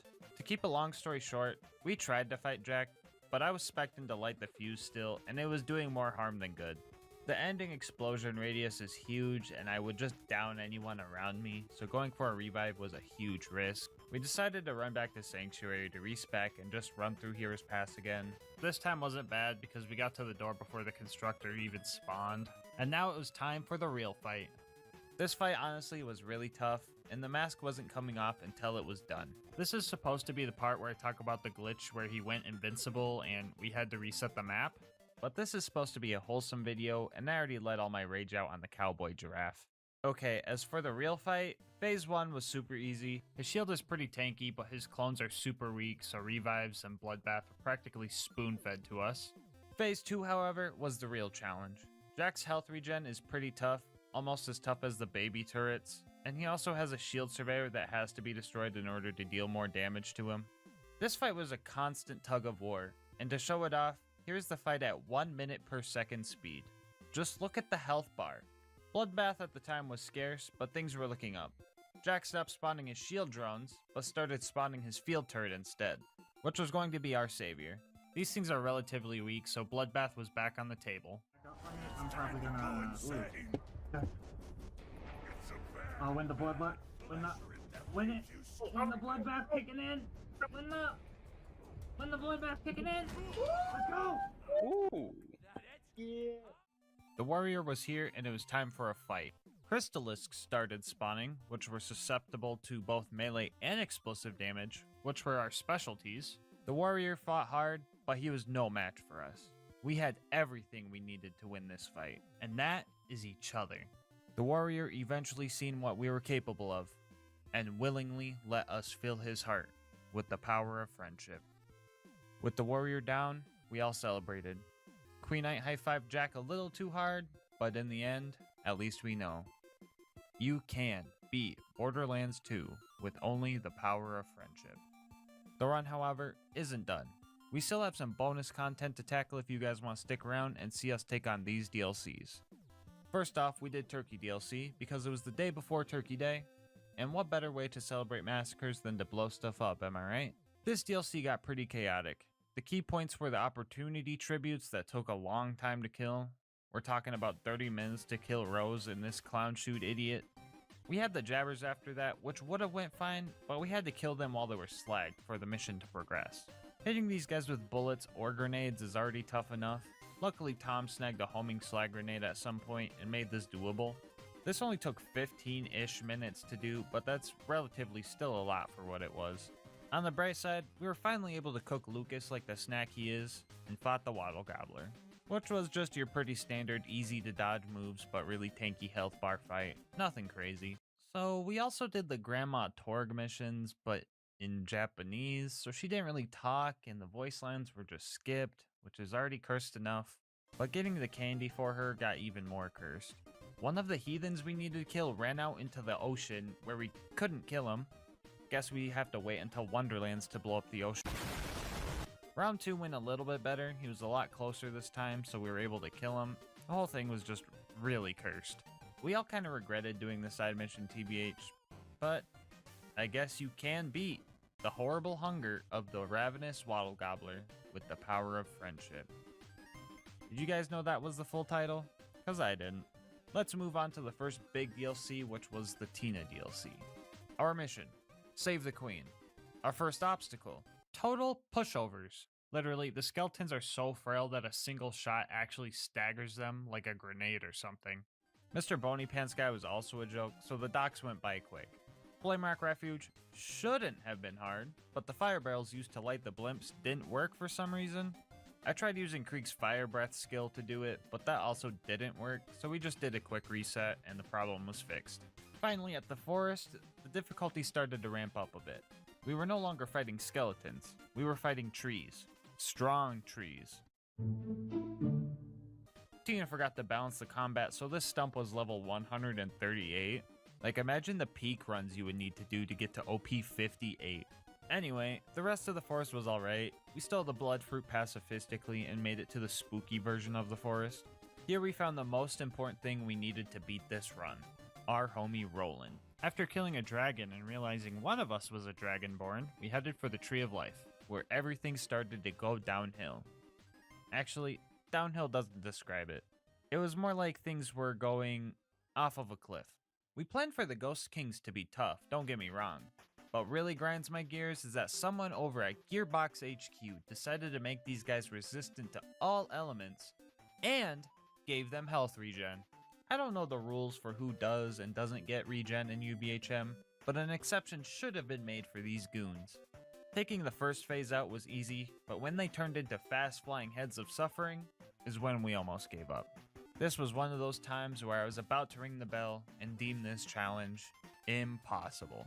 We tried many strats to take these guys out, like luring them out of the arena and hoping they just get stuck somewhere, getting Bloodbath, but that wasn't easy because most of the enemies had the immortality sword in their back and it wouldn't give it to us anyway, and we even tried old-fashioned slicey-dicey strats, but to no avail. The 4v4 between the Ghost Kings and the Gasmask gang was looking grim, but we were looking at it the wrong way. It wasn't a 4v4, it was a 5v4. Roland, the absolute legend, was going to be our key to victory. we noticed that his turret was actually dealing relevant damage to the Ghost Kings. It was just a matter of the head being close enough for the shots to hit, and the body being far away enough because it would confuse the turret. The first head was the easiest because we still had normal enemies to get Bloodbath off. The second was probably the toughest. At first we got close, but we ran out of Bloodbath and eventually healed back to full. We tried to reset the map for more enemies, but that was a bad idea because the first Ghost King came back. This time around we didn't get much Bloodbath for the first fight, but somehow still managed to kill him and get our progress back. This is when we tried the aforementioned lure strat that just didn't work, and right as I was about to give up, the second Ghost King just died. Alright, let's see. Let's look at bug page on Ghost Kings. Ghost Kings. Wait a sec. You killed it. Wait, what? I don't know. I just went back in the arena and it's dead. Huh? Cheese strat, we just abandoned Roland. We did it, yeah! My theory is that he went into a non-combat stillness and Roland's turret just laid into him. Which really surprised us because we didn't see Roland throw out his turret up until now. With our newfound hope, we went back in and fought through the other kings, making sure to fight the head as far away from the body as possible, so the turret would put in the work. Even with this strat, it was highly reliant on things mostly out of our control. After nearly 2 hours, we finally took out the last king and ended the worst fight in Gas Mask Challenge history. It was time for the mines. The dwarves here were a lot tankier than we anticipated, but nothing compared to what we just beat, so we were fine. After getting up on Ragnar the Emancipator, we completed the jumping and cube puzzles, both correctly, and then went to fight Greedtooth. We tried befriending him, but he was still mad about us punching his boss. Luckily for us, he spawns a bunch of dwarves, so Bloodbath is easy pickings, and Lucas also rolled a 20 on his perception check and noticed there was a damage shrine in the arena. We combined that with our Bloodbath for some major damage. Later in the fight, some aerial golems spawned in, but we kind of just ignored them because they were just kind of jokes. Anyway, 20-minute gold golem fight, not too bad. Hatred Shadow was our next challenge. First thing first, we had to kill a darkness with ponies, you know, because symbolism. And next we had a couple of mobbing areas filled with tough knights and wizards, and at the very end, we had the handsome dragon. First, we have established this already, but flying enemies are super annoying. We're shooting unicorns, not Pegasi, so it's kinda cheating on their end. Secondly, Bloodbath was kinda off the table because the baby dragons were surprisingly tanky, and even if we could proc Bloodbath, our stacks were usually low because sustained damage was hard to keep up with, so even if we had it, it wouldn't do much. And so the patience game began. Lucas and I, being the chaotic individuals we are, were right out in the open trying to do what we could. Tom and Queen Knight, though, were chilling on the sidelines acting as cheerleaders for us. Those two were roasting us more than the dragon during this fight, so yeah, I went there. Do you guys know why that's the cringe end of the bridge and this is the cool one? Because you guys are there. Oof. Got him. After a long fight, we were so close to winning when disaster struck.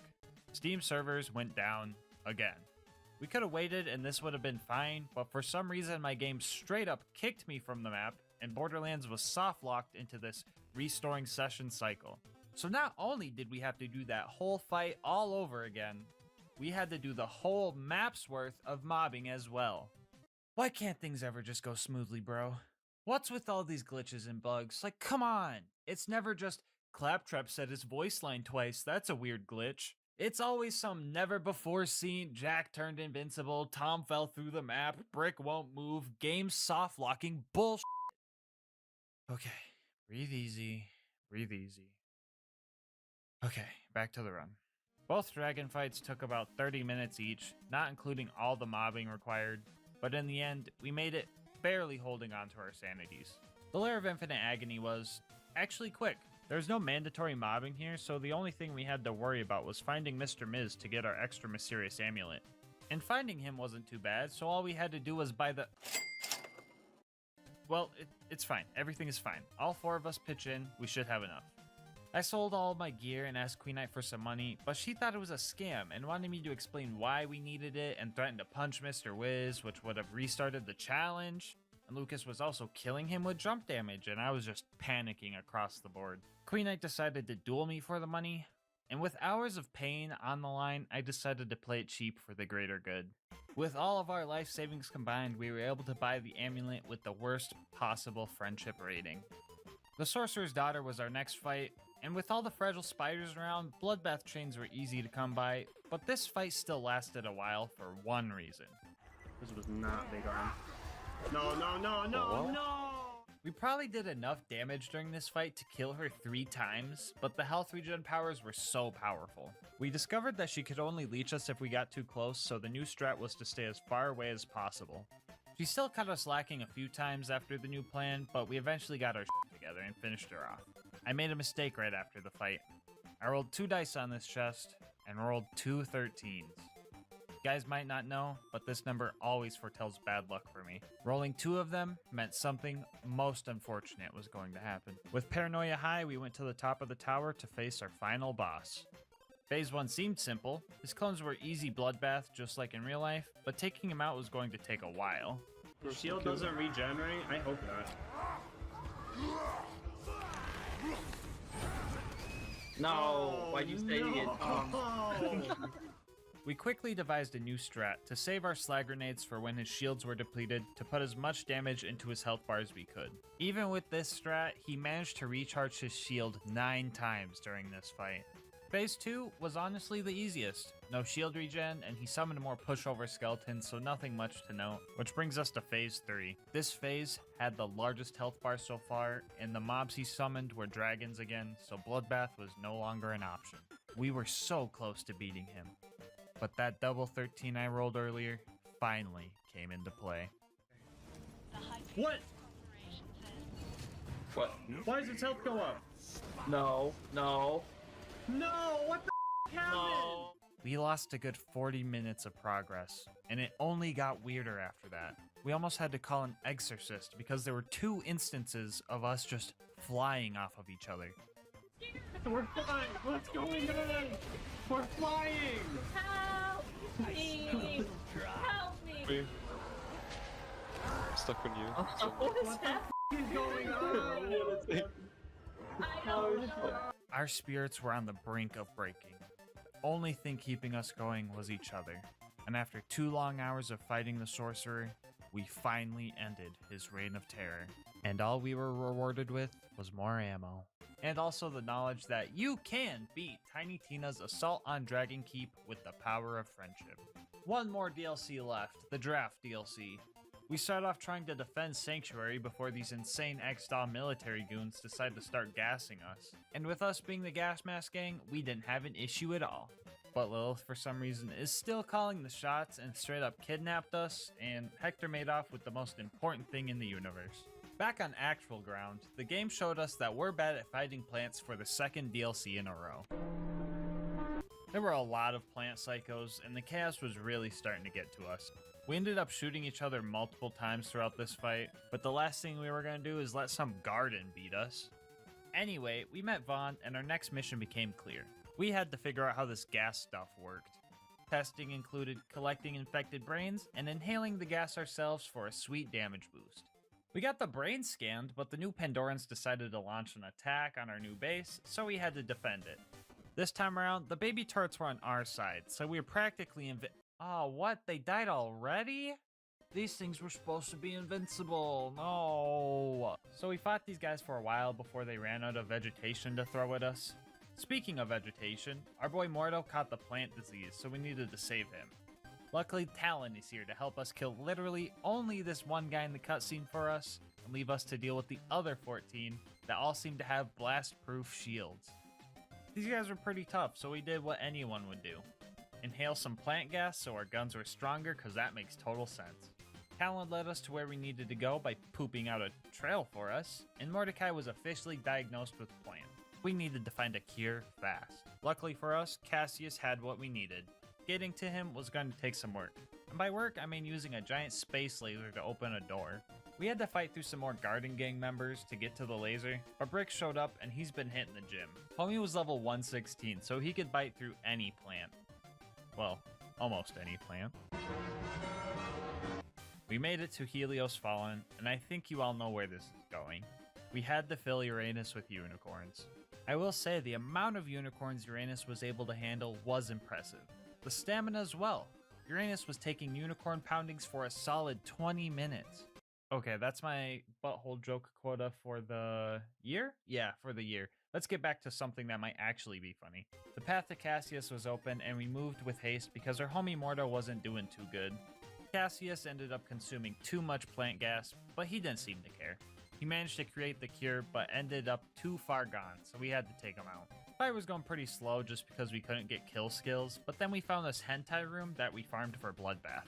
Nothing too crazy here, honestly. We've had tougher 20-minute fights. A quick run-through of the gas-infested engine room, and we made it to the final boss fight. Hector. Yes, such a scary-looking boss, but such an underwhelming name for a finale. Plant Gang was going down whether they liked it or not. Lilith was also here, which wasn't too bad actually, because it seemed like her kills gave us second wins, but I don't know if that was real. Hector quickly found out he was no match for the power of friendship, so he had a clever idea to try to defeat us. He built big plant walls to separate us, but true friendship knows no bounds.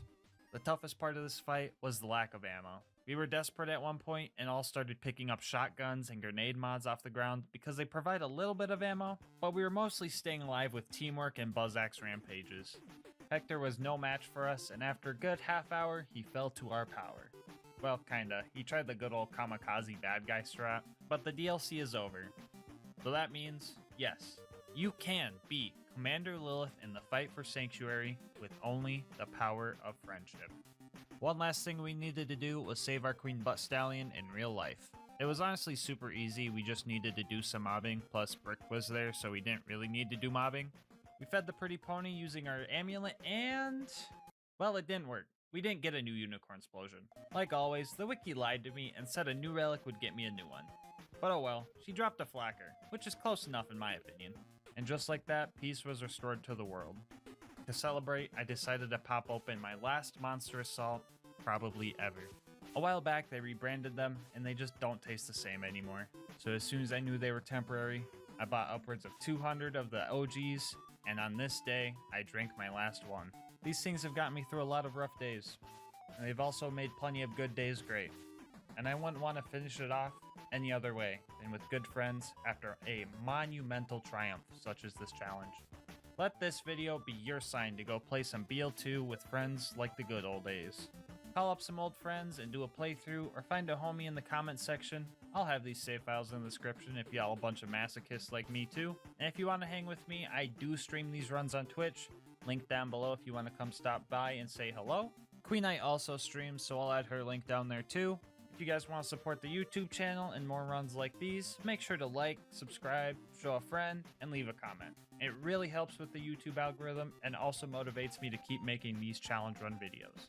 Thanks for watching, and until next time, breathe easy, homies.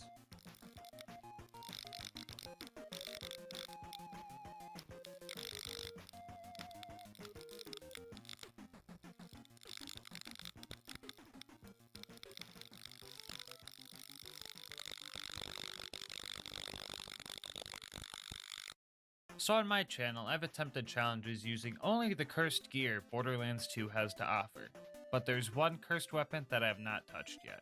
So for part 3 of Gasmask does permanent damage to his soul, we ask ourselves, can you beat Borderlands 2 with only the Gub? For anyone who's wondering how the Gub is cursed exactly, let me explain. Many of you guys might know JoltsDude139. He's a great Borderlands content creator and has been creating content for the franchise for almost a decade. Another fun fact about Jolts is that he has a stalker. By stalker, I mean the Gub. Everywhere he goes, the Gub always seems to find him, even making an appearance in his super randomizer run where a perfectly normal Gub dropped when the mods should make everything kind of like this. Anyway, a lot of people wanted him to do a Gub only run, but unlike me, he actually likes to have fun. He was cool with me doing the run, and a lot of you guys wanted to see it, so here we are. Still can't believe y'all passed up a pre-sequel challenge, but okay. Anyway, I'll go over the rules real quick. We'll be playing on Overpower 10 Ultimate Vault Hunter mode, which pretty much just means everything is 10 levels higher than us, and we're on the hardest difficulty. No bar allowed, and the Gub is the only gun we are allowed to use. I feel like I'm forgetting an important rule. What was that? Oh yeah, if we get a world drop gub at any point in the run, we restart. Yeah, I don't think Jolts could even beat the run with that rule, honestly. As for the gear, we have a basic shield and a pretty decked out slagging grenade because, well, you'll see in a minute why we need it. We also have a Vault Hunter Relic to increase the chance of a world drop gub by like, this much, and a legendary Titan Calm for survivability. As for the gub, we're going to be using the ×2 variant because it has the best DPS, but also the worst accuracy and ammo consumption. But who cares, it's double the gub. And since we're the Gunzerker, we can hold 2, so it's double the gub. And if we equip 2 more to swap to, it's double. Anyway, here's a quick peek at the build. Gonna keep it short and just say I skipped a lot of the meta skills because the gub isn't a meta gun and they didn't work as good. Alright, with that out of the way, let's get to the run. The very first step in our journey was to make sure that we didn't get any bully rot spawns, because I'm 99% sure I wouldn't be able to kill one of those. The coast was clear, so we jumped down and started the fight. Right off the bat, you can see that. Well, actually, that's the problem. You can't really see anything. The gub on the left likes to take up most of the screen, so that's just the first annoying part about this run. The second annoying thing is the gub's lack of lethality. For reference, imagine getting into a gunfight and you're equipped with 2 paintball guns loaded up with Mountain Dew rounds. You can do some damage, but to be lethal, you pretty much need to be within lobotomizing distance. The tutorial town of Liarsburg went pretty bad. I ran out of ammo, I ran out of grenades, and I died 4 times before I managed to clear the place out. After a little bit of ammo farming and a personalized dose of copium, we took on the first boss, Boom Boom. Lucky for us, these guys are weak against corrosive damage. Unlucky for us, the gub still sucks. Like, in order to kick Boom off his turret, I was gonna need full ammo, slag, the psychos to leave me alone, and the rack to not randomly aggro me and mess my rhythm up. What the heck even was that? After I massacred the rack's whole bloodline, I got some gear to sell for ammo, since I wasted mine on the last 4 attempts. I got a little spooked when I noticed it was a pistol chest. If I got a gub here, it wouldn't have been too bad of a restart, but pistol chests have 4 chances to roll one, so that's pretty spooky nonetheless. After we got geared up, I positioned myself so the psychos couldn't hit me, and finally started Boom's dental checkup. It took pretty much all my ammo to get him out of his booster seat, but the hard part was done, and finishing the job after that was relatively simple. After a little bit of mobbing, we jumped into the Flint fight. Then we jumped out because, yeah, sorry guys, but there's no way to do this fight normally. Flint being one of the few bosses that have health regen meant that we would have to play inhumanly well, because our DPS just wouldn't be able to handle it otherwise. Encircling around him isn't an option since his melee attack is a launching ground slam, so we need to do a little bit of cheesing. Some of y'all remember the Flint locking strat from a previous challenge, but for the new homies I'll demonstrate. First you need to get Flint to walk on this railing, after that use some sort of knockback to launch him off. In our case, we used Fistful of Hurt to send him flying. Now that he's out of his arena, he gets a little bit confused and just stands there. If we look at our damage with slag and point blank fire, we see 2 things. First off, a lot of numbers.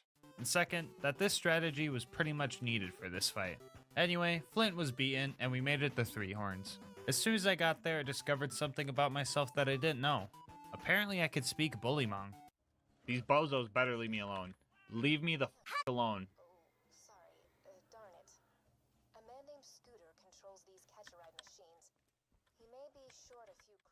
Well, that's what I thought at first, but it turns out I just have mind control powers.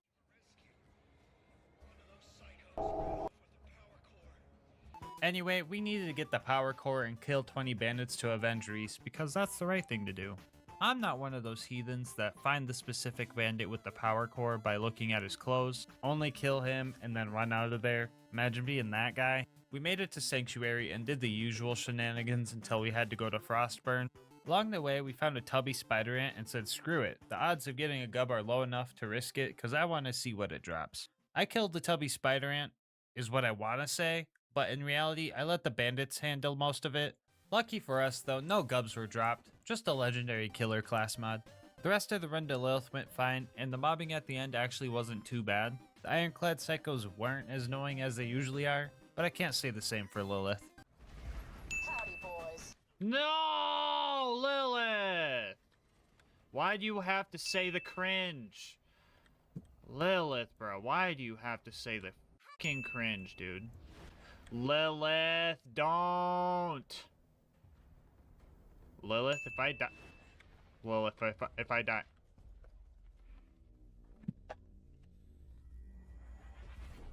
The big guys were a bit tougher, but they're definitely killable. I think I was getting a little cocky and a little loopy though, because I started acting up. Ooh. Ooh. I put the stinky on him. Yeah, not sure why I said that, or even what it means, but I think it's safe to blame some sort of insanity. Anyway, that's done, so our next homie to meet up with is Ellie. She was gonna help us get a new car to get into that Bloodshot Dam. This is usually the easiest part of the run, since vehicles aren't scaled very well for OP levels, so the gub works even without gun zerking. The cars were actually too easy to take out, so to add a little challenge, I decided to take out the caravan as well. The best way to defeat him is to stop it close to the end of its path and start punching until the van turns to a man and you can steal magical floating loot. We get to the dam, but Bad Ma was gatekeeping the place, and fighting him wasn't going to be easy. Lucky for me, I somehow released all 3 of his hostages, and their help with distracting him was invaluable. I probably would have had to cheese him pretty hard without these little guys. In the end, they got the final blow and launched his corpse into the abyss. Put the stinky on him. I put the stinky on him. Guys, no! Finally, in the ramparts, we experienced some of the most annoying mobbing sections in the run.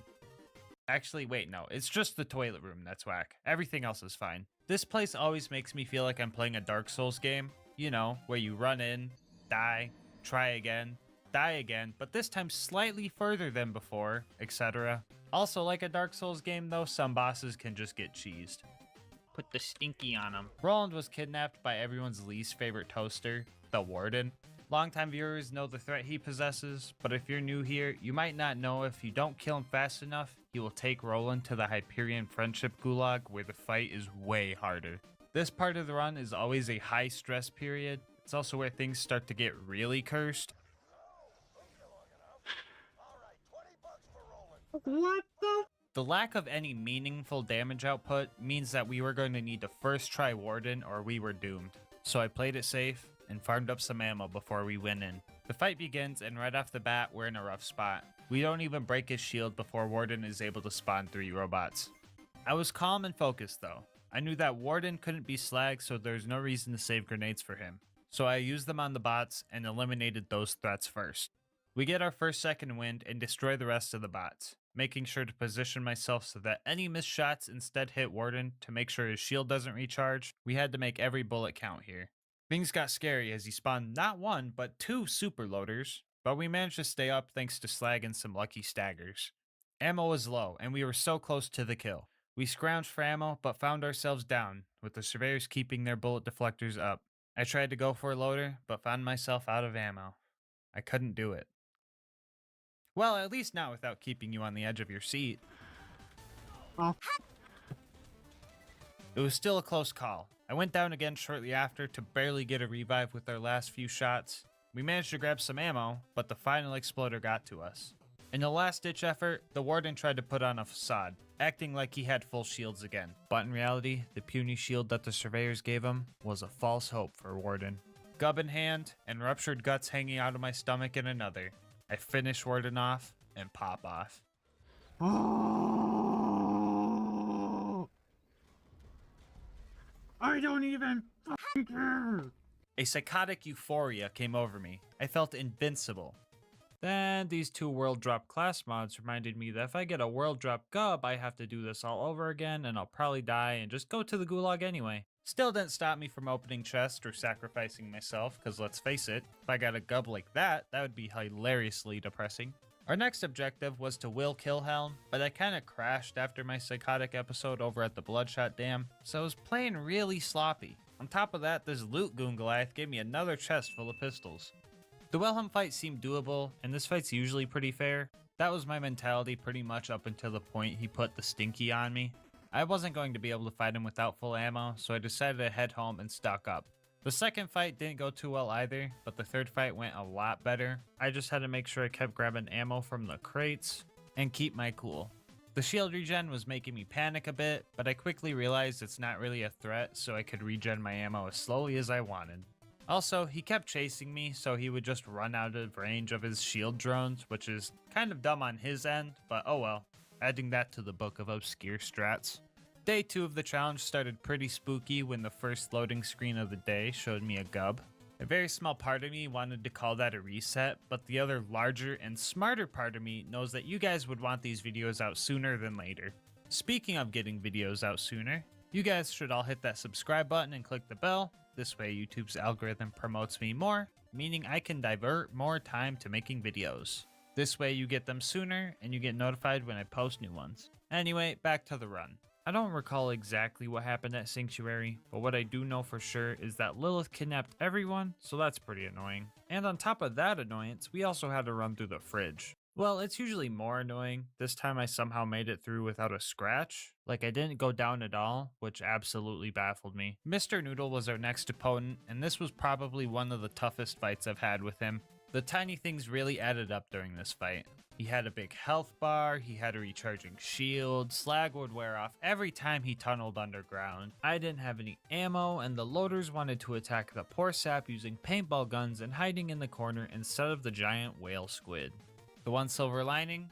One of those loaders had a slag weapon, so when it finally realized the real threat, it helped me keep Mr. Noodle perped up. I eventually had to retreat a bit because I was getting cornered. With no slag or ammo still, I ran even further back and found one grenade, which was enough to finally take him down. Finally at Overlook, we set up and started protecting the I was annihilated. Truly decimated. Absolutely rolled in the first 15 seconds. All I could do was watch as the loaders marched past me, not even recognizing me as a threat. The beacon was destroyed 8 times, so it became invincible, but I kept trying my hardest, throwing myself into the fight, even though the constructor would just mow me down. After a lot of pain and failure, the fast travel landed, and I made my quick and shameful escape.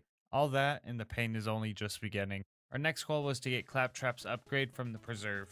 Right off the bat, we agreed with this tubby stalker, and I probably would have killed it for the adrenaline rush, but the thing was too strong. I literally couldn't break his shield before he murked me. So, sorry guys, I'm terrible. The mobbing through this place was doable. Surprisingly enough, the normal stalkers weren't too much of a nightmare. The main strat was to make sure I had some loaders on the field to distract them while I tried to get rid of them. I usually never mention this guy because for some reason the super stalkers are just like 3 times easier than the normal ones. I'm not complaining though. Could you imagine if they were worse than rabbits? I'm willing to bet you can't because there's nothing worse than rabid stalkers. Anyway, I tried to kill the loot homies, but my DPS was straight up not enough. It felt like the gub on the left was for stopping their health regen, and the gub on the right was for dealing damage. So I enlisted the help of the local wildlife to get through this faster. Alright, let's check out the loot. So here we have a stalker pistol, that's pretty neat. Over here we have a bear cat. Those sell for a pretty penny, that's pretty cool. And what's that over there?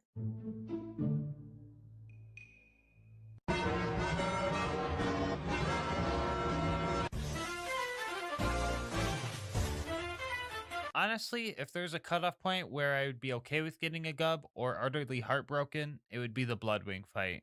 This fight was by far the worst fight in LilGasmask challenge history. The fight's main 2 problems are the undodgeable attacks from Bloodwing and the relentless skag spawns. Usually the skags are good for revives, but during this fight they just used up too much ammo to be worth it. If I was lucky, Bloodwing would land and I could get some good damage and slag in, but it was so rare that it wasn't reliable. But I'm used to all that stuff. The thing that made this fight painful was phase 3. Corrosion!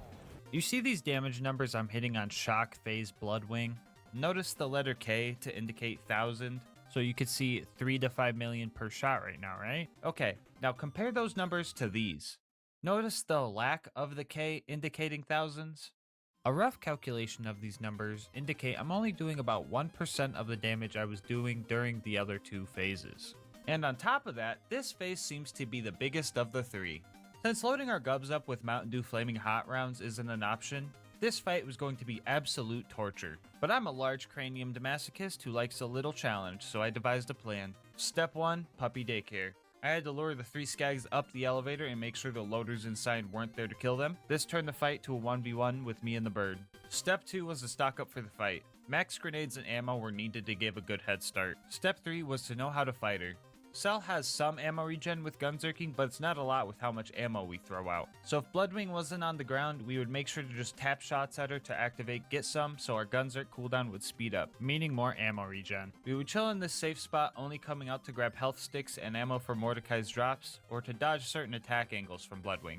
In emergency situations, we would give the bird, for some quick health regen. I also made a mental note of where Mordecai was leaving health sticks for backup situations. The health sticks were often crucial for survival because corrosive dot damage lasts the longest, so surviving one at OP10 is really tough. Lucky for us though, we have 10 out of 5 in asbestos, so they don't last as long. First 2 phases surprisingly went good. We got lucky with landings and managed to deal with them quick, but phase 3... oh my gosh, phase 3, dude. Bloodwing did not land a single time, meaning this fight was going to take even longer. On top of being mentally drained at this point, I constantly had to be on my guard because a single mistake could set me back another hour. I just had to keep fighting with the little hope I had left. This isn't some anime where a bunch of your friends come in last minute to cheer you on to victory, so all I could do was... Hey, yo, wait, am I really accepting my fate when the bird is almost dead? I can't give up with all the homies rooting for me. Alright, let's get pumped up. It might seem far now, but we're closer than we think. We gotta be optimistic. This part of Bloodwing's health bar is fake for some reason, so let's hit it home, right here and now. MVP asbestos skill. Oh my god, let's... oh, I knew she had a fake health bar. Oh, let's freaking go, dude. Oh. The perfect raid for the perfect fight. Thanks, Jolts. A quick recap so you can truly understand how long this took. The winning fight took an hour 20.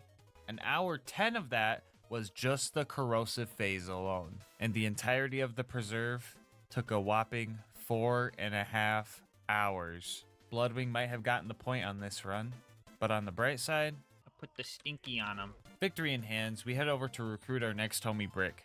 A Goliath called me a coward along the way, and I didn't appreciate that, so we tussled for a bit. We eventually let out all our anger and apologized to each other, and decided to be friends. Anyway, Brick's initiation went a bit differently than usual. I like to make a couple Godlights to help me out, but I wasn't sure if I'd be able to take them down after that. It also seemed like there was twice the amount of big bandits. The first 2 stood still for me, but everyone else would get so far away that I wasn't able to get the kill before bleeding out. Fistful of Hurt eventually bugged both of them out, and they just started floating in place, which was pretty neat. The real issue was this guy. It felt like my left gub was negating his health regen while my right gub was negating his health regen. In all seriousness though, I was very close to resetting the map because he seemed unkillable. It was like he didn't have a lot of health, but his health regen was crazy, if that makes sense. I don't know if there's like a weird gimmick thing if he's got a turtle shield on or something. All I know is that UVHM health regen is the worst thing to come to Borderlands 2. I eventually got him with circle strats, but geez, this initiation took like an hour. The rest of the bandits were all normies, so let's move on to the beacon busting with Brick. And his adopted child. At first I didn't mind the tag along as he helped with the robots, but the little brat managed to put the stinky on me, not once, but twice. Can't really blame him though, kids are very impressionable. I put the stinky on him. I personally think Brick is going to be a great dad for this little guy. I mean, just look at this patience. Anyway, the next goal was to take on the tanky coward known as Jack's Body Double. My playstyle of getting in faces versus his playstyle of just running away as far as possible sets up for a very bad matchup for me. But bad matchups don't guarantee our loss. Like in Smash Bros, when I go up against a bad matchup, I usually win because of practice, luck, or they just go AFK. I honestly thought this fight was going to take at least an hour before I killed him. But the time from entering opportunity to killing Fake Jack was only 7 minutes. With all the puzzle pieces for the bunker raid ready, we start our journey scaling the mountain. Nothing too crazy happened on the way up. The baby turrets actually went well this time around since I'm not using anything with grenade splash damage, and my grenade was actually able to slag them. If you're new here and confused, these guys actually cause some major issues usually. I'll list any videos where they are a major pain on screen now. You know what, I have a better idea. I will just change this to become this. Much better. And the Super Constructor was defeated with patience and ammo regen. Anyway, yeah, pretty quick mountain run. This loot dude made me forget about face McShooty, so I didn't do it till later, but we'll go over it now. I was expecting to do this for an hour, but lucky me, I landed a headshot within the first 5 minutes, so that was a big time save. Finally at bunker, we took out the turrets pretty quickly and prepared ourselves for a long bunker fight. Fighting with the bunker isn't too tough, honestly. The turrets he has on him aren't balanced properly or something, because they just kind of tickle my shield. It only really gets dodgy at half health, because he gets his slag laser at that point, and that most definitely does damage. But I was able to buy ammo and keep cover, so bunker only took about 15 minutes. And yes, I waited to make sure his nozzle didn't spit out a gub, and lucky me, I can keep going. So it's been easy for the last few minutes, but let me remind you, I'm fighting loaders, and since the gub is corrosive, this is where it excels. And Angel Core was pretty much the same. I played smart, Roland and Angel provided ammo, and I got through it without dying once. And then when I was doing a light pop-off because I didn't die, I got Nickelodeon slimed by the last injector, and then slimed again by Roland's blood, so that was depressing. Anyway, I looted Marcus's stash and found 2 more pistol chests, which put me back on edge. After that, we were off to the boneyard to uncover the location of... Oh yeah, I forgot about this roadblock. Well, in that case, let me introduce you to the Death Cubby.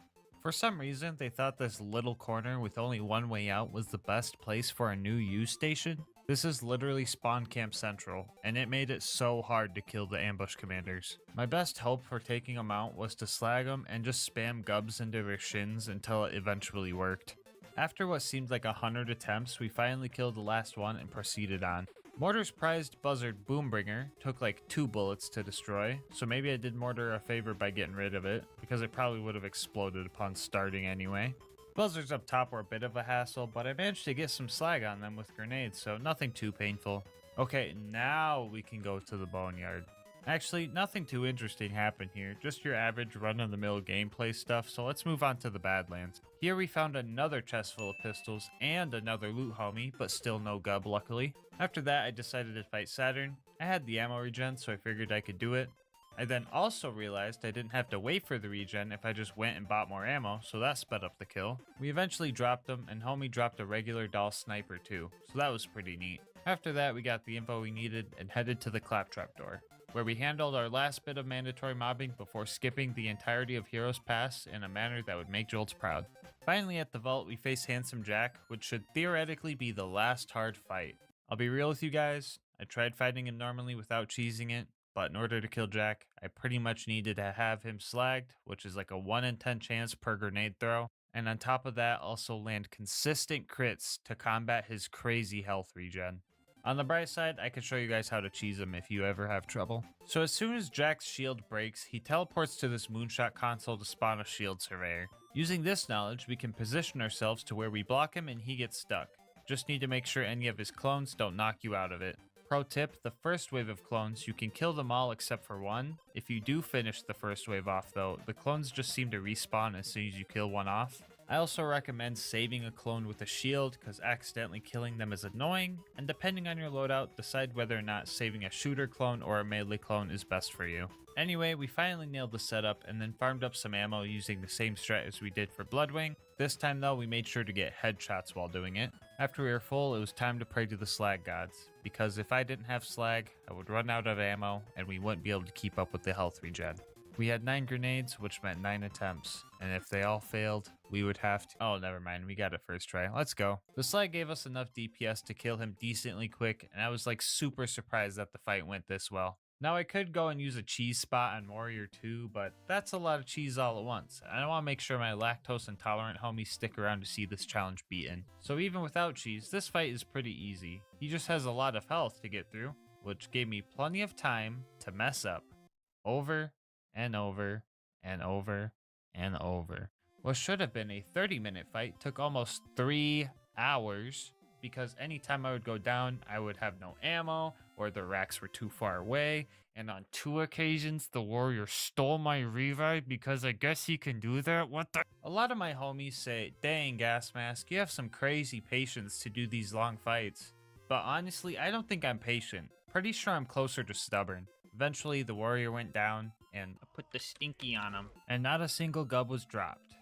Which means you can't beat Borderlands 2 with only the gub. Before we wrap up the video, I just want to say, Put the stinky on him. okay, that's enough, dude. No more, no more. Get out of here. Put Shoot, the stinky get. on him. Jeez.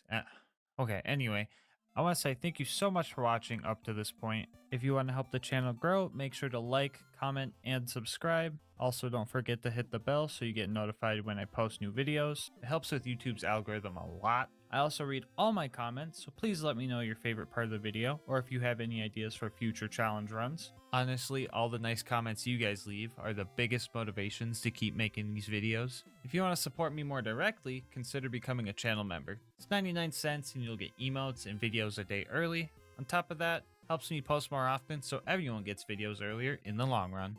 I'll have links to my Twitch and Discord. Screw it. My Twitter too, in the description if any of those interest you. But until next time, breathe easy, homies.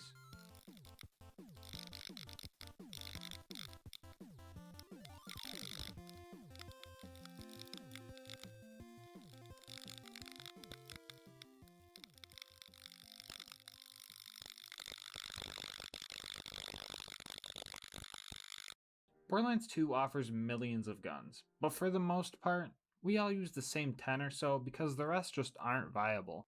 But where's the fun in that? Well, in my never-ending journey to prove the viability of low-tier weapons and gear, I have come across a challenge that almost broke me. Today we will be answering, can you beat Borderlands 2 with only the elephant gun? A quick rundown of the rules. We're playing on OP10, all Vault Hunters and all skills are allowed, and of course elephant gun only. As for the rest of the gear, I'll show it on screen. It's all pretty basic except for the class mod, and if you think the class mod is too OP, think again. According to my computer's really weird calculator, the class mod will be taking about 2/3 of my already small shield. Mix that with Squishy Boy Zero and his lack of health regen, and you get pretty much one-shotted the health gate every time. Alright, first thing I did when I started this run was put every point I could into the sniper tree. Usually there are a lot of low tier skills that don't help a lot much damage wise, but with the A- accuracy and awkward handling of this gun, I was going to need all the help I could get. Also, now's probably a good time to mention I made sure to put Jacob stocks on all my elephant guns. For the viewers that don't know, the Jacob stock will increase my recoil by a lot, making this challenge even harder. Right off the bat, I determined the strategy for using this gun would be to reload after each shot. This way, I get the one shot, one kill damage bonus every shot, and it's actually faster to shoot and reload than to just shoot again normally. Within the first minute, I already thought this challenge was impossible, but then I realized I just wasn't slagging anyone or throwing kunai. A running theme in this challenge is me trying to throw my kunai out and not getting a single slag kunai to proc. The elephant gun can definitely be used for mobbing, you just need to be good at the game. Which I wasn't, but I was determined. I hoped by the end of this run I would be a Counter-Strike pro. One-shotting enemies is easy as long as you can slag them in deception. Doing this also doesn't cause you to alert other enemies, which if you think about it, kinda makes Borderlands 2 a stealth game. So some enemies would be super easy, but sometimes the same type of enemy would be a real pain. Like this Ironclad Psycho took 6 bullets to the head and this one took 1? It really just depends on if they get slagged. We made it to our first boss, and we started to have a bad time. Boom's cannon ignores health gate as usual, and our sniper isn't accurate enough to actually snipe consistently, so we had to resort to other means. Between Boom and Boom, it was obvious we should take out Boom first, which I tried to do without cheesing, but he just wouldn't die. I managed to one-shot him right as he downed me though, so that was kind of annoying. Boom, on the other hand, was just super obnoxious. I tried climbing the tower behind him, but the psychos were just throwing tomahawks like it was a Black Ops 2 Sticks and Stones game. Boom also tried to launch me out of the arena, but I'm a Borderlands 2 genius, so his cheap strats weren't gonna work on me. I managed to snipe this rack and live to die another day. Or another 10 times until I realized I should change up my strategy. The new strat was to just keep running circles around him and landing crits when I could. This strat was used a lot during this run, so for future reference, I'll refer to it as tetherballing, so it sounds like I invented it. I finally knocked Boom out of his booster seat, and he died the same way Boom did. The path to Flint wasn't bad because a lot of the fights weren't mandatory, so I ran past a lot of enemies. My last Borderlands 2 challenge run didn't have this liberty, so I decided to milk the shit out of it. I was sure Flint was gonna end the run, because its mask blocks crits, and no crits equals no dead fire guy. What you're about to witness is the cheesiest boss fight you have ever seen. We're not talking about that good gate-crushing G cheddar. We're talking about that tricking Flint into thinking you're in melee range but you're actually not, then shooting him in the back of the head 46 times until he is diagnosed with death stinky cheese. The homie killed me 10 times, but what's funnier than that is the fact that I was able to get over 10 stacks of critical ascension on him with this piece of rifle. It was finally time to go to Sanctuary, but we got bullied by some Mongs along the way. Ah! No! I move for the kill. Oh, what the f***? Ah! No, bro! Ah! Driving a car was actually pretty refreshing considering my last challenge run, but almost dying to Door Guy was kind of embarrassing. 34 deaths in, we made it to Sanctuary. I decided to customize our character to make Zero look like an asshole that would hunt elephants. Or like he sells fried chicken. Yeah, definitely the second one. Frostburn Canyon is kind of like Sawtooth Cauldron in a way, because both of them trigger my flight response. I rarely want anything to do with these places and the people they house, so I went any percent mode and ran right through. 95% of this map was just fighting the psychos at the end. Lilith kept messing up my shots, so this took way longer than it should have. Anyway, long story short, everything was going fine until the big psycho showed up and took my life 10 times. Probably would have been fine, but Lilith decided to play hacky sack with them every time I had a shot lined up. After that, we had an easy task for once. You would think killing cars would be tough because you can't crit them, but Zero has Boar, so these things actually got decimated. I think my car destroying abilities got to my head though, because I decided to take on the local raid boss, the Caravan, but I quickly realized that I was still no match for him. Instead, we took on a more realistic challenge. Bad Ma. Nomads with shields in general are a pain, but they are extremely obnoxious if crits are your only means of damage. He killed me 5 times before I found a working strat to take him down, that strat being a mixture of tetherballing and playing Duck Duck Goose around this building. Dubert also helped us seal the deal by distracting Bad Ma so he could land a final crit. I was so appreciative of Dubert that I decided to let him live. The beginning of the Bloodshot Dam was going good. I was hitting all my shots and bandits were dying quick. I was starting to think that this gun wasn't so bad after all. It can hit really hard if you use it to break deception, and I was having a lot of fun with this gun. But this would be the last time I felt joy in this run. Actually, the last time I felt joy at all. For the life of me, I just couldn't kill Mad Mike. His launcher definitely had some rocket speed parts, cause when he shot, I just didn't have any time to react. He killed me like 7 times, but like most mini bosses that give me a hard time, I ended up one-shotting him. This is the part of the game where we get introduced to Roland, which is cool, but we also get introduced to loaders, which is bad. Also, did I mention you can't crit surveyors? Cause you can't. It's like really f***ing dumb. I died way too many times here, but I managed to get to the Warden. The fight went decently smooth because he has a big ol' stationary crit spot and Critical Ascension put in some work. But I was still very fed up with this part of the map, so I finished Warden off with a spiteful 360 no scope. Get it? Because there's no scope.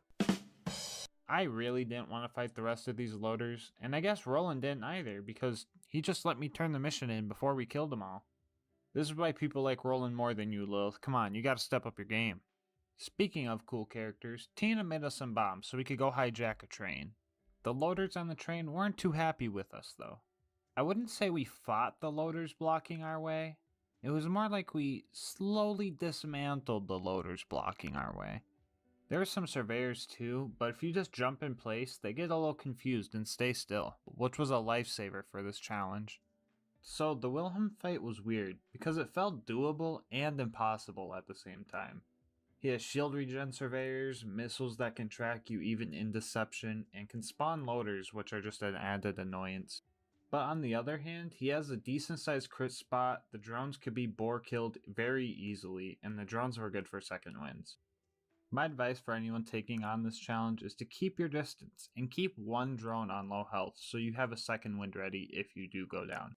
Also, if you want to try this challenge for yourself, I'll put a link to this save in the description. I'll throw in some of my past videos save files too. Anyway, the fight went a lot better than I anticipated, with only 3 casualties. Okay, maybe 4. The next part of the game can be summed up pretty quickly. Lilith made me go through the fridge. To be fair, I literally just ran right through it, but the game gets exponentially worse from here. Everything was going kinda fine until this angelic guard from hell popped up. And I'm no English teacher, but I'm pretty sure that's an oxymoron. Anyway, the loader alone was already obnoxious, but I also had to deal with the fucking Terramorphous wannabe heads with the undodgeable whip arm attack. My last bit of luck got me through this fight. It was distracted by some loaders and I was able to slag it long enough to kill him from a safe distance. Overlook went as expected. I got there, placed the beacon, befriended the wounded loaders, started putting them back together, met their mother, had an argument with their mother, committed mechanical genocide, and went home. Back at Sanctuary, our boy Michael gave us one last chance at playing the game like a normal human being. And boy, I wish I took his offer, because the preserve was hell. All the hardest enemies for the elephant gun to kill were here. Stalkers, loaders, skags, the f***ing bird! The loaders were the first obstacle. Apparently getting both of your arms shot off isn't considered a wound. I'm pretty sure all 5 of these loaders right here were missing at least one limb, but it just didn't register. So we just had to do it the old-fashioned way and just murder them all. Stalkers were really annoying because A, they're stalkers, and B, they're stalkers. I just feel like trying to land crits on them is so awkward because they move really quick and just turn fucking invisible. The ultimate loader was close to being a run ender. If I can't crit something, I pretty much have no damage. And once you shoot the arms off this guy, it no longer has crit spots. The only reason I was able to take it down is because it didn't have health regen like most normal mobs do. It took a while, but it was killable. Skags are probably the easiest of all the enemies here, but I got pretty unlucky with the rabid spawns. Okay.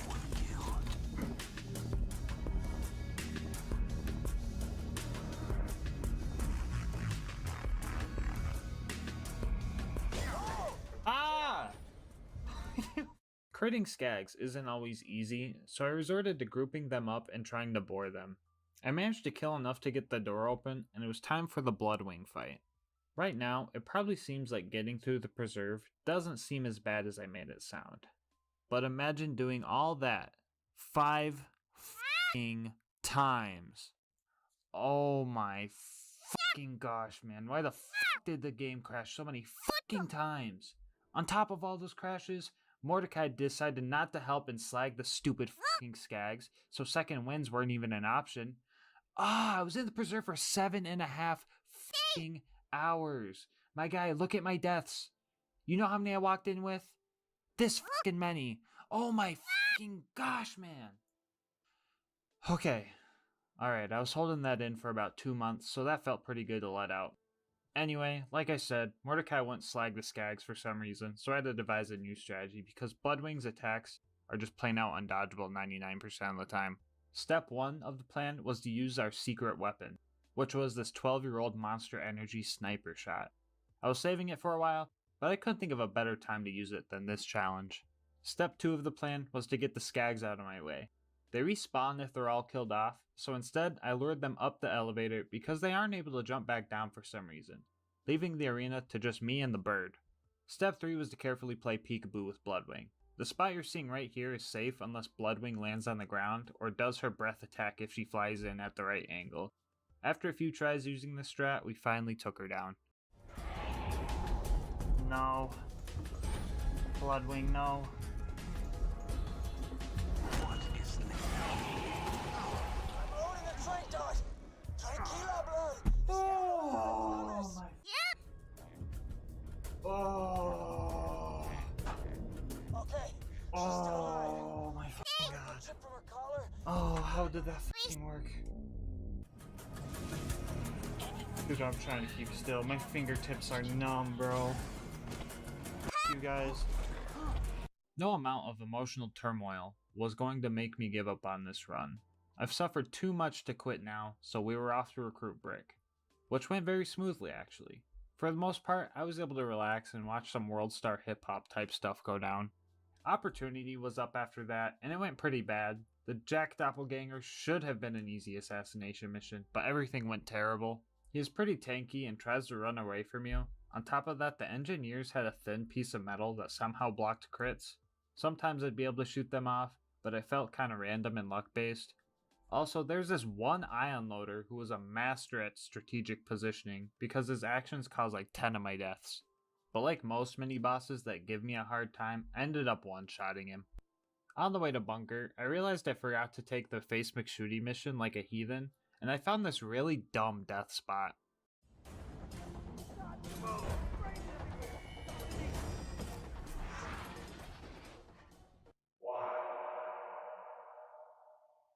The path to bunker was an uphill battle. I don't know where to start, but these guys were just plain out cheating. The combination of jet loaders, super surveyors, and constructors all made this task feel impossible.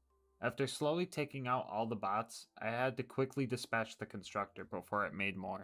The best way to do this was to use his defense turret as bore fodder. It was important that I did not slag the turret as to keep it alive so I could keep the extra bore damage while I stacked up critical ascension. Alright, before we talk about them, let's talk about this. And of course, let's not forget about this. Yeah, I fought those stupid f***ing bots again. I was a big idiot, didn't even see that the f***ing door was open, so I could've just ran past the whole time. But yeah, that took up another fraction of my life. Anyway, back to them. Long story short, baby turret's OP. If anything was going to end the run, it was going to be these heathens right here. Here's what makes these things so f***ing annoying. Number 1, no crisp spot. Number 2, their health regen is busted and my DPS wasn't even keeping up. And number 3, they're immune to most types of slag. These things can't be slagged with kunai or even take damage from my slag grenade. I tried to use a loader as bore fodder, but that just wasn't working. I also tried grenade jumping past them, but they were required kills to progress, so we were gonna have to do some cringe type stuff. I really don't like using shields, grenades, or relics that have gimmicks, but I had to pull out a grenade that could slag with these miniature raid bosses. A simple transfusion grenade did the trick, and after 3 hours of trying, they finally died.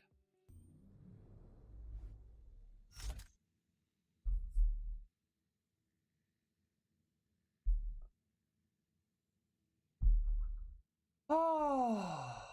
Alright, this place wasn't as bad as the preserve, but I did rack up like 80 deaths just trying to get to the friggin' bunker. Anyway, the super toaster on top of the mountain wasn't bad, it was mostly just this ultimate loader that was making the fight hard. But the critical ascension makes quick work of constructors, so nothing too painful. Speaking of pain, it was time to see if the elephant gun could snipe Face McShooty. The main issue wasn't the lack of scope, but more a lack of natural accuracy. Even with the accuracy boost from my skills, it still took about 15 shots before I landed the crit. Nonetheless, the elephant gun can snipe Face McShooty, so it will go on the top rank of the tier list. I knew the bunker fight was going to be tough. Yeah, the big turrets had crisp spots, so that was in my favor. But was I going to have enough firepower to take on the... Oh yeah. Find it really funny that all those big turrets and the big defense spot were like super easy to take out, and then you have ion loaders who won't even let you in their bubble if you're down? Like for real though, whose idea was it to make it so you just start climbing the bubble? Who? Please, someone please tell me. On top of those fuckers, we also had more invincible baby turrets, but now they had undodgeable laser beams, which sadly means I had to bust out the cringe grenade again, which made me feel like a cheater even though I wasn't cheating. We managed to make it out alive with a little over 400 deaths on the board, and I practically dodged a bullet because my game crashed as soon as I made it back to Sanctuary. TBH, I wasn't hating the idea of going to Sawtooth Cauldron. After all, I've been fighting robots who resist normal bullets for the longest time, and squishy bandits seem to be a lot easier to handle. The ambush commanders weren't bad either because their heads are pretty big and deception can distract them pretty easily. I did get pooped on by mortar though. The buzzards probably would have went perfectly if it wasn't for this goon, but I think he tried to fight a buzzard and just flew away anyway, so he wasn't an issue for long. You could get through this next part of the game pretty quick usually. I don't think there is a single mandatory kill in all of the Arid Nexus, which is a good thing because our boy Saturn can't be slagged and doesn't have a crit spot. But even with running right past everyone, I managed to die right before picking up the info we needed. The final mission was upon us, and I was ready to end this. But the game would not make it so easy though. Taking out loaders with Claptrap was fine, but the combo of super surveyors took forever to kill.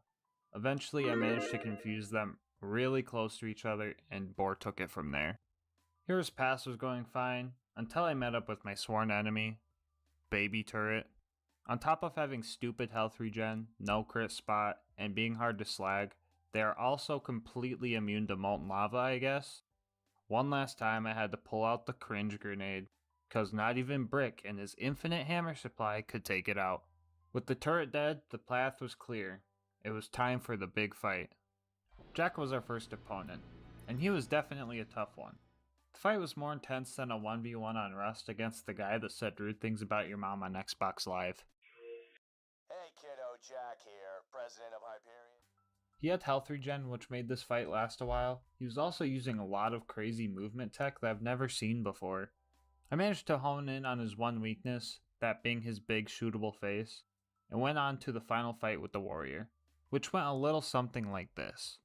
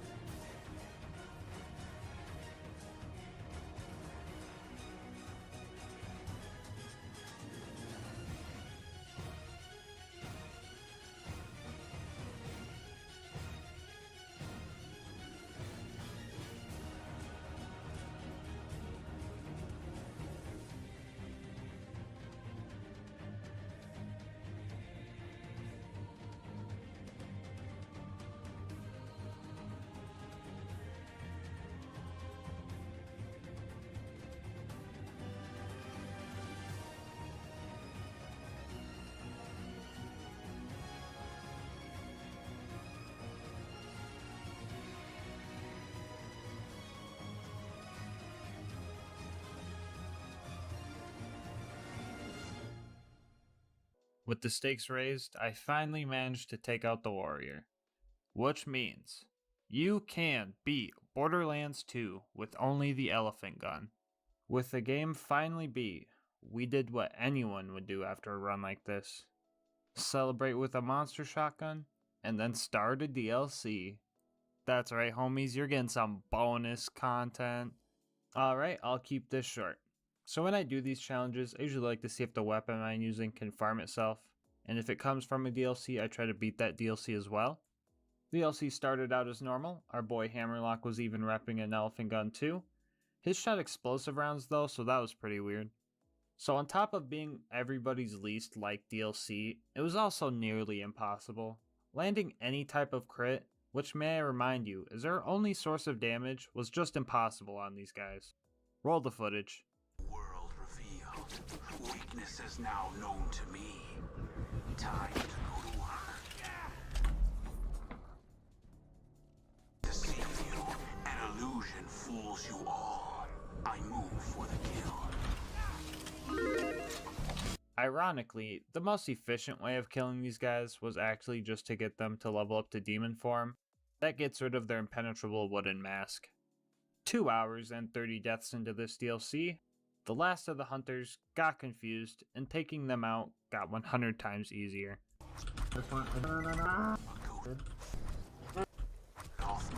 Boat working out. Egg. Okay, let's go.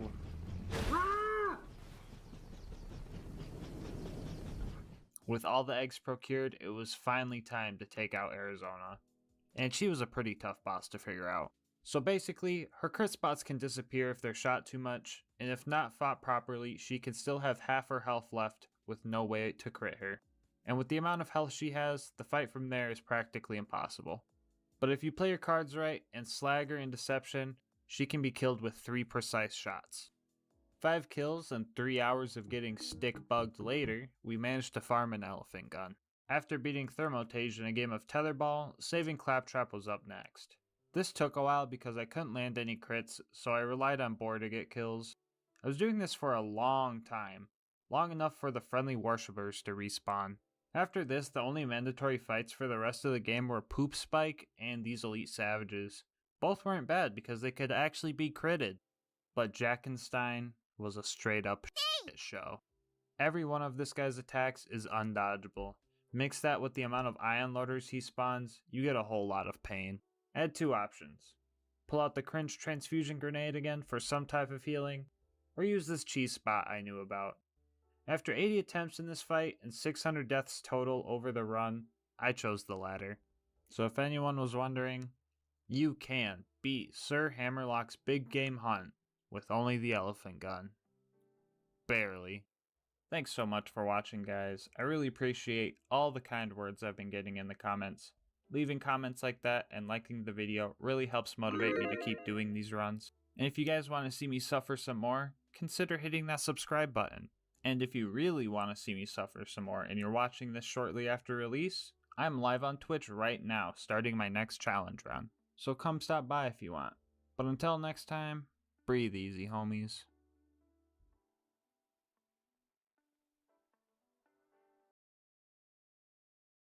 Today's video is sponsored by Instant Gaming. More on how you can save money on the games you love later in the video. The date was April 2nd, 2013, and Gearbox just released the patch that would drive the Evil Smasher into an early grave, never to be taken seriously again. 10 years have passed since then, and archaeologists have rediscovered the remains of this once powerful weapon, and instead of letting it rot away in some museum, they gave it to me, because the world needs to know. Can you beat Borderlands 2 with only the Evil Smasher?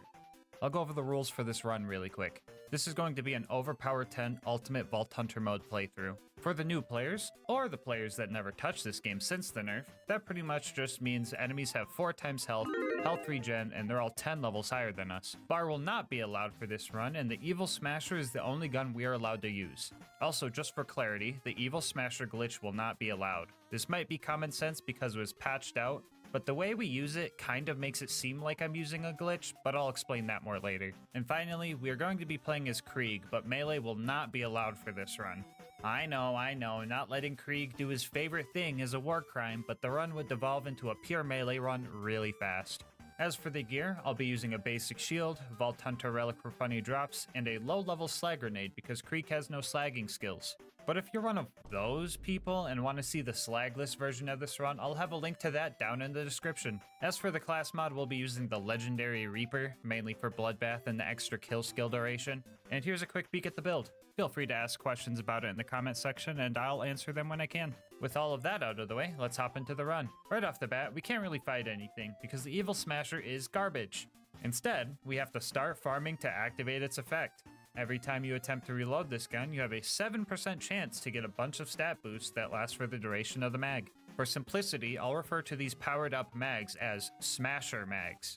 So yeah, you kinda see what I mean when I say this looks like I'm doing a glitch. All I'm doing is canceling a reload animation by swapping weapons and then trying again. Anyway, after we see this explosion in front of us or hearing the activation sound, we have 26 rounds to fight with, which lets us kill about 2 bad guys, assuming they're slagged, before we have to run off and try to get the 7% again.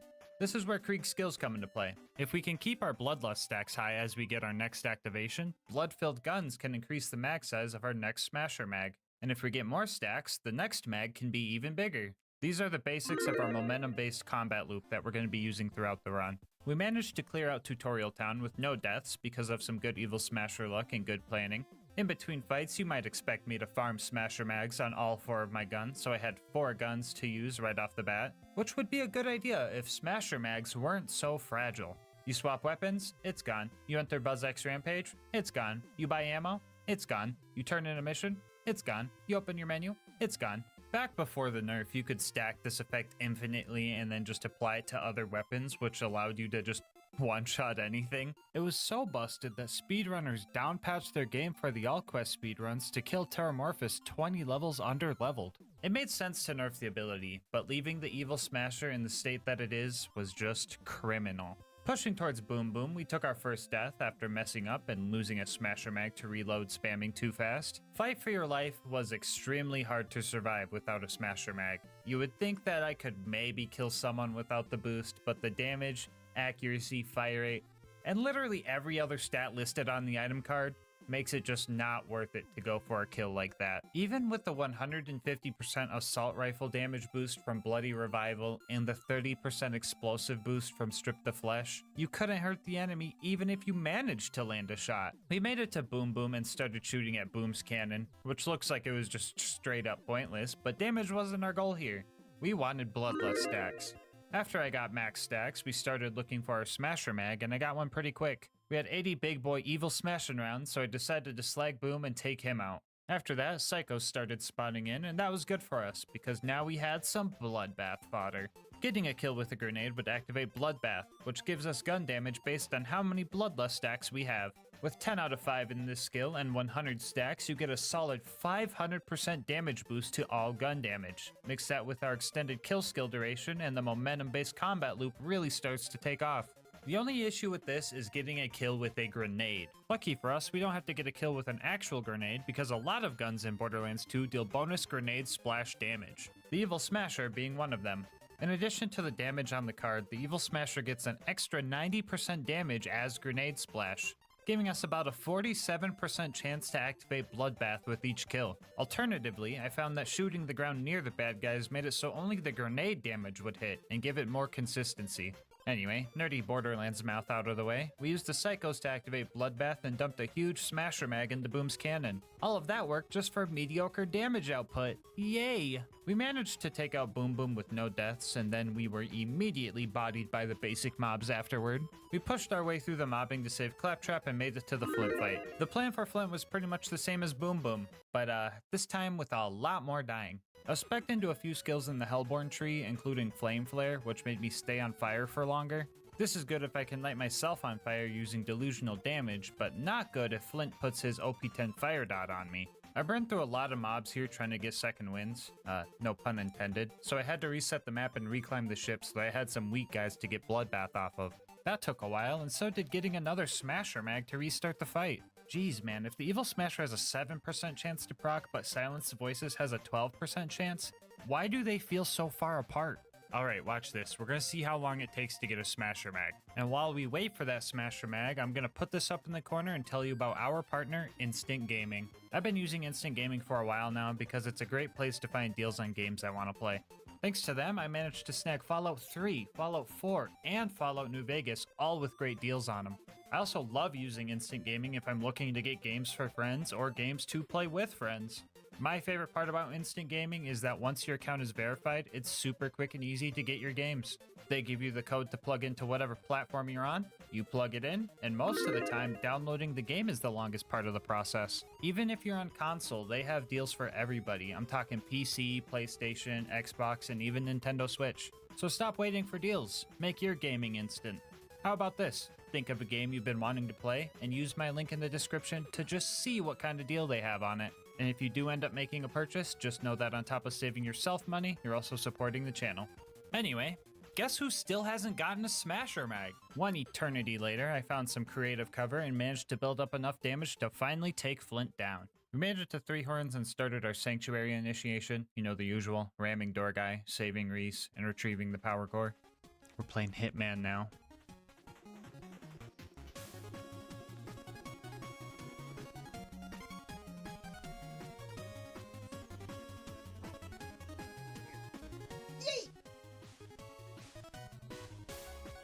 Put the stinky on him.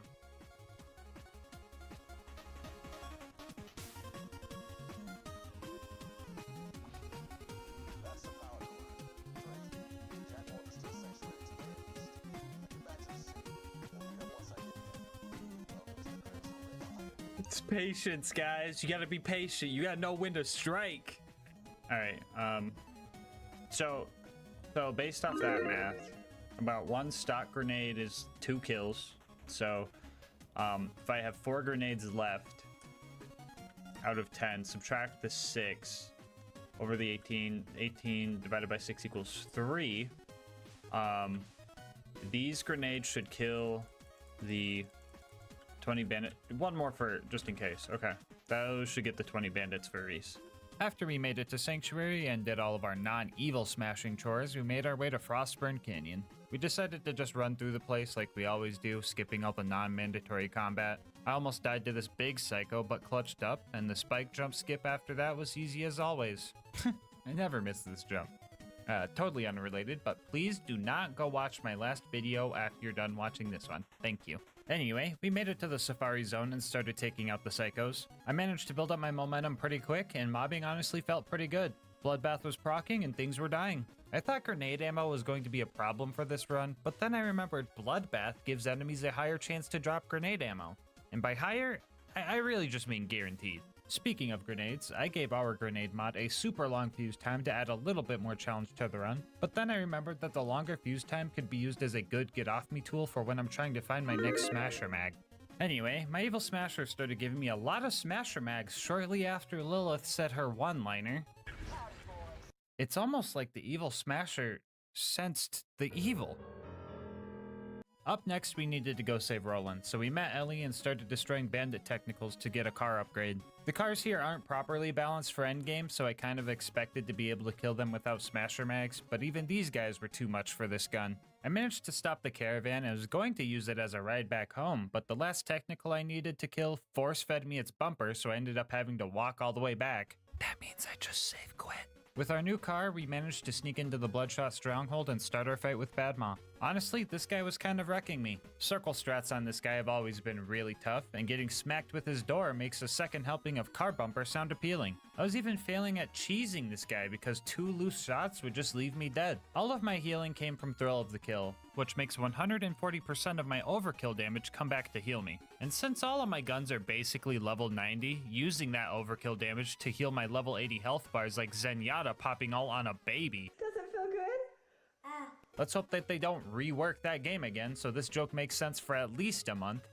Anyway, my point is, I had no way of healing if this was going to be a one-on-one fight. So after dying like 8 times, I save quit and used all his goons to build up momentum. As long as I could get kills fast enough, I could keep healing, and I managed to finally take Badmaw down.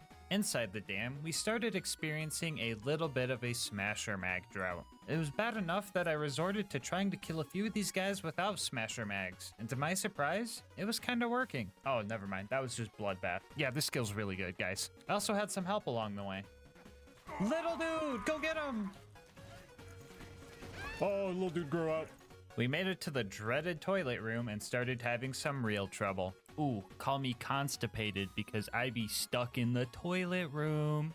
Note to self, delete that last recording. Okay, there we go.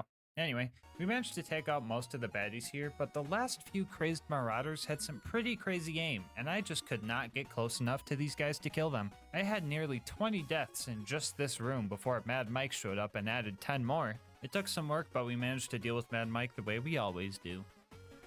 Mad Mike, get over here. Jump over here, dude. Do it. Let's go! Bye, Mike. Anyway, we managed to find Roland and started chasing after the toaster that kidnapped him. That wasn't the only robot giving me trouble, though. Oh my god, really? Every surveyor in the fucking world came to fucking power this dude up. Alright, I'll be real with you guys. I was 100% ready to go to the gulag. Constructors have a huge 90% damage resistance to grenade splash, which was pretty much half of our damage we dealt. Not to mention that this thing can't be slagged. Nonetheless, I decided to give it my all. I used a loader nearby to pre-stack and start the fight strong. And I played like I could win. Because I could win.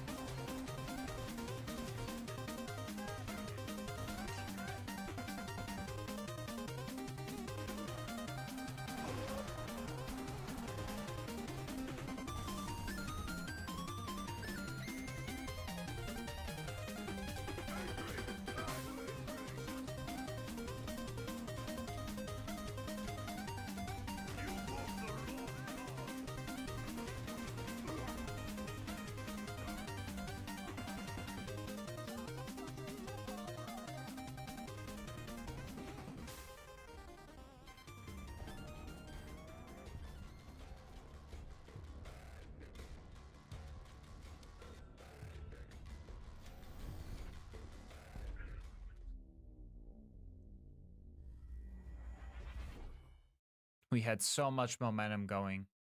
We actually had a chance. And we were so close. I had an entire bleed out timer to get one more Smasher mag. But the fragility of this build finally came into play. This sliver of health bar led us all the way to the Hyperion Friendship Gulag, where we had to fight the Warden for another hour. And the fight gets harder here, because there are just bad guys everywhere, and now the Warden can just call in moonshot reinforcements that I can't do anything about. My only real hope for this fight was to kill off any of the moonshot loaders and then start taking the arms off the gun loaders that the Warden specifically spawned. From my experience, toasters have a limit to how many bots they can have on the field at once, so having all 3 of them unable to attack me gave me a chance to fight the Warden semi-one-on-one. I really shouldn't have been here for an hour, but the Warden just would not stop spawning angelic guards, big loaders, and oh my goodness, so many exploders. That's fun. Okay.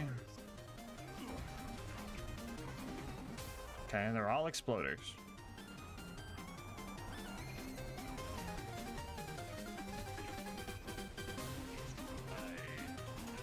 Alright. Fuck the exploders, whatever. Anyway, we eventually took the Warden down and saved Roland. After that, we headed towards Tundra Express to burn some bugs, meet Mordo, meet Tina, and blow up a train. There isn't any mandatory combat here, so not much to mention. I did find out that ladders can destroy Smasher mags, which really just says something about society. Wilhelm was up next, and I just killed him. Like, first try even. All I had to do was keep my distance and kill off the loaders quickly so they didn't kill me. You can dodge all of Wilhelm's attacks pretty easily, so I just shot the bad guy until he was dead. Easiest Wilhelm I've ever had. Not sure why the Destroyer of New Haven was easier than Warden, but I won't complain. First try Wilhelm? What the f? Why is a toaster stronger than Wilhelm? Like, try to imagine if like Wilhelm was like easy on purpose, right? And the power core we got was actually like a trap causing sanctuary shields to go down. And then like Lilith does something like crazy, like phase locks the town so everybody doesn't die of mortars. But she also like kicks us out for some random reason. That would just be wild. Oh. We made it to the fridge and ran through that joint. I died a few more times than usual because rats have the most sporadic and goofy movement I've ever seen in a carbon-based life form. I hate rats! What the? Oh! I mean, even Mr. Noodle moves like a normal person, and he's a giant space whale squid. Anyway, even with Slag and Bloodbath, this guy was pretty tanky. I had the loaders helping me out a little bit, but I just had to keep running around this building to avoid being wall-upped until I could get the beacon. We made it to Overlook and started protecting the beacon. Mobbing was where the evil Smasher in our build thrived, and this part of the game really let that shine. This was the first part of the run where the Hellborn skills we spec'd into really started to come into play. Using Fuel the Fire and Delusional Damage, my Slag grenades had a chance to light me on fire, giving me some more stat boosts. Being on fire would give me 50% damage reduction from Numb Nerves and an extra 50% gun damage from Pain is Power. No idea if the damage reduction did anything for me, but I took it anyway. Being on fire would also trigger Raving Retribution, which would send homing fireballs at any enemies that would try and damage me, potentially lighting them on fire. And that fire damage over time would then chain into Elemental Elation. With every stack of this, it gives me more mag size and fire rate, and you know we love that mag size. Slagging the huge groups of loaders being moonshot in really helped build up the secondary set of momentum, and everything was going great. I was getting second wins, I could kill the loaders pretty quickly. The only issue was that they could kill me pretty quickly too, making instant bleedouts my true enemy here. But I mean, it's just a few loaders, so there's not really anything really to worry. Oh, come on! Yeah, Jack really threw a toaster into my bloodbath, if you know what I'm saying. And you know what? I'm just really sick of getting bodied by household objects. For example, this clip of me dying because of a fucking stair. Oh, I can't climb up the stairs, dude!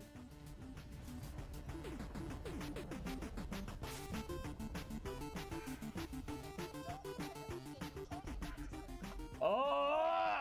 Yeah, after that, I just let the beacon become invincible, and I just started messing around, honestly.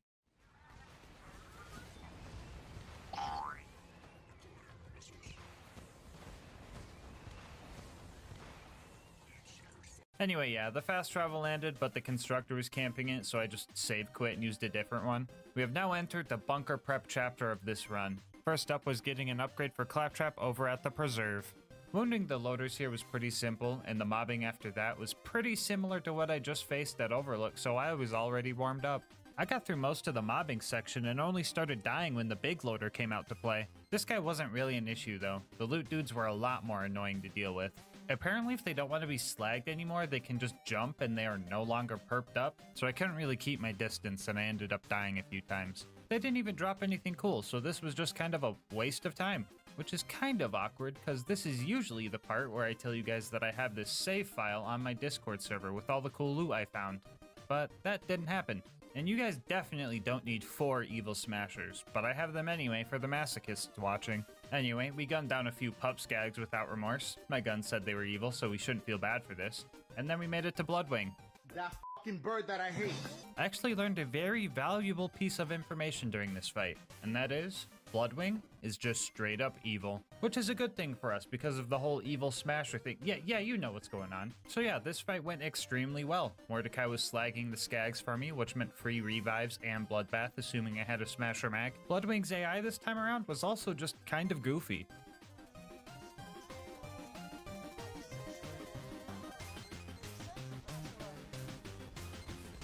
This game is so cursed. I don't even know what to say anymore. Anyway, Bloodwing took less than 5 minutes, and the whole preserve took less than an hour. You know, when I went into this challenge, I really thought this area was going to be tough. Oh well, I guess Bloodwing is just weak to explosive damage. Ooh, that's 10 to 5, double digits. Let's go, baby. Up next on our to-do list was recruiting Brick and his air support. The evil here felt a lot more scarce. In a desperate attempt to distract the bandits, I tried to knock a Goliath's helmet off with a non-smasher mag and couldn't even do that properly. We started our initiation and got some of the Goliaths angry so they could deal with all of the non-evil bad guys in there.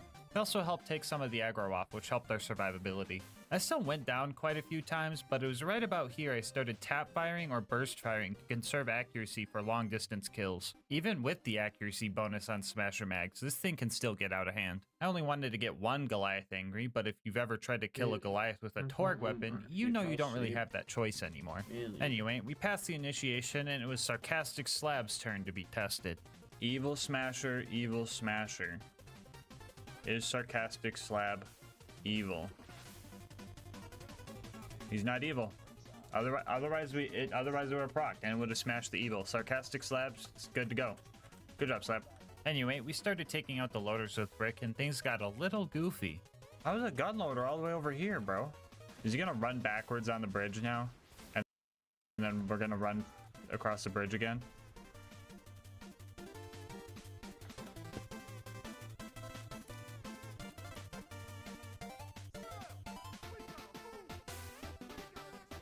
Why do I know this game so well? After all of that, we joined Brick's gang, Brick joined our gang, and the last thing we needed was for you to join the Gasmask gang. If you made it this far into the video, odds are you're enjoying the content, so you might as well sub and stick around for a while. You could always change your mind later. The last thing we needed for the big bunker raid was to go steal Jack's voice, so we went to Opportunity and found one of his doppelgangers. I found a decent strategy where I would try to land on his head as the 19 other enemies I ran past to get here downed me. That way I could just spam crits into his head. One Smasher Mag wasn't going to be enough though. The first try I was super close to getting the kill but accidentally fell off. The second time around I had no luck and couldn't get a second Smasher Mag. And on the third try, an ion loader shot me in the face with one of its shock lasers, making it look like I had the explosion effect of a Smasher Mag, tricking me into wasting time and reloading into nothing. I have never had my metaphorical ankles broken this hard before. After I tried that a few more times, I created a new strat. This time I did the exact same thing but had it work. That way I didn't fail. The rest of this place was just running through, pressing buttons, and getting second wins when I needed. So we got Jack's voice and got out of there. Up next was the bunker raid, and surprising nobody, the toaster on the way up gave me some issues. Now that's on some bullshit.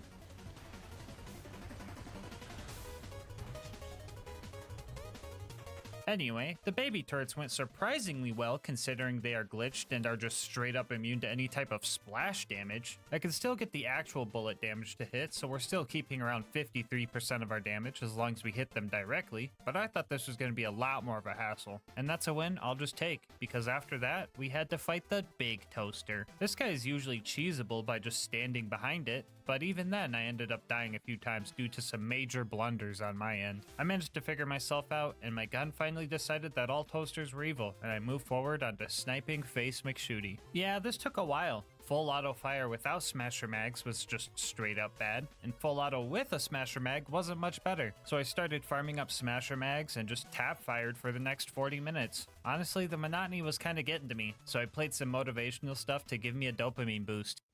We want to thank you for all your hard work.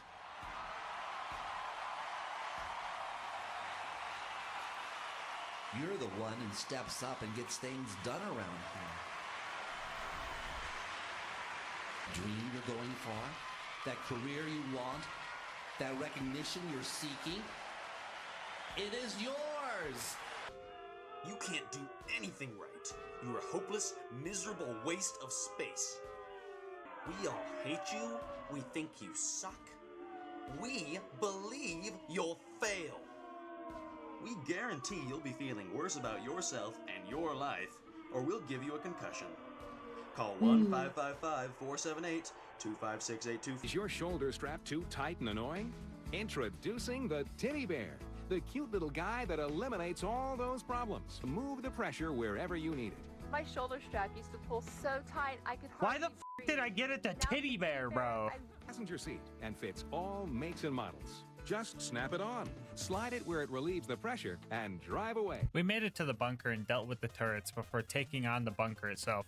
I had a lot of stuff going for me on this fight. Plenty of cover, big large bad guy that's easy to hit and stack on, and weak auto turrets that could activate our whole fire setup to get 20 elemental elation stacks. It was here I found my maximum mag size of 117, and I felt powerful. Sure, the bunker was pretty tanky and I had a long fight ahead of me, but I was feeling good. Maybe a little too good though, because I ended up letting my guard down. Turns out, the bunker wasn't the only enemy in the sky I had to worry about. 15 minutes into our first attempt, one of my favorite enemies, the jet loader, unleashed this long shot grenade throw. I had no time to react to it, and blam, the slag bomb set me up for death.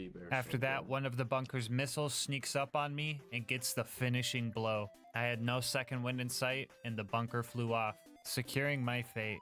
I just couldn't get my momentum back for the next two attempts. I would get about halfway before one tiny mistake set me back to square one. And on attempt number 4, the bunker decided to play dirty.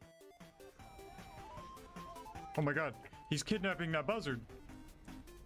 No, my ammo! After one more close call, we managed to take the bunker down and made our descent into Angel Core. Honestly, this place went great. Roland showed up and he came with his own Torg assault rifle representing the Evil Smasher squad. And when Lilith showed up, the Evil Smasher detected a disturbance and I was getting Smasher mags left and right. It wasn't too long before we secured the vault key. Whoa. What's wrong, Evil Smasher? You sensed something? No, don't worry, that's just Lilith. She can't... No! Jack killed Roland, kidnapped Lilith, and the entire bunker raid was in vain. We now had to find Jack in the vault before he had a chance to take the warrior for himself. Our first stop was Sawtooth Cauldron to steal some explosives, and the ambush commanders here were giving me a rough time. It was quickly apparent that we were going to need to have some existing momentum going in order to take these guys down, which is kind of a hard thing to do when you're getting curb stomped as soon as you spawn into the death cubby. My only hope was to abuse the 3.6 fuse time on my grenades to keep the bad guys back and just pray that I could get a smasher mag before they could get to me. Even with momentum, I would get absolutely slaughtered, and every kill was a second wind. Now, normally when you're in Fight for Your Life, your kill skills get canceled out. The cool thing about Krieg, though, is that he has 3 kill skills in his Bloodlust tree that don't get canceled out while in Fight for Your Life. I call these the Bloodlust trio, but I hear them more commonly called the fake kill skills. Anyway, Bloodbath is one of these skills. If we stack that with the Bloody Revival bonus and the Strip the Flesh bonus we talked about earlier, you can actually get second wins without a Smasher Mag. Well, assuming they're slagged, you already have high stacks, and you're within spoon feeding distance of them, of course. After a few attempts with some questionable tactics, we managed to take out the Ambush Commanders, Blast Boombringer, Merc Mortar, and rode the elevator up to the Buzzard's Nest. Fighting the Buzzards up here was kind of annoying. Trying to match up timings with Smasher Mags, high Bloodlust stacks, and Buzzard flight patterns, all while not dying, was no simple task. It was all pretty RNG dependent, and before you say, oh no shit Sherlock, that's been the whole run, it's the evil Smasher, that wasn't the issue. Getting the Buzzards slagged was very inconsistent. I pretty much needed to slag them with the initial explosion of a grenade or the first or second bullet the Betty shot out, because after that, they would just fall out of the sky. Now this might not sound that bad, but for reference, I had 12 grenade sticks in a row fail to make the evil metal pigeons purple. I didn't even need momentum to kill these things. A basic Smasher Mag and slag was enough to take out 2 Buzzards, but I was still here for nearly an hour praying for slag. But after a few dozen elevator rides, we took them down and made it to the boneyard. The main scary part of this place is Pumping Station 2. I managed to crank all the valves in there, but the loaders had me on the edge of death. They absolutely thrashed my bleed out timer, and I had a close call on the way out of there. The rest of the boneyard went as expected, and we made it to the Badlands. Oh great, just a bunch of ugly, rusty old junk loaders to deal with here. That's a piece of cake. Welcome to the gang. Bye bye, bye bye.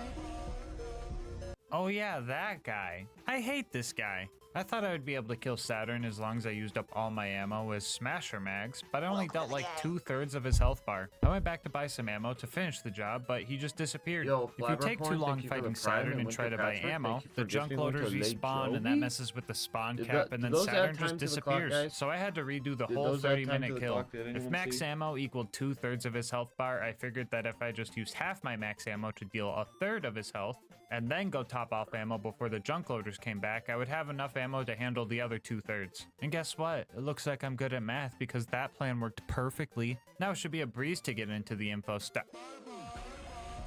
Yeah, nah, fuck that. I've had enough toaster trouble this run. I ran past that thing. Anyway, we grabbed the data from the info stockade, fought off all the loaders at the claptrap door, speed ran through Heroes Pass, and then found Jack. And let me tell you, this fight was the worst one Did yet. I really name Can you beat Okay, editor, you might be overdoing the looks maxing jokes. It's time to get serious. Go look for the dramatic black bars.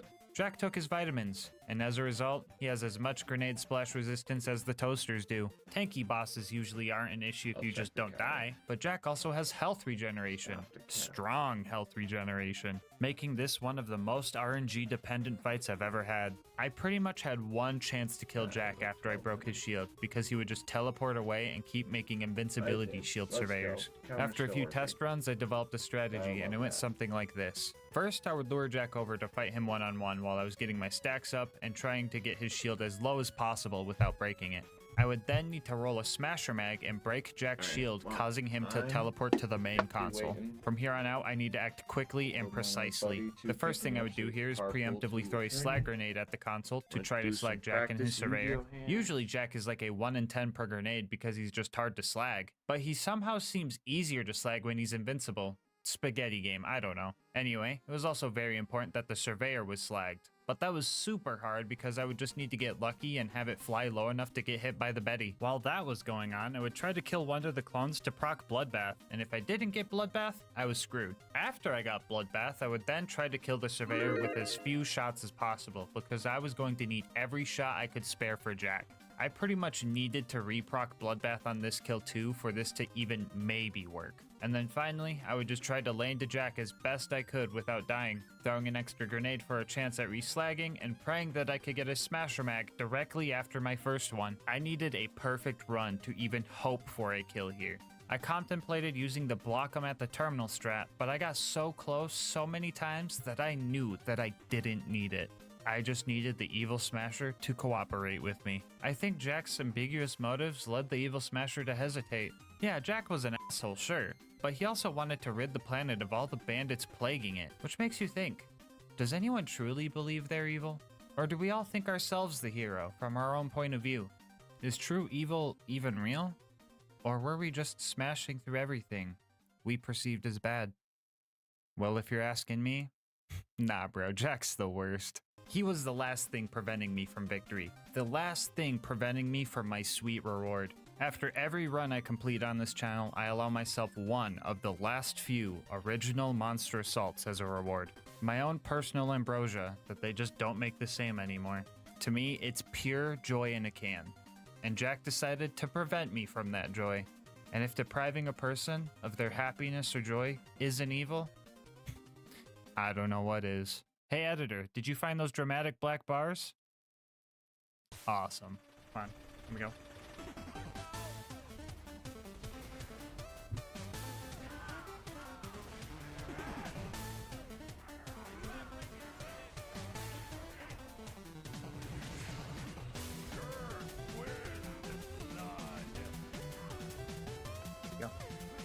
Where'd he go? Where'd he go? He's over there. Okay. Good. Give me bloodbath off of this. I don't know where that nade went, but sure. 5 gifted. What the hell? Where's the surveyor, dude? What the hell? Thank you, Floppercorn. Appreciate you, honey.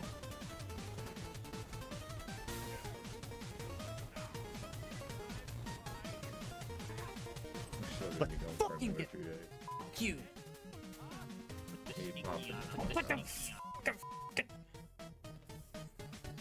Oh, let's fucking go. After Alright, 3.5 hours, Jack was finally defeated and the warrior was summoned. This guy's pretty easy to avoid and therefore just took some time to kill. Honestly, Jack was the true final boss of this run and the warrior was more of just a victory lap. So I spent our final moments of this run chanting our theme. At the Yu-Gi-Oh! I think this is the today, final mag. Lucas and Queen Knight Let me smash are going to that be taking evil. the stream hostage. Evil needs to be smashed. I don't know what they're Let me going to do smash today, that evil. but I need you guys Don't to go shoot behave the for rack. them. Let me smash that Don't stress evil. them out too much. Evil needs to be smashed. Let me smash Be that nice. evil. Evil needs to be smashed. And Not today. Not today. You know, maybe Jack wasn't so bad after all. I wonder if this monster would have tasted as good if the fight was easier. Maybe he intentionally put me through that hardship to make my victory all the more greater. gotta What get do you closer think, to Evil that Smasher? PO box, man.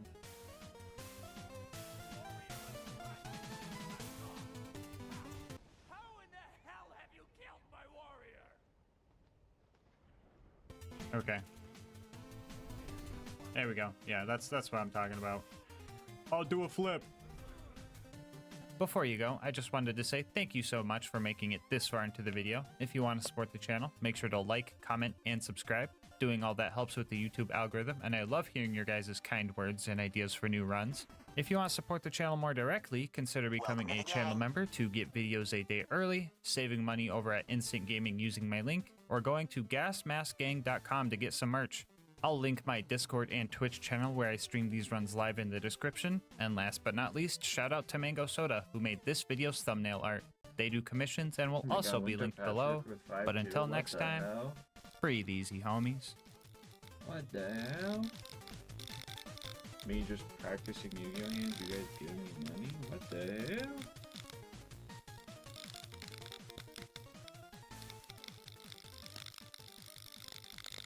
What the hell? Alright, so if you clicked on this video, you might be hoping I'm going to be running around the Borderlands as some crazy tentacle monster, like something you'd see in a COD Zombies map maybe. But sadly, Borderlands modding just isn't that good yet. So today we'll be trying our best to cosplay as everyone's favorite giant space whale squid and ask ourselves, can you beat Borderlands 2 as Terramorphous? It should be common knowledge that all you need to cosplay as someone, or something in this case, is their hide, blood, teeth, and breath. Hello, If you don't know Pluto. what How's it these do, going? I'll show you real quick. The Breath of Terra is a neat fire grenade mod that makes tiny volcanoes under the feet of the bad guys. The Teeth of Terra is a shotgun that shoots bullets in a biting pattern and does a little bit of grenade splash at the end. The Hide of Terra is a Roid/Nova/Spike combo shield, usually regarded as the best Roid shield in the game, but I went to the absolute lowest Roid damage so the challenge wasn't too easy. And then there's the Blood. which is kinda... yeah, it's kinda bad. Then in our class mod slot, we're gonna be using the Slayer of Terramorphous Calm to keep it thematic. I will quickly go through the rules. We will be playing on Overpower 10 UVHM, which is just the hardest difficulty, and all the enemies are 10 levels higher than us. No bar allowed, and Terra gear only, of course. As a bonus rule, to make it a little more challenging, I have to full spec into every skill that the Terracom boosts. This might not sound bad, but I'll show you why this is a mistake in a moment. I would show you the build, but it probably changed a few dozen times during the run, but I pretty much switched between You fire big build chiller. and boss Let's go. build depending on the situation. With that out of the way, let's get to the run. So we hop in and near immediately get our first death out of the way, which brings me to masochistic fact number 1. I'm playing UVHM without slag. Anyone who has played Ultimate Vault Hunter mode knows that slag is practically necessary for this difficulty. Like, you can play without slag, just like you can wipe your butt with a sock. It works, but you probably need a counselor if that's what you're doing. Anyway, all of Terra's gear is locked to fire element, and Creek has no slagging skills, so yeah, this run is going to be painful. All the enemies in the beginning were flesh, which is good for all the fire damage stuff I got. I just needed to refine my playstyle and learn how to use this goofy shotgun. The Teeth of Terra works best when the biting animation completes and does a little bit of explosive damage, which is boosted by Strip the Flesh, which we have 9 out of 5 in, which is great. But please, can we get my boy Terra a dentist? Because mans has a 2-foot gap in between each tooth, making it so only 2 pellets hit per shot. This somehow still did more damage than point blank shots though, so that's cool I guess. Just kinda wish they'd all converge on one spot, might actually make this gun pretty good. Anyway, it took me a while to find that sweet spot where I would get the boosted damage. It was always way farther away than I thought, but I figured it out eventually. On the bright side, the Breath of Terra actually does decent damage on flesh-based baddies, and we're spec'd into Elemental Empathy, so a lot of fire damage goes to healing us. Like many Krieg builds, everything started dying as soon as I got the momentum going. The rest of Larisburg went great, except for when Hammerlock showed up. For some reason, I started getting violent urges to rip his other 2 limbs off.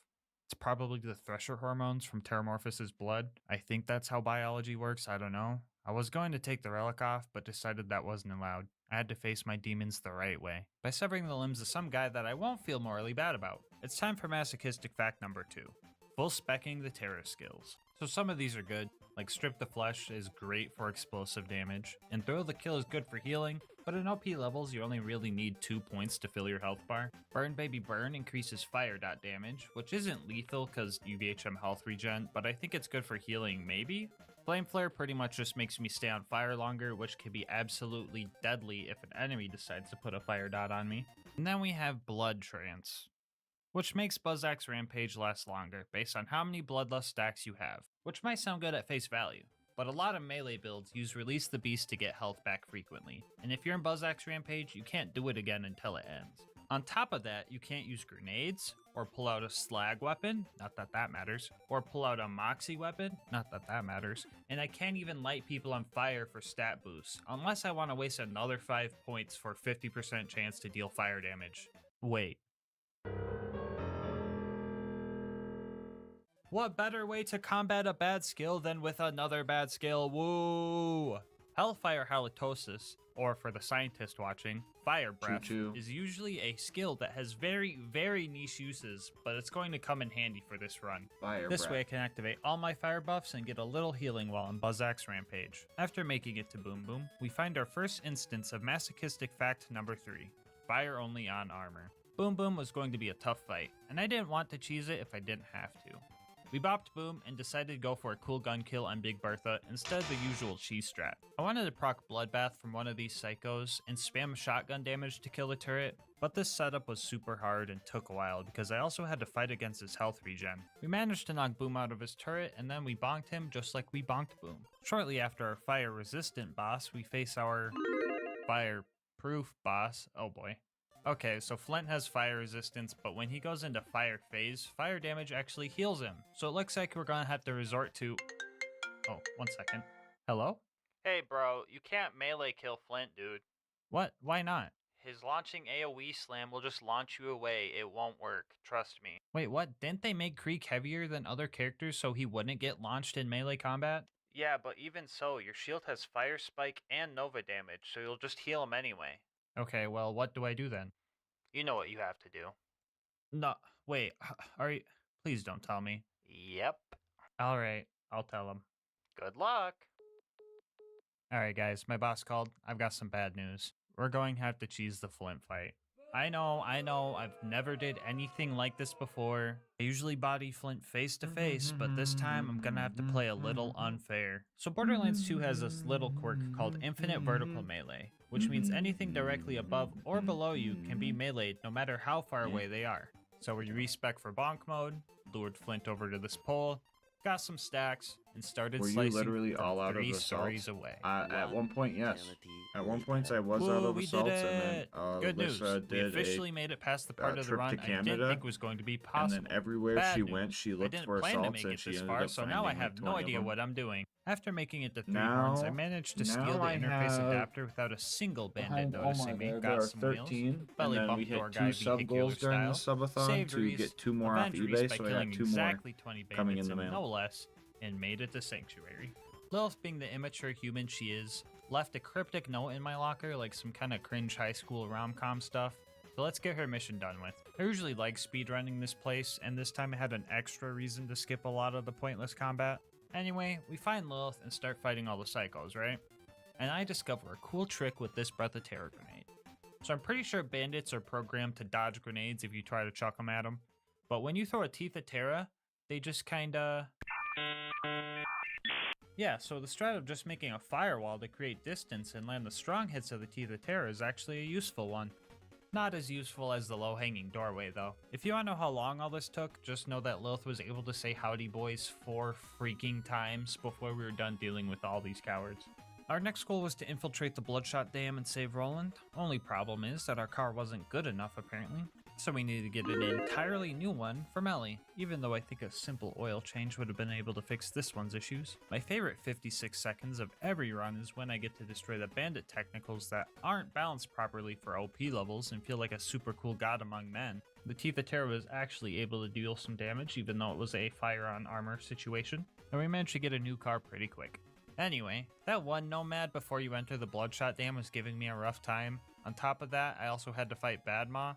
Fire being good on flesh and Badmaw being a big target sounds like a benefit, but for some reason I felt like I was just throwing teeth at a giant metal door. This was also where the super long buzz extraction really started to melt my Can I brain. sacrifice myself to the RNG gods for a Yu-Gi-Oh About tournament? an Yeah, hour that of works. all that, I finally managed to take him down. So I run into the Bloodshot Stronghold, that and does everything was work. terrible. That We had does ironclad work, yeah. psychos up the wazoo, so I decided to respec for a bit more fire damage to keep my healing up. This time, everything went great, right up to the dreaded toilet room, where things started to go absolutely fantastic. And that's not me being sarcastic. I actually managed to get some great momentum going.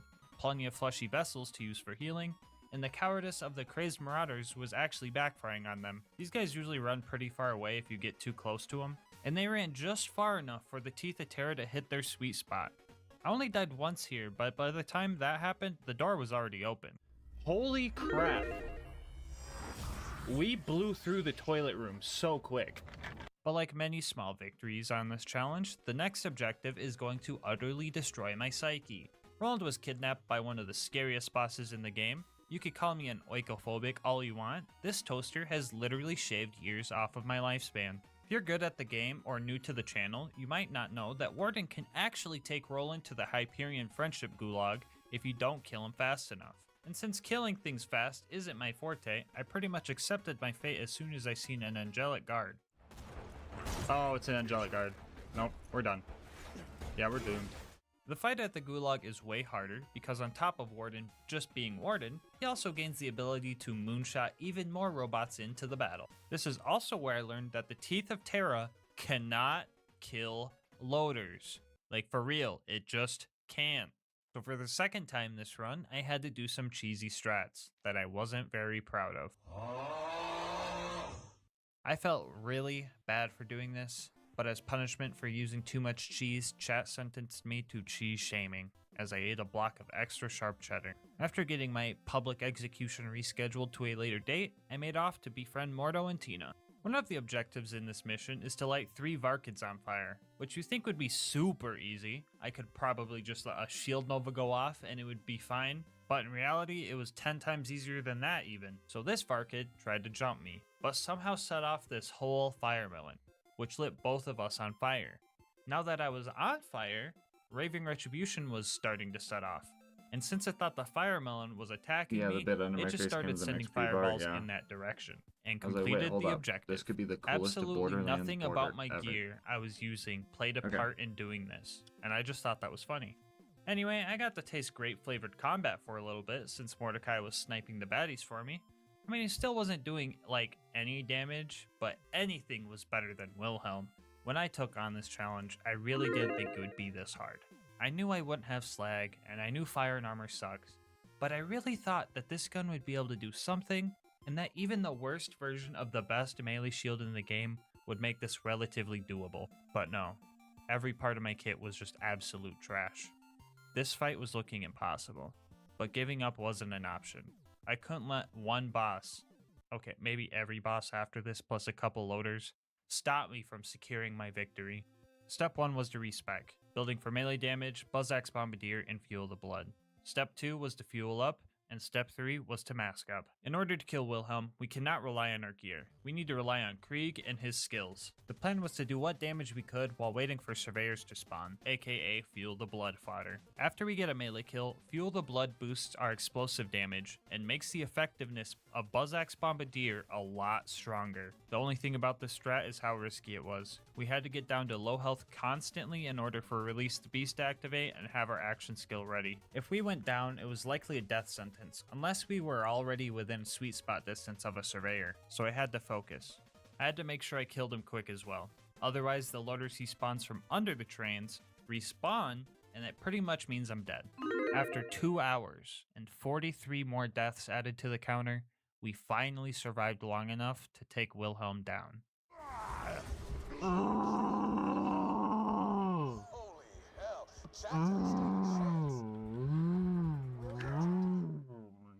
I was pretty drained after that fight, so I decided to take it slow on this sanctuary visit and really enjoy my relaxation time. But then Lilith was all like, "No rest for the wicked," and totally ruined it.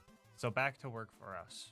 Our next goal was to fight the Gluttonous Thresher, and since I'm Terramorphous, the strongest Thresher known to man, I obviously won the fight. And by I mean the loaders that spawned in while I found a corner to hide in.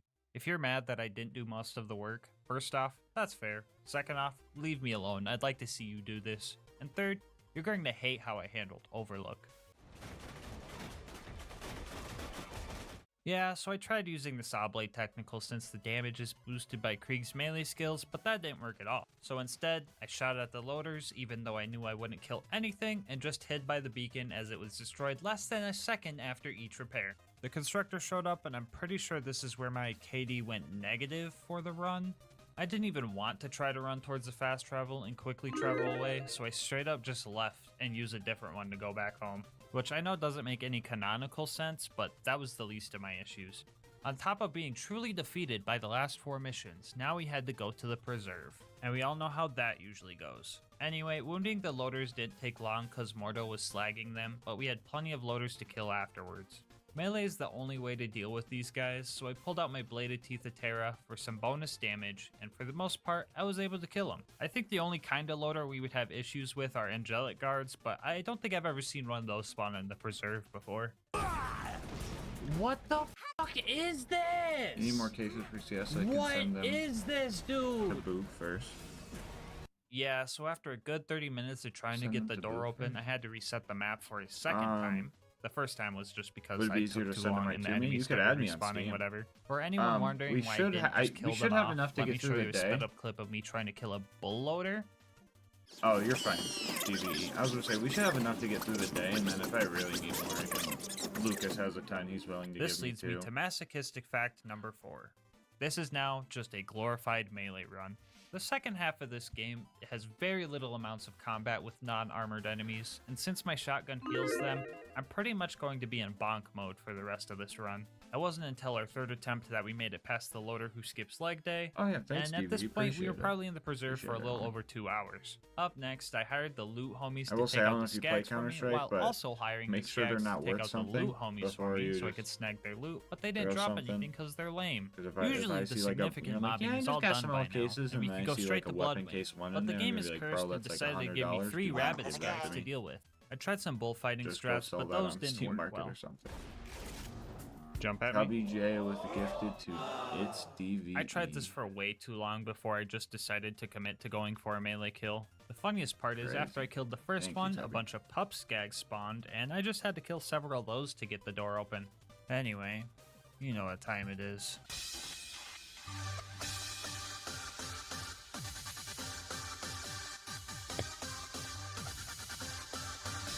Ooh, this hand is gonna make me poop. Returning viewers will know about Bloodwing hair baloney. You know, like the undodgeable attacks, elemental resistances, and this time around our attacks can't even hit her unless she's pretty much landed. So we were going to have to change up our strats. And by change up our strat, I mean do the same thing we did for Wilhelm. Skags periodically spawn during this fight, and Mordecai knows how UVHM works, so he was being a homie and slagging them to set up for melee kills. Again, with Fuel the Blood, my explosive damage was You leave in boosted. 20 I don't know if I about. just don't hear people talking about the skill combo often, but it's stupid buddy good, should be even here in without about class 20 mods minutes, that yeah. boost this skill. It's stupid good enough that using this strat, I took down Bloodwing first freaking try. Take that, Bloodwing. I'm back in the frickin' lead. Even Mordecai wants to party. Vault Hunter, get down. Your gamer subs arrives today. It's out for delivery. Let's So go. glad Mordecai is changing his mind about the whole. Oh, you guys seen it? Okay, maybe not. Anyway, our next homie to recruit was Brick. The initiation was fine because of fleshy enemies and Godliaths doing most of the work. We even killed Sarcastic Slab in the most metal way I will possible. most definitely attempt to have fun at the Yu-Gi-Oh tournament. The loader combat afterwards I mean, I went pretty should, decent too, since realistically. Brick was helping. Even looked like Brick watched my last video and learned some new combat techniques, so you know I had to hype him up. Brick. I put the stinky on him. Speaking of other videos, if you're new here and made it this far into the video, odds are you're enjoying it, so you might as well sub and hit the bell to know when new vids get uploaded. Because masochistic fact number 5 is that I go through all this suffering and a majority of you guys still aren't subbed. Joining the Gasmask gang is one click away.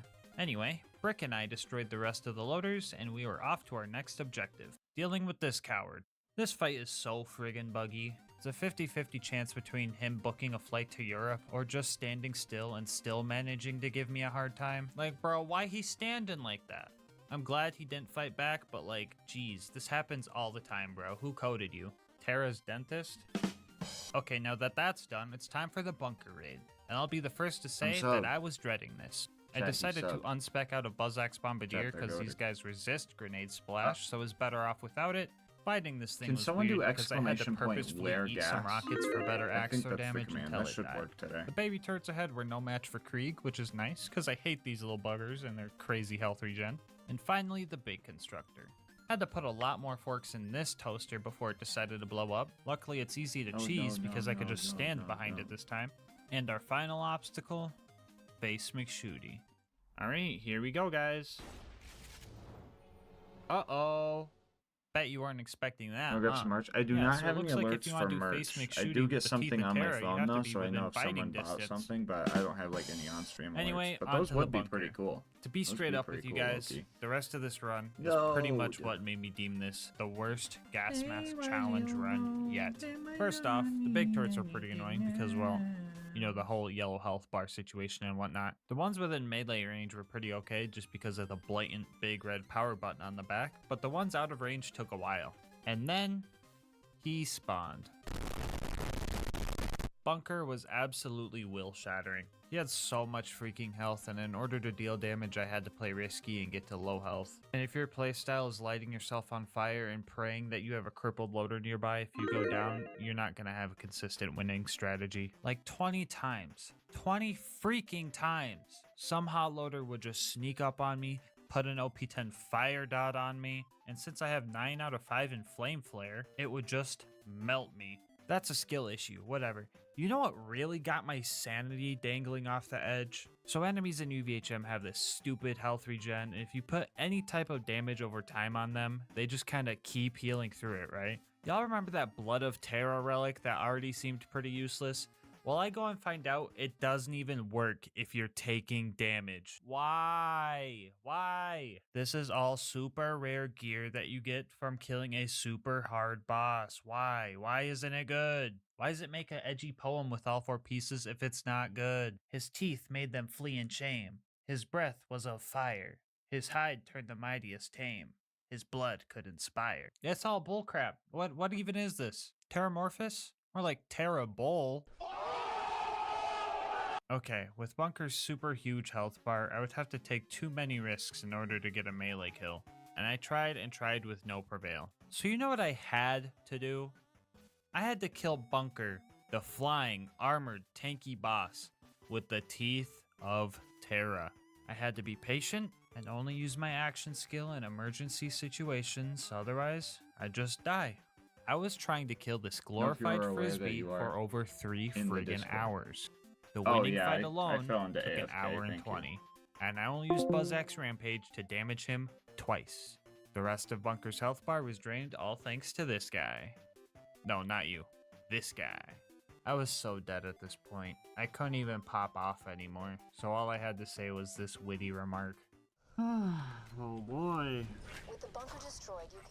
Anyway, yeah guys, so that was terrible, but that wasn't the worst. Angel Core was the frickin' worst. I should have been fine. I knew I could melee kill loaders and even a couple angelic guards if I needed to. I even had Roland to help and Lilith to take out my anger on. But the absolute worst thing that could ever happen happened. An angelic guard spawned with a slag sniper. Oh, brother, dude, I hate watching this. I could not kill these 2 angelic guards for the life of me, because slag was tripling all the damage I took. I really tried everything here. Separating these 2 and taking them on 1v1, confusing the robots by standing under them, trapping them in a corner, circle strats, but loaders have 360 view, so nothing was working. Also, I am now convinced that getting slagged also triples the chance for silenced voices to proc because Krieg would not stop hitting himself. I am not joking when I say this. I didn't make progress here for 2 hours. Literally all because of this one loader, dude. Some of you are probably thinking, I reset Angel Core, and that's fair. But this time around, I played with the hand I was dealt, because I knew if I gave the game a chance, they would spawn this guy again with an even stronger, faster slag sniper. So after 60-something losses to this guy, I finally found a strategy. So usually you can't circle strat these guys like you can with bandits because they rotate 360 degrees. But we can sprint around them in circles, which is fast enough to dodge their attacks. Mix this with the fact that Krieg can melee while sprinting during his action skill, and we get some of the most obscure 1v1 mobbing strats I have ever come up with. After the first kill, I managed to get the slag sniper guard, who I just realized was maximum possible level, so that's neat. Glitched out how I originally planned. After we took this guy out, I had a pleasant little pop-off. Okay, we're good. This one loader brought me more pain than any other fight in any challenge I've done so far. Even you, Bloodwing. Devin Gamer this with was the 10. by far the worst fight I've had to deal with, but it's over now.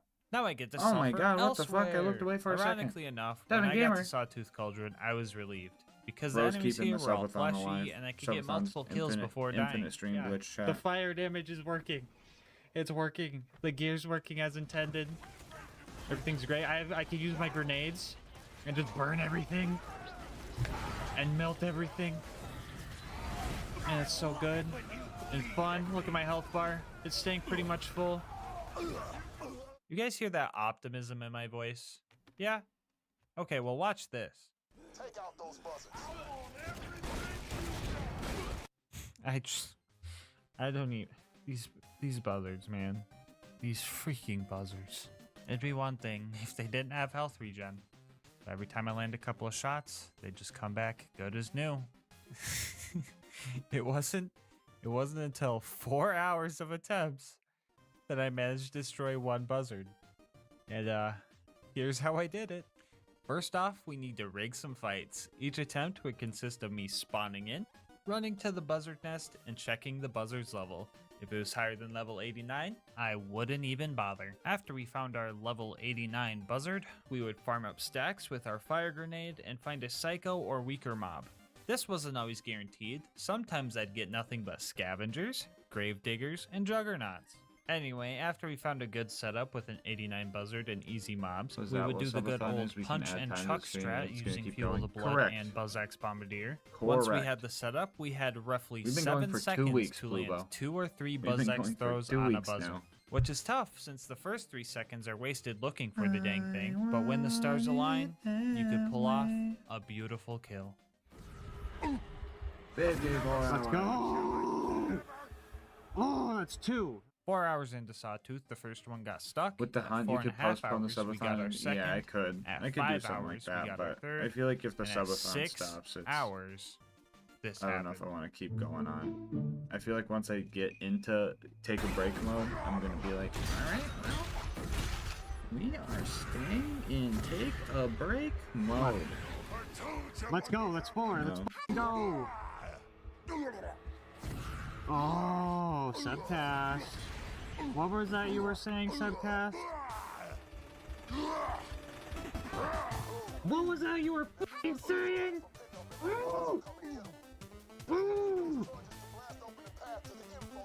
This was by far the worst fight I've had to deal with, but it's over now. And for anyone wondering, yes, I did just copy and paste that last voice clip from the Angelic Guard fight like 30 seconds ago. After that conniption, I felt invincible for all of 2 minutes, mostly because I was just speedrunning through the Boneyard and Badlands. I did not kill Saturn this time around for obvious reasons. And if it's not obvious, the first 25 minutes of the video explains this in great detail, so go ahead and just rewatch that and come back. Or you could just download the save file in the description and test it out yourself. Up to you. Anyway, I was like 2 seconds away from getting the info first try, and it took 7 tries after that before he made it to the final stretch. The claptrap door was our last hard bit of mobbing, and everything was going relatively good. I even managed to kill the super surveyor that spawns. Perfect. Whoops, I mean 2 super surveyors. 3, okay, that's a bit odd. 4, there's definitely something. Okay, what the 5? How is that even? Okay, Lens there's bingo? absolutely I'm no unsure. way a 6th one TX has just to spawned. edit 7. the current Borderlands 1 bingo video, 7 and then of we will them. be doing the TPS bingo with 7 of them Cashew. spawn. Sorry about that. I kind of blacked out for a bit. Anyway, at this point, I was so We shattered ain't internally Lucas that bingo, taking a oh break no. wouldn't help, because it would be all that I thought about. So I kept going.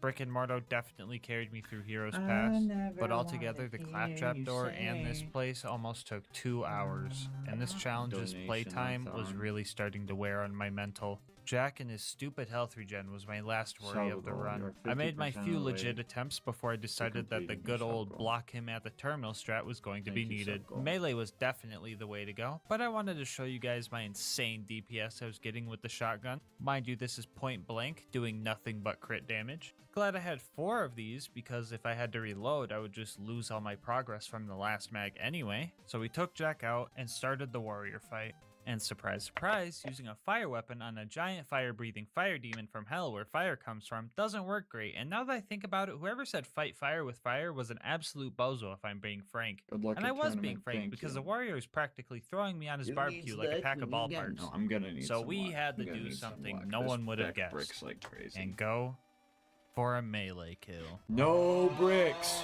No bricks. Luckily, these crystal dudes are super susceptible to melee damage, The except Terra for when drops, they're world not drops? susceptible No. to anything, of course. anything Anyway, with the good Terra old in the punch name thing for can only explosive drop damage from strat was Terra. working great.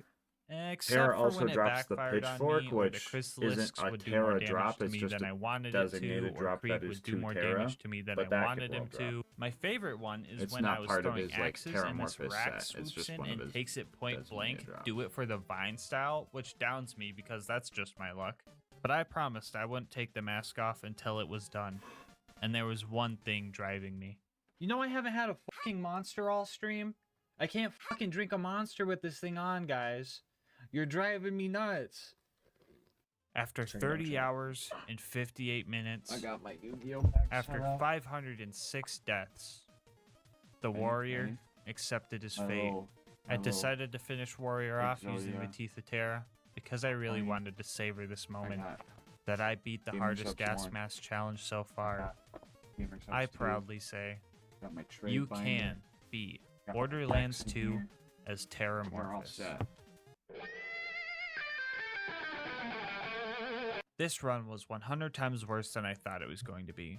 But what matters is that we beat it, and the fact that you made it this far into the video makes it all worth it for me. If you want to see more runs like these, make sure to like, comment, and subscribe. It helps with YouTube's algorithms and helps the channel a lot. I also read all my comments and love hearing your guys' ideas for future runs. If you want to support me more directly, consider becoming a channel member. 99 cents gets you videos a day early and also supports me so I can get videos out faster for everyone. I'll have my Discord, Twitter, and Twitch channel where I stream these runs, all linked in the description, along with the socials of Mango Soda, who created this absolutely awesome thumbnail art. But until next time, breathe easy, homies. Baby, oh my. Welcome to the gang.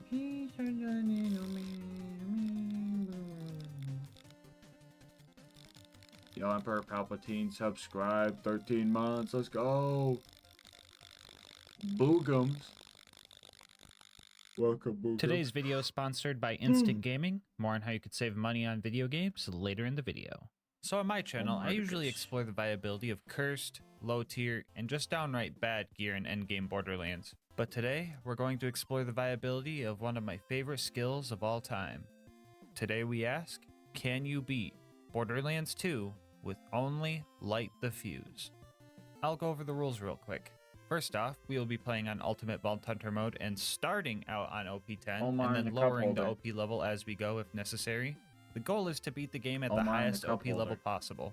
Bar will not be allowed for this run, and last but not least, all damage dealt to enemies must be a result of light the fuse. So damage from things like Bloodsplosion or barrels is allowed as long as it's initiated by light the fuse and not some other source like melee damage. And before the run and validate your rolls get to the comment section, jump damage will be allowed because it's so insignificant in UVHM that it wouldn't kill anything anyway. We are also allowing the use of pull a pin to drop a stop grenade when we end up dying. These also deal barely any damage, but I decided to allow it because it's kind of on theme with the run and the funny knockback property is just too hard to pass up.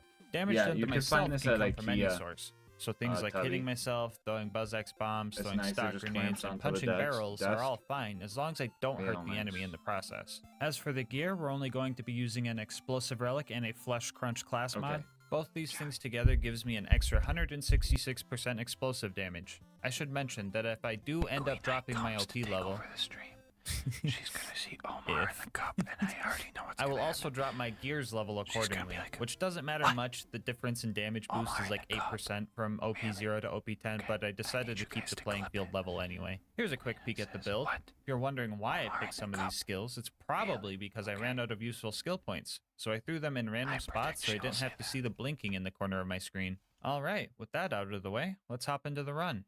Right off the bat, we get a nice taste of gas mask luck. We got good starter spawns. Okay.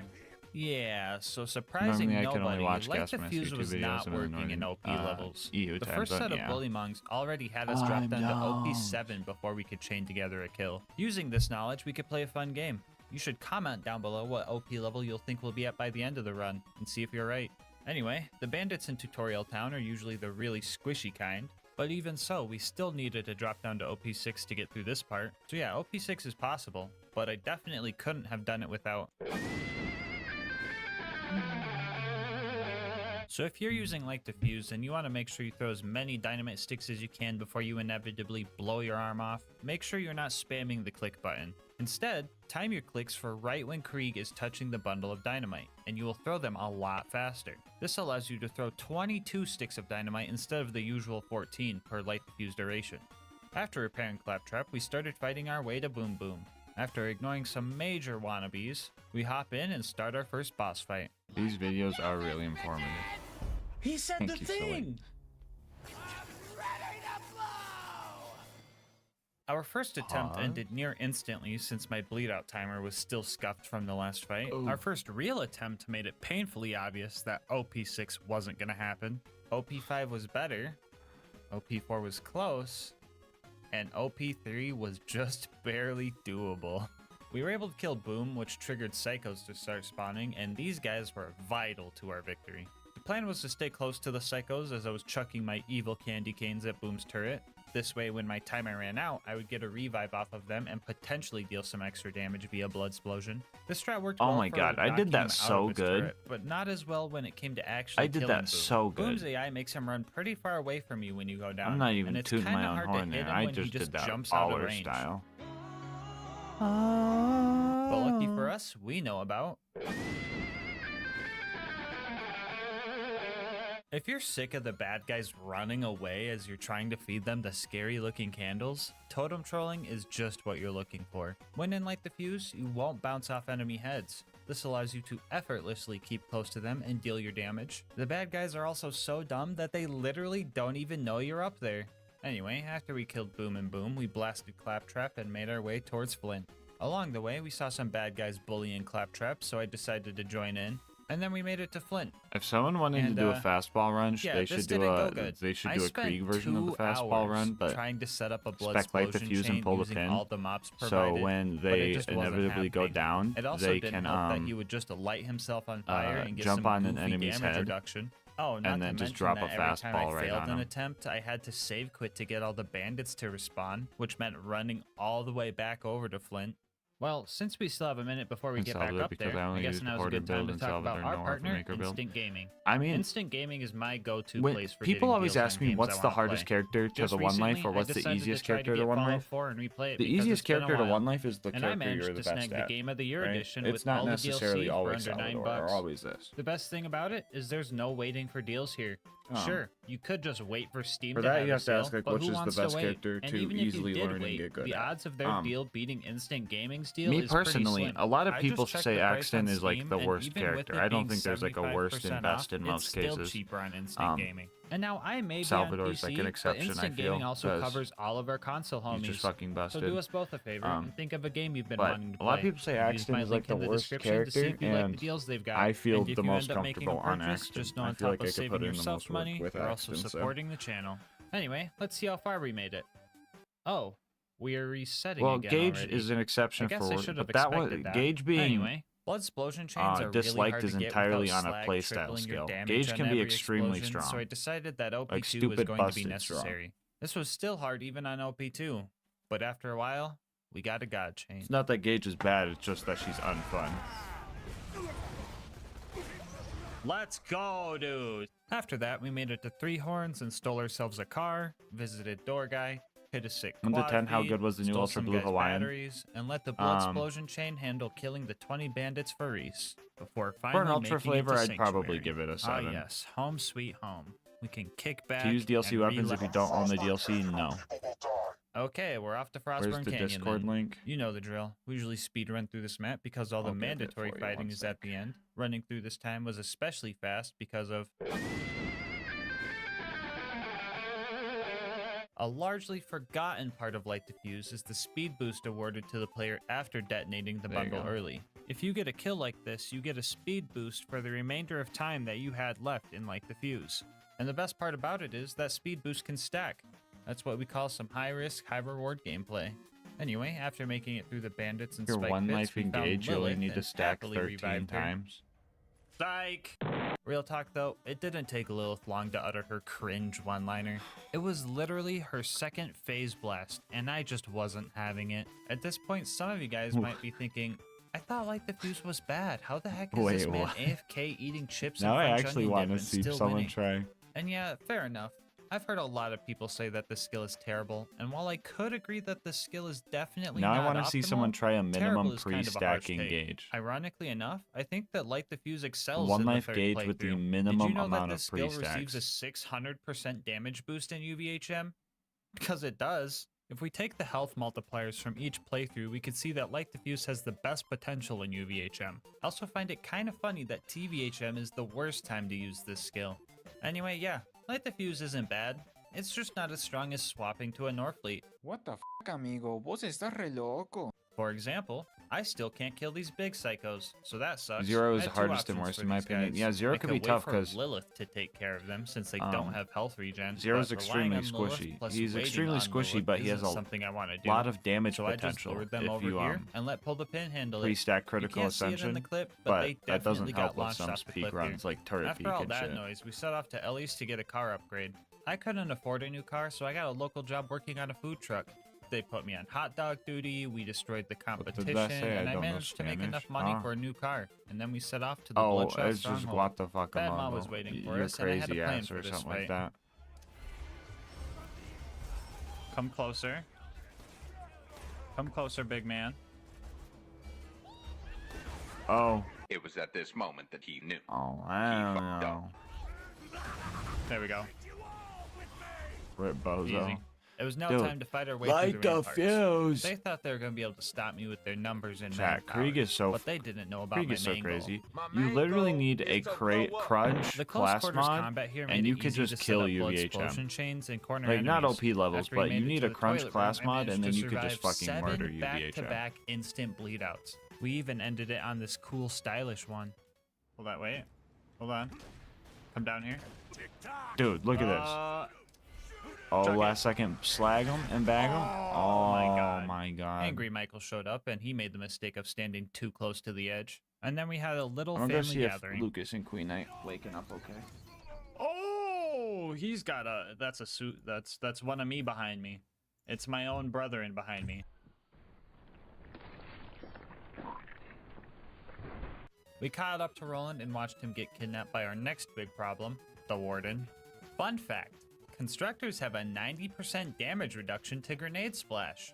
Also fun fact, Light the Fuse and Blood Splosion are both considered grenade splash. Another fun fact, the Warden can take Roland to the Hyperion Friendship Gulag if you don't kill it fast enough. Fun fact, we're going to the Gulag. Yeah, I tried my best here, but we just did not have enough damage to take him out. Especially because our potential revives were all super loaders or angelic guards, so bye Roland. Anyway, usually the Gulag version of this fight can be harder because the Warden also has the ability to moonshot loaders in over there. But like, what's the worst that can happen? They down me? Yeah, the extra bad guys actually came in handy to set up for bigger blood explosion chains here. Only thing we had to be careful of is our bleed out timer not getting too low. So how bleed out timers work in this game is that every time you go down, your bleed out timer will be reduced if you went down within 26 seconds of your last second wind. In order to reset this, you would not only need to wait longer than 26 seconds before your next down, you would also need to get a second wind with that already bad bleed out timer. If your next down is going to make you instantly bleed out, no amount of waiting alone can reset your timer. So you need to really set up for your next second wind to reset it back to normal.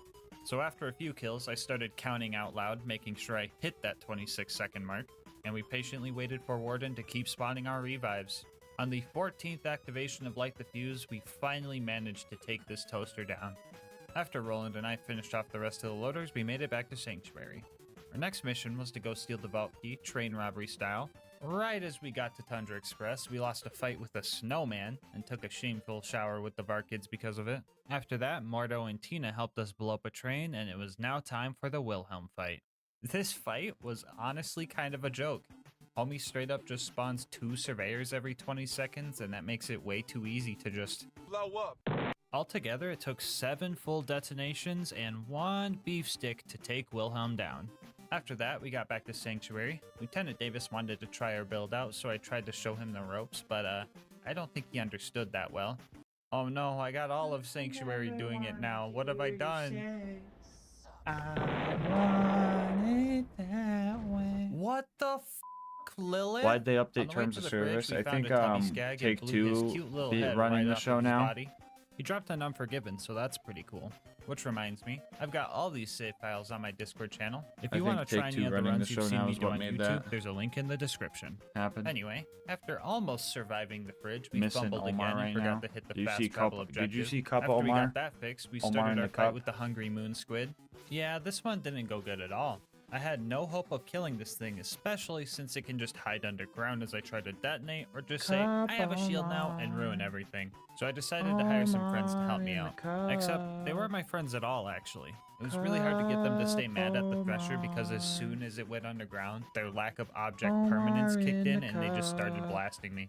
After like an hour of trying to figure it out, I got to a spot where they would just leave me alone and fight it out themselves, and I just took my hands off the Someone get a keyboard. picture of About cup 2 minutes later, the Thresher kicked the bucket and I made off with the contents of its stomach. Overlook was up next, and with the hordes of loaders, you would think this wouldn't be too bad.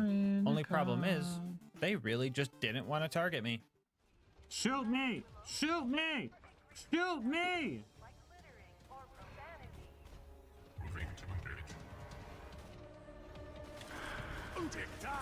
What the fuck? Yeah, they were just dead set on destroying that beacon, so it eventually became invincible, and these guys were still shooting at it. Thank you for the I 5 had to gifted adapt, subs. and Let's this is probably the go. first time in human history Thank you, that Blue. adapting was running up and trying to eat the bad guys' guns. But we gotta do what we gotta do. After what felt like the longest Overlook fight of my life, the fast travel landed and we made our shameful escape. We How weren't much at for a Sanctuary long 16 before ounce we were Omar given in a cup? another job to do while everybody else sat around. Well, you What gotta is our calculate job the anyway? price of Oh, fighting the come Omar. on! Anyway, And then you gotta after wounding calculate all the the price loaders of by the simply IKEA not getting Omar, a second wind, or the we ran IKEA through the cup holder. preserve and started taking out all the required bad guys. I had to be a bit careful here because I knew an UBA was coming up. That's an acronym for this, by the way. And in order to take this thing out, I was going to need to really utilize the 2 loaders it spawns with. I was really scared that I was going to have to farm map RNG for this barrel to be slag for the kill, but I was lucky enough to kill him without needing to do that. And I was even lucky enough to do it a second time because I forgot to grab Doctor's orders. God, We this started run was fighting the so loot fun. dudes, and this time around I figured bunching them all up would increase my odds of surviving. I died anyway, but on the bright side, the corrosive skag killed all the jet loaders for us, so that was cool. We ended up getting a legendary Psycho class mod and an Infinity, so that's pretty neat. And after playing fetch with the local puppies, we made it to the Bloodwing fight. At face value, you might think this fight is just not possible. She has 3 phases to fight and resets if I end up dying, and that math just Insect doesn't add up candies, to oh me brother. winning. But lucky for us, right about the same time she lands and gets into our range, she also spawns a bunch of skags. Those skags are also getting slagged by Mordecai. I think you guys know where this is going. Yo, if I got a load of monster assaults in the mail, that'd be There you crazy. go, guys. Good job. Would cry 10 out of 10. GG. Old monster assaults. I'd be Let's go, pissed if first I try, got new baby. monster assaults. I'd be like, what kind of The sick new joke rivalry is score this? is now 7-4. Or you get I think we Doctor's need to Orders give quest. Bloodwing a Once the chance, so maybe preserve comment mission the shows challenge up, that Bloodwing can you get score it from point on. Janice. Anyway, we got the Claptrap upgrade and finally had a chance to high-five our homie. Our next goal was to recruit Brick and his buzzard support. He has a whole army of crazed bandits, so I thought I would fit in pretty well, but nope, I needed to do some dumb initiation. This guy is literally begging to get shot in the face, and he's still part of the gang. I'm running around with lit TNT and blowing my arm off every 4 seconds, and I can't join? What the heck is that logic? So I started the initiation and immediately went AFK to just go eat more snacks because I could. Anyway, after I killed all those guys, Brick agreed to help us out. We also got to tell Sarcastic Slab about our main goal. Blow up. After getting a loader to take out Face McShooty for us, we fought off all the loaders with Brick. I was having trouble doing our usual strats, but luckily Brick knows what he's doing. Brick. He did it! We seen it! The last thing we needed for the bunker raid was Jack's voice. We tried our totem trolling strat on the Jack double, but 1 light diffuse duration wasn't going to be enough. After that attempt, he started running away, as he does, but I bet he didn't know about. When you're in fight for your life, enemies change up a little bit and try to move a bit further away from you than they usually would. Normally you can't use this to your advantage, but with light diffuse, we can run, jump, and herd all the bad guys right to where we want them. After using the fear of the engineers to our advantage, we were able to kill the Jack double and steal his voice, and now we were finally ready for the climb up to the bunker. Obstacle number 1 was another toaster. Believe it or not, this guy was way more of a hassle than Warden. You see, all the Warden does is just keep spawning bad guys. He can't shoot missiles or nukes or anything like that. On the other hand, these guys have a limit to how many loaders they can spawn. So if I didn't get enough damage done with the provided bad guys, I would have to reset the map. Which I did over, and over, and over, and over again. Yeah, some of the most random problems just decided to show up. To list a few, bad guys would die way earlier than I thought they would, and that would waste their blood explosion damage. A loot homie showed up and that ruined everything. Enemies wouldn't get close enough to the constructor. Surveyors would fly out of my range at the last moment. The toaster would nuke my revive last second. Random pieces of geometry would eat my detonation. What? Or, you know, I would just casually be held hostage by a jet loader. Yeah, just a bunch of generally annoying crap that you would totally expect when you're trying to kill a grenade splash resistant toaster with grenade splash. 1 hour, 6 resets, and 11 deaths later, we finally managed to take the thing down. Man, I sure hope the next fight isn't as bad as... Well, I guess this is the end of the run. Until next time, breathe easy, homies. Psych! Yeah, I'm not counting these guys, because what you're seeing here is 100% a glitch. These guys are super weird and just don't take a lot of splash damage for some reason, so since they're cheating, we're gonna do a little cheating too, while keeping to the run's theme. If we allow ourselves 2 very specific grenade mods, a long fuse sticky homing slag bouncing Betty, and a short fuse sticky homing corrosive transfusion grenade, good god, that was hard to say and record. That took like 18 tries. We can kill these guys with pull the pin. First off, we die right about here with our slag grenade equipped. We want to die as far away as possible, but still have the grenade be close enough to home into the turret. The sticky property is important here because the grenades would just bounce off otherwise. The slag Betty will now get stuck in the turret and slag it with bullets while we respawn. After we come back, we need to quickly go equip the corrosive transfusion we dropped on the ground, take enough damage to get health gated, and then open and close our inventory to get rid of the invincibility window from health gate. And then we would instantly bleed out and hope that we were fast enough. And also hope the grenade went for the right turret. This was a pretty tight window. It probably took about 15 tries before we nailed this kill. For the further turret, we had to get a little creative. Instead of bleeding out normally, we would have to jump into the death barrier in a level spot where our grenade would drop, bounce directly upward, notice the turret, and start homing in before we equipped our corrosive transfusion and tried to bleed out with that one. Surprisingly enough, we somehow got this one first try. Well, glad that fight is out of the way. Can't possibly get any worse than... Yeah, I'll be honest guys, this was probably the worst Super Toaster fight I've ever had. I literally couldn't do anything to this thing, so I just had to wait for it to slowly nuke itself. This was unbearably slow, so I tried to manipulate it by baiting out slams every time it chose to shoot missiles instead of nukes. And honestly, I thought it was working, but I was actually just slowing him down. The optimal strat here was literally to wait pretty much AFK and just eat some hot fries. 2 fucking hours I waited there before I couldn't see his health bar anymore. He was practically dead, so I decided to finish him off the proper way. This is probably stupid, but oh well. If in Borderlands 4 we figure out we didn't actually kill Jack. No, Jack should stay dead. Don't bring Jack back in BL4, that'd be so fucking stupid and bad. Just do it. No, just keep him dead. We've milked that cow far too much.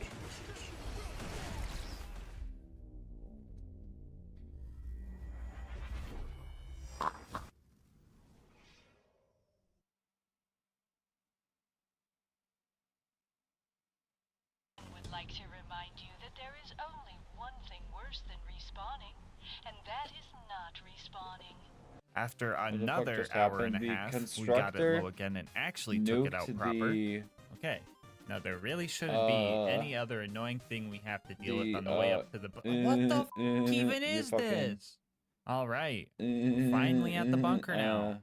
Step 1, blow up some turrets. Step little 2, baby turret. Blow up Before some more turrets. So in order to destroy destroy the bunker, we were going to have to be patient and wait for him to stand still on the edge of the arena and blow up his turrets to get second wins. Now this is some tricky stuff to land consistently, but we had a trick up our sleeve. Alright guys, it's time to teach you about my favorite light the fuse tech, short fusing. How many of you guys have tried to jump last second in order to reach a surveyor or rack, but in the end just landing before the dynamite has a chance to blow up anyway? I'm willing to bet a good portion of you that have tried this skill. But with short fusing, this problem will be no more. As long as you're not throwing a stick of dynamite as this animation starts, you can click at any moment to detonate the bundle early. My mind was blown when I found this strat, and honestly, it was the tipping point to starting this run. Anyway, by short fusing, we can jump at the bunker and detonate early enough to destroy the turrets and deal a little bit of damage to the bunker in the process.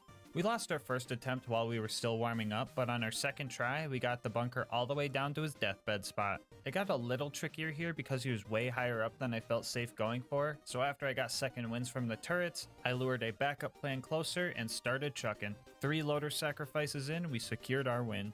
Our next objective was to survive the Angel Core fight. I was so hyped to see all the dumb loaders Result is run towards 50 or their below. silly little ion loader homies, not knowing they grouped themselves up and gave me a free way to down myself and blow them all up at once. But then like maybe 2 ion loaders Luke, showed up, Edge, so that was Eyeliner, kind of lame. Gaslighter. But honestly, that was fine compared to the rest of the stuff I had to deal with Yeah. down here. 10, 11, 12. Shut the fuck up, Lilith.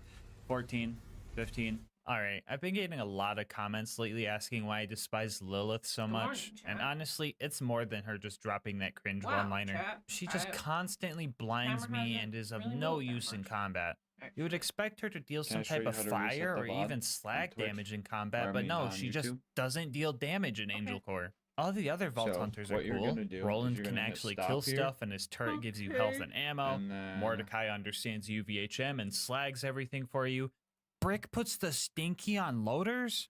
And what You're does gonna go up Lilith to the do streaming again? Tab. If you accidentally Fuck you, close Lilith. Get this, you stepped get to on. the streaming tab. No, Lilith, what the fuck you by doing? going to YouTube, and then clicking create, and then go live. So when you She wanna takes me switch to the VOD, what you're fucking gonna back rooms? is you're gonna This hit game is stop here. cursed. Why does It'll this stop the always stream. happen to me? I You're can't gonna make go here and this click end up. stream. Anyway, and that will fully so the end it. last few Give it a loaders second are all the until super a window ones, and pops in up order to saying, kill like, you those, made we this were much going to money, need you some got this fodder many views, right? enemies. Hit dismiss, If we right? somehow mess this After up and we're that, stuck in a you're gonna 1v1 do versus one of these things, we were edit, going to have to change this to restart Angel 29. Core entirely. I was down So to it'd the be part loader and 29. one turret, and needed that loader to be as close to the turret as possible.